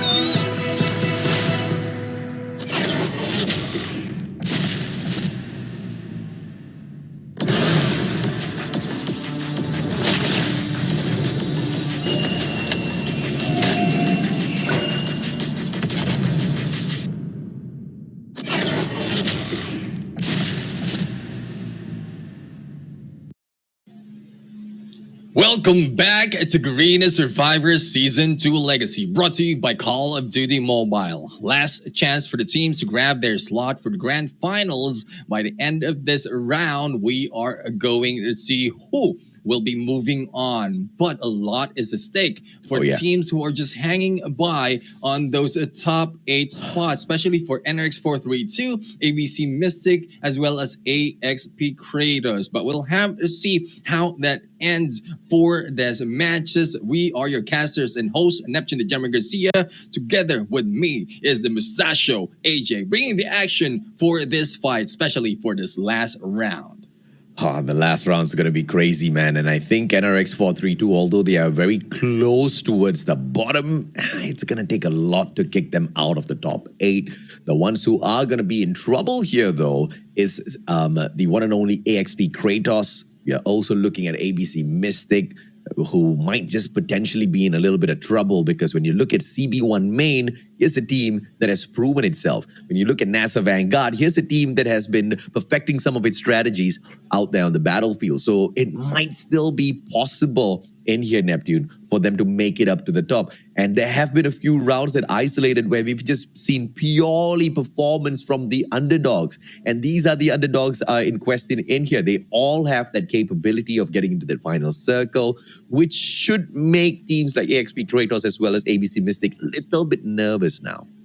Yeah, and they really need to be nervous because a lot of the stake and they can't be sitting it out chilling like a villain right now. They need to be a little bit more aggressive into the gameplay that they have and also with the strats that they have in terms of survivability. And that might be the need for them. The focus on surviving further and just taking kills later towards that last phase, because if they try to be aggressive and get a lot of kills, it might be the end of them early into the game, and we don't want them to have that to happen to them, especially as they are in the running for the top 8. Let's see exactly how the teams stack up against each other on the leaderboard shortly, ladies and gentlemen, boys and girls. Once again, it looks like it can get a little messy towards the bottom 8 because this is the final round for the teams who are not in the top 8 to squeeze themselves in. And it's that final round where KRATOS, Mystic, NRX432 just need to defend for their lives and get into that final circle. All of the teams out there have got a lot of promise. And if you look at the top of the leaderboard, the Four Kings Aces now are just 5 points away from VAGABOND's NOMADS, cutting down that lead by quite a bit. Earlier on, they needed to work for more than 20, but now they just need to outperform NOMADS in the exact same way they did the previous round, Neptune. And it's a lot to call for Four Kings Aces, though they did pretty well on the previous round. So hopefully that is just a showing, a sneak peek of what the Four Kings Aces really is all about. Because if this continue on, not only for this last round of the semifinals, but also on grand finals, I mean, regardless of the Aces or the main team, the Four Kings brand is bringing a different breed of their own, because the performance that they have right now, challenging great teams and not really backing out that easily, is one thing that the Four Kings has been doing. But compared to the previous season that the main team has done, the Four Kings Aces are more tactical, a little bit more smarter in their approach. Yeah, and they're very careful, right? You don't see them popping off on every single round, only when it's truly required. Do they actually get out there and secure those kills? Other than that, they purely focus on the placement points. They purely focus on the circle. Hence why they've got 7 massive victories to their side, Neptune. Yeah, I mean, mostly this is not just in Blackout. This is a combination of different maps. And this is one thing that I'm sorry if I compare Four Kings Main and Four Kings Aces, because we seen more performance of Four Kings Main on Blackout, but Four Kings Aces doing it either isolated or Blackout. They're getting the slays, they're getting positions. It's just balanced all throughout. There are some inconsistency, thus they are still in the second right now. But consistency happens not just the Four Kings Aces, for all the teams. Team Dow Conquerors, a lot of inconsistency, but this time towards the last leg of this day, we are seeing them, though in the middle, consistently getting those points they need, that there's no need to really aim to catch that number 2 spot. They just need to stay on the top 8, and that is what they're doing. And in terms of staying into the top 8, you know, as easy as it sounds, it gets a little bit more difficult towards the end of the competition when other teams kind of figure out their strategy, figure out their pacing. You know, the first game jitters obviously not there anymore in day number 3, but they are getting more of a greater hold on the game overall. And that's exactly what I love about Battle Royales, where they've got so many rounds to make those adjustments. So if you struggle at the start, it doesn't mean you're going to end the competition still at a struggle, right? You can find those adjustments, you can find those improvements, and that's what I've loved about NASA Vanguard so far. But they have left to, you know, some of these rounds to experimentation, and they've lost those opportunities.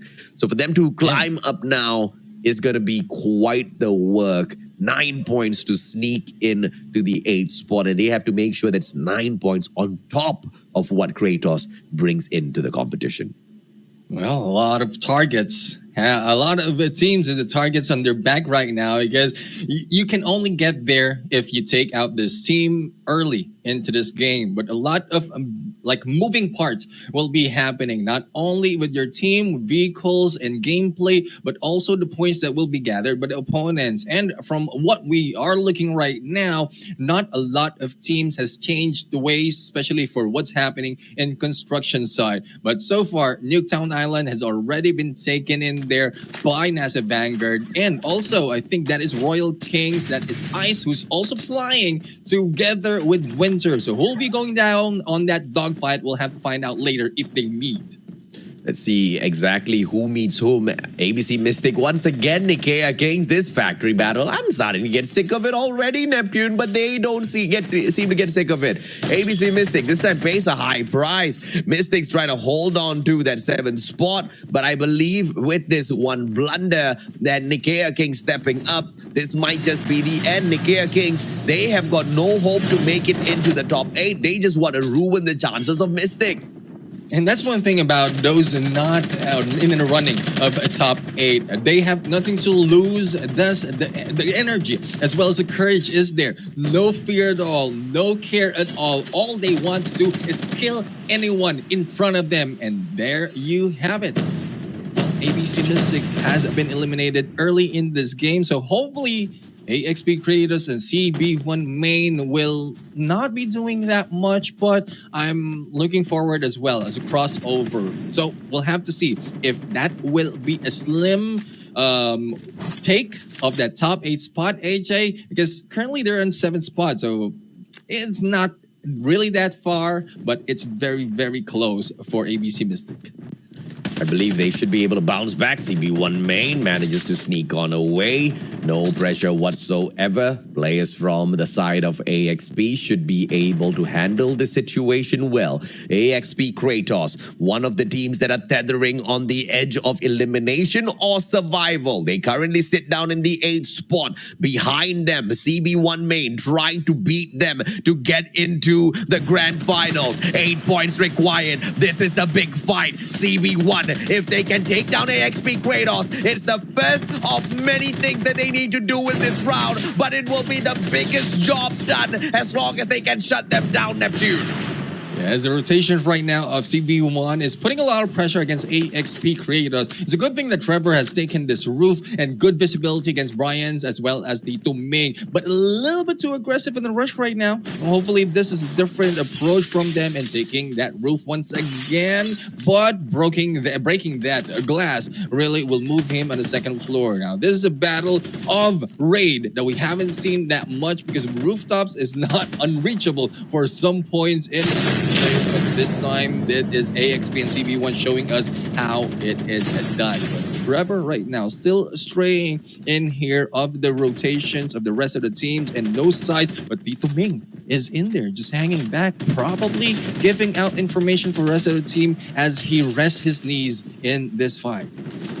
Resting his knees, something he definitely needs to do. Ninji shuts down T.E.A.M. Beautiful shot. And now Matui circles around Trevor, uses the high ground advantage. CB1 still with the opportunity. How can they survive this? Lurash turns around. Matui shuts him down. AK-47 supremacy, and Brian shuts down Matui instead. Fighting out Trevor as well. Brian, can he keep the team alive? Ninji shuts him down. Ninji, final player for AB. He goes in for the rewind, and that is a spectacular performance from the players of AXP KRATOS to remain surviving. NASA Winter going to town with an RX-432 once again to shut them down. Can he get the job done? NASA trying to get into the top 8 as well.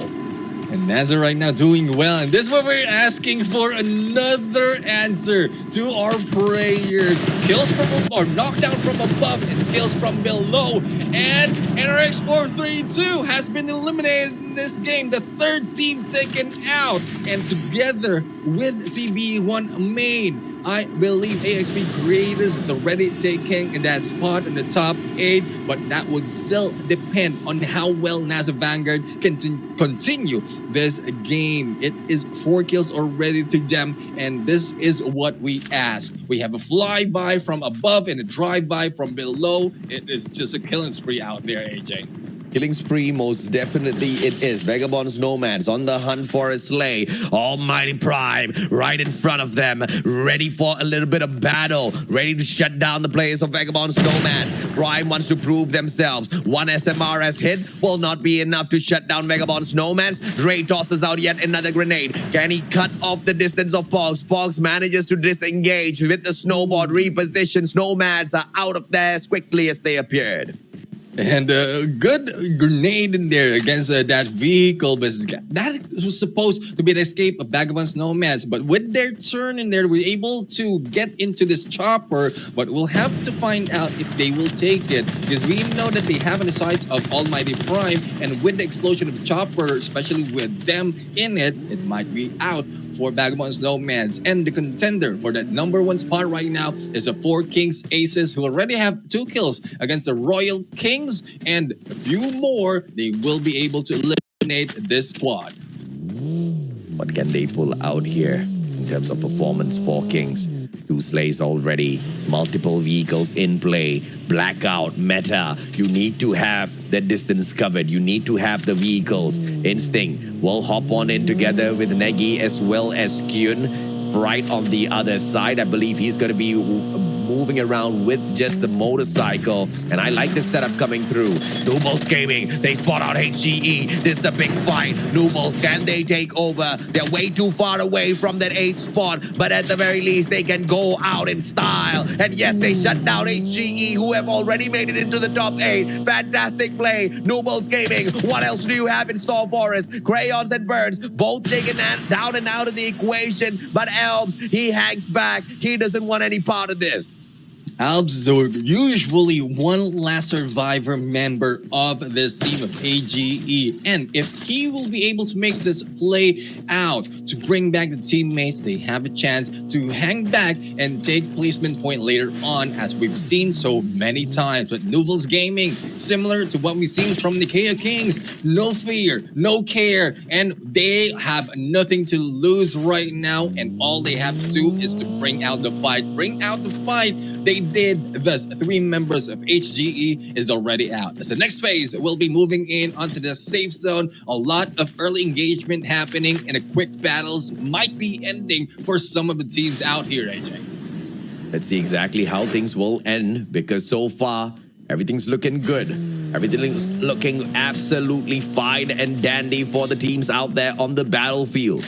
A single mistake can prove to be absolutely disastrous. AXP loses Fiji. NICAEA King still alive and kicking. The hope of making it into the top 8 might not be there. Nomads finds Royal Kings. Enam taken down. Myron out of the equation, all thanks to Ozai from Anonymous. Anonymous trying to step it up in the very final game. Dude, they just need 5 points to overtake Academy of Brothers who are not even playing. And I hope they insist the moment they get that done, nephew. And they need to. And there we have AXP right now taking down Del Cutie, but Frosh is able to take down other members. And on the other side, Negi putting a lot of pressure in the teams of Royal Kings, and not yet taken out just yet. There's still 12 teams alive, and Royal Kings, I think, was able to recover from that fight, but no recovery in there for Omega and Alpha of this team is Lexus, and a 1v1 with a few HP remaining. The takedown by Lexus against Frosh. AXP still trying their best to survive this. Good smoke will come through. Omega put out of the equation first. Lexus, I wouldn't have been a great fan of that move, but if he didn't take him out, that information could have been relayed to the rest of his team members. The rest of the other AXP squad, KRATOS, maneuver around. KRATOS just wants to play placement points this time around, but they've already got 4 kills, so it's a fantastic journey for them to make sure they remain in the top 8 here, Neptune. And, well, they might have a chance because they will be meeting ABC Anonymous, and seeing the performance of the team is not that well, and AXP Creators with the killing that they can put in the table, they might be seeing another 4 kills. But Ozai right now being jumped in there, and the explosion will not be that much. And NASA Vanguards will be losing one of the members, but no! Matoy with that God nade, making 2 down from ABC Anonymous, AJ. Let's see what they can throw into this mix as well. On top of this, so far, it's just been a fantastic performance coming through from all of the teams. And as Winter flies by, Hanzi drop, Nico Z takes down Trevor. It is just fried back to back. Everybody's getting a couple of slays out there on the battlefield, Neptune. Vehicles are flying all over. Void from the back. Nico Z is going to be in a lot of trouble. Winter still putting on so much of pressure from up top. Void manages to catch Nico Z. Traded out by Matoi. Bowie drops by to shut down Ninji. All out chaos. 7 kills already, the name of AXP KRATOS right now. The chase is on with one member. Now hiding spot in the toilet. It is a Powie right here who might make a mistake of jumping in and being flushed down. But Lucon will be in the process of rushing in as well. Nades onto them, might have missed in there. But Lucon has been taken down. And there goes Powie for the follow-up. And almost being taken out. But the spray will not be praying anymore. And Powie taking them as they are dropped to 9th spot.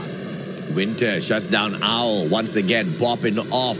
This is NASA Vanguard doing their best to get in there. 10 kills already. Luke on Myron back in. Powie doing his job well. 10 kills. Winter, calm down. You need to be the second one alive in this game if you want to stand a chance. If Winter goes down now, things get so much more difficult, Neptune. He needs to play the game of survival moving forward. He shouldn't get aggressive anymore. And the rest of the teams will be coming back from the revive line, giving a chance for Winter to really survive. He will just move in and out of the safe zone from the high ground. But no, incoming missile. We'll have to see if he'll be able to escape. And I think he does a little bit too far, but damage is being taken. So one thing that I would say, you need to get away from this area because they will be targeting you. Get back to your teammates and regroup.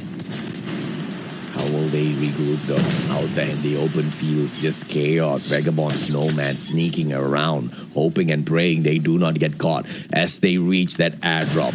From afar, they're trying to plot their way in. Chibi, SMRS nasty, manages to get that knock. Chase from the backstab. Myron goes down. NASA, I already warned you. Winter needs to stay alive, but they have got Powie. Powie has to be the guy to pick up those dog tags and bring them right back in. But against the players of Almighty Prime, what can Powie do? Golden Mod will be picked out and up from that loot box, and NASA Vanguard, they just have to be on guard if they want to get to the top 8. They're so close now, Neptune. And they're very close indeed. And Powie almost making that mistake of getting those dog tags early into this game. It's a good thing that Chase was able to use a snowboard warning Powie that impending danger is in there. And I think Powie will be long away and will not be shown later on. It's more of placement that they will be playing right now. And we'll have to see how will this end for NASA Vanguard. Because as we mentioned, they are in the running to go for the top 8 as the two teams already eliminated from those sitting on the 6th and 7th. Almighty Prime, on the other hand, is now targeting 4 Kings Aces as Dre will be coming back, but the 4 Kings has an option to take them down, and option they take. Let's see what sort of an option now is there for the 4 Kings as they storm the front of Almighty Prime. Claudie down and out of the equation. Chase, double, triple cluster. Can he find anyone? Instinct just runs through them. Chibi returns fire. Oh. Chase gets killed. You throw out 3. At least one connects. And that's all what Chase wanted. Chibi from afar now trying to recover the situation. Chase and then shut down onto Kyun was just a thing of perfection. Fright gets caught out as well. No rewind for you, boy. NOOBDLES gaming on the way. Vagabond Snowman's in here to shut things down as well. Now, the 4 Kings Aces, they've met their match, Neptune. And they are out of this game, only a cluster away, and they were eliminated. Vagabond Snowman's is still in the lead right now on the top of the spot, and if they make a killing right here, especially as Almighty is taking damage by the safe zone as well as gunshots, Almighty Chibi will be out and eliminated in there. No kill steal will be happening, but unfortunately, Chase will be taken down in here. We are now down to 6 teams, AJ, and it's a little bit too fast, but but this is what we expect, especially when the pressure is on in the last round of the semifinals. Nomads taking things slow, not getting aggressive. They're not hunting for kills. They just want to maintain their #1 spot. It is all about the pride. And Vagabond's Nomads, they deserve to be full of pride. They've shown us that they've got the quality, they've got the consistency, they've got everything that you need to be #1 in the competition. But Paui appears out of nowhere. NASA Vanguard still trying to get back in. Paui has done his job. Myron and Lucon on the way back. And Winter's still up in the air playing the game of survival. You stay up there fighting. You stay surviving. 10 kills in hand so far already. NASA Vanguard doesn't need to do much. They just need to survive until they get to that final circle, and they need to end up in that second spot. Paui, you continue playing safe. You continue playing scrappy. Don't get in there to those battles. Everybody else on the way to challenge Vanguard now because of what they bring into the competition, Neptune. Definitely, this is different gameplay and a good gameplay for NASA Vanguard. We have Paui in there getting the visuals, and as the Conquerors are getting near to them, similar approach has been done by Secret, but Sacred right now is now falling off, and I think I've sighted one of the Royal Kings. Ice right now is in here popping smokes, trying to get away, but Sacred and the rest of the teams will be in a rush. And we'll see Sacred right now trying to peek in on all locations, but coming back from their flight. Ice will not be surviving that long, but shots from behind is coming from Vagabond's Nomads. Travis catching them off guard, and this time the Nomads right now will try to go for the slaves. Nomads, as they move on towards the Conquerors, this is a GGWP virus lead. The speed of a push in here, and no danger whatsoever that he fears. Sekre turns it around, gives him something to be afraid of, shuts him down instantaneously. Off screen, NASA loses their lives to NOOBDLES Gaming. Lucon and Paui taken out of the equation. Myron taken out as well. Guess who's surviving? My boy Winter up there in the air as they're shut down. And as you take that aggressive push against the Conquerors will show you exactly who they are. Blank with a double hack. The players of Vagabond's Nomads need to peel away, or else they are gonna get annihilated by the Conquerors. Pogs and Travis right now is trapped between two teams, and this is where you don't want to be. AXP Mercenaries right now. Owl is already down, bleeding out, but the rest of the teams, Backpin and Fiji, might have a chance to go and take down. No, Owl is not bleeding out. He's just waiting for the opportunity to get the Gales, and Pogs might be the next target. No showing just yet, and Fiji is just in here ringing around the roses as we have Travis finding out where this member is. Fiji has got the angle. Travis doesn't know. Fiji can go in and shoot him up, but it's just all about the hitboxes around this tree that will be blocking his vision. Travis repositions. Fiji doesn't take advantage, and now Pogs drops by to say hello. Fiji tries to recover a little bit of his armor. Pogs catches him off guard with the AK-47. Jello drops Aedra, and the Conquerors aren't able to conquer anyone just yet. There are still 5 teams out there on the battlefield, but not everybody is on the ground. There's somebody called Winter up there in the air, and this will be one of the most dramatic qualifiers into the grand finals at Garena Survivors. NASA Vanguard doing the absolute impossible, Neptune. Yes, impossible indeed is what they're doing. They're surviving in there without even battling. But NOOBDLES Gaming, with the courage, adrenaline that they got in this game, even if they don't take a spot, they will show that they can bring it on. It is the Conquerors right now, slowly being conquered in this gameplay, as well as AXP Mercenaries.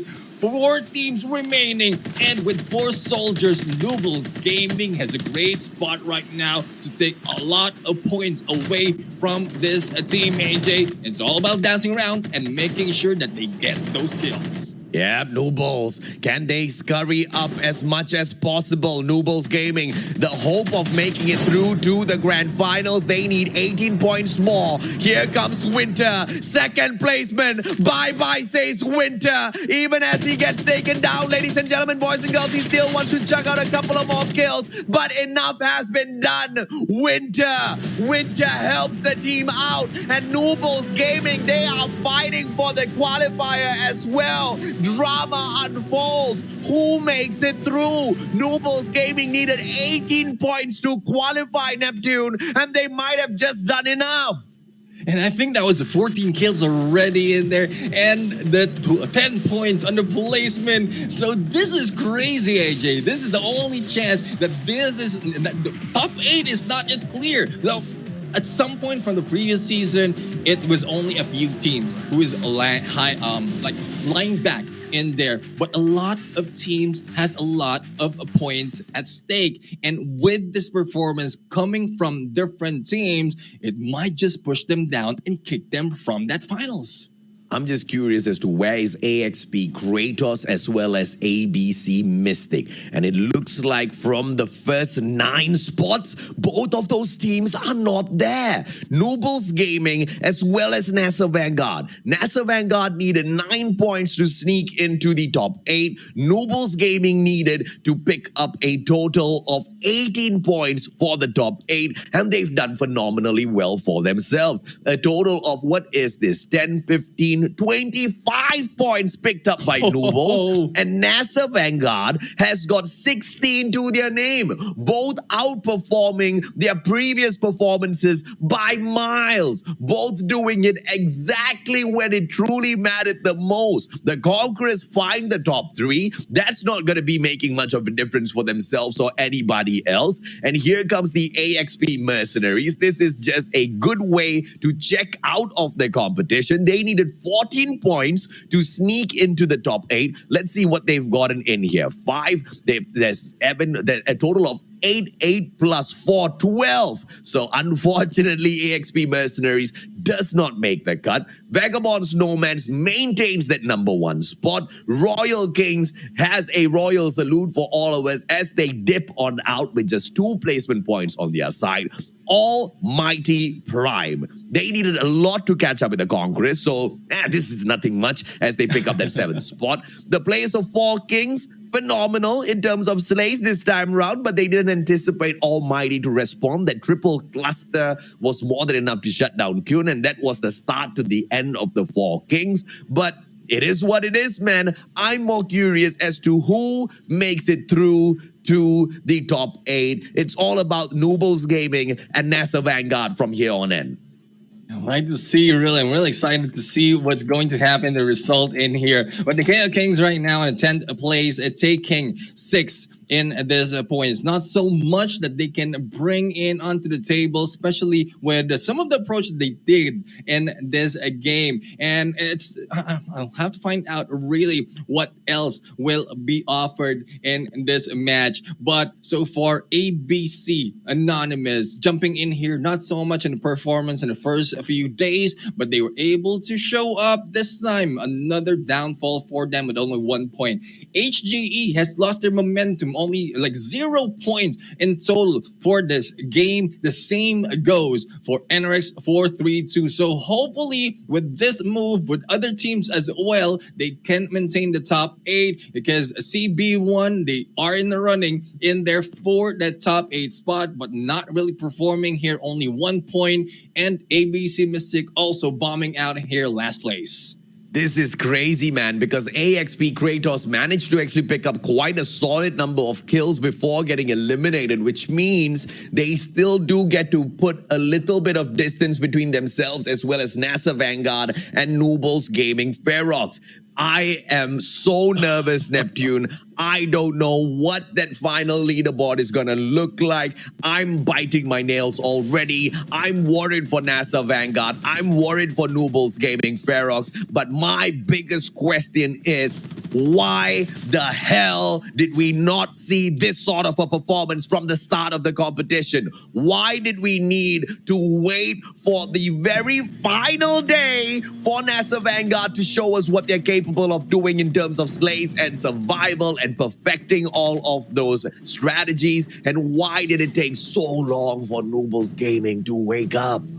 A lot of questions, AJ, really, that, well, we'll have to ask them for the answers. But so far, I don't want to look at the highlights anymore. I'm really excited at what the result will be later on because it really is close between all these teams. We already called them out, and not only that, the performance of some of the teams really might have pushed some of the teams down or probably not, and that is what this excitement I'm feeling right now. The gameplay, we already seen that NASA Vanguard is showing up in there, but was it too late for this game, for the semifinals? Because really, AJ, who doesn't want to see Winter and Meow fight it off in the air with those Jackal gameplays? Oh yeah, absolutely, man. I most definitely want to see NASA Vanguard in there. I want to see Winter a part of the grand finals as well. You know, from day one, I've been seeing so much of potential out of NASA Vanguard, and it'll be heartbreaking to not see them make it through to the grand finals. And Elnix taking down Winter. You know, if only Winter had been a little bit more creative in that final circle, things could have been a little bit different. But we are awaiting for the overall leaderboard right now, ladies and gentlemen, boys and girls. That's what we are waiting for. All of the highlights, that's done and dusted.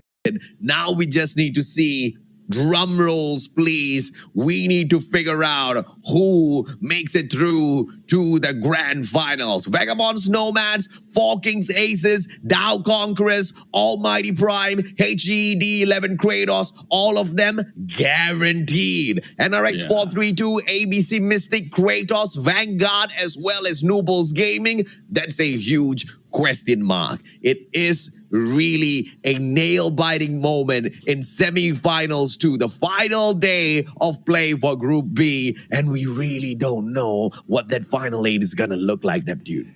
I really can't stand still right now. I'm really excited to see what's going to come up because it's very close right now. That based on the scores that we've seen, and also before we jumped in on that game. So let's see. Hopefully the leaderboard will be in there, and I'll be glad to beatbox a drum roll. And there we have it, AJ. Oh, Kratos, Vanguard, Noobles, all equal 110 apiece, but AXP Kratos, they make it through. ABC Mystic as well, they scrape through with 2 points more than all of the other teams who were struggling to make it in the top 8. NRX 432, HGED11 Kratos, Almighty Prime, Dow Conquerors, Four Kings Aces, Vagabonds, Nomads. These are your finalists that make it through from semi-finals. What a fantastic back-to-back battle over the 3 days to come up with this result, Neptune. It's heartbreaking because we should have seen a few of those teams step it up a little bit earlier. And that's one thing that I'm really happy for these teams, but that's one thing that really breaks my heart is those teams who had to wait for the last day, for the last match, for the last moment to be able to turn around for their favor and seeing this result. Technicalities really is in there, can damage your move, but the move by NASA Vanguard in there moving up from where they were at the start of day number 2 up until day number 3, I would say the gameplay of Winter will not be taken out from my mind. Winter is the best pilot there is for Garena Call of Duty Mobile. But you know, I want to be really hard on NASA Vanguard here because this is so disappointing, man. If only they had listened a little bit earlier, if only they had practiced some of those maneuvers a little bit earlier, if only they have played it safely a little bit earlier, we wouldn't be in this situation. They only played a handful of rounds supremely well, and they depended on Winter only when it was too late. And the guy finally delivers on the final day. Yes, we saw Powie stepping things up as well, but this should have been done so much more earlier, ladies and gentlemen, boys and girls. But it's all right. It is what it is. let's take a look and see exactly what the schedule for the grand finals is gonna be like. Because we have coming up for you back to back battles starting from Friday all the way up till Sunday. On Friday, we start things off at the exact same time, the 2nd of September, day number 1 of the finals. And there will be 3 back-to-back days where you can see the top 16 do battle on that CODM battlefield. And soldiers, if you think the semifinals is something to look out for, very exciting and very mind-blowing, I can't wait till you see the finals, because the top 8 from each group will be meeting against each other. And all this gameplays that we've seen so far, it's only a sneak peek. It's only a preview of what we are going to see for that grand finals, where everything is at stake and everything is on the line. Absolutely, man. I mean, we have gone through so many battles, so much of drama. And if you guys feel like this is one of the best already, nah, we've got the best of the best from semifinals 1. Now we've collected the best of the best from semifinals 2. We're going to throw them both into battle. 3 back-to-back days, non-stop action. And we cannot wait to see you there. Thank you so much for the likes and shares on this broadcast, ladies and gentlemen, boys and girls. You guys have been a fantastic audience. I am the Mustachio AJ down here with Neptune the Gentleman Garcia. We are signing off. Good night and goodbye.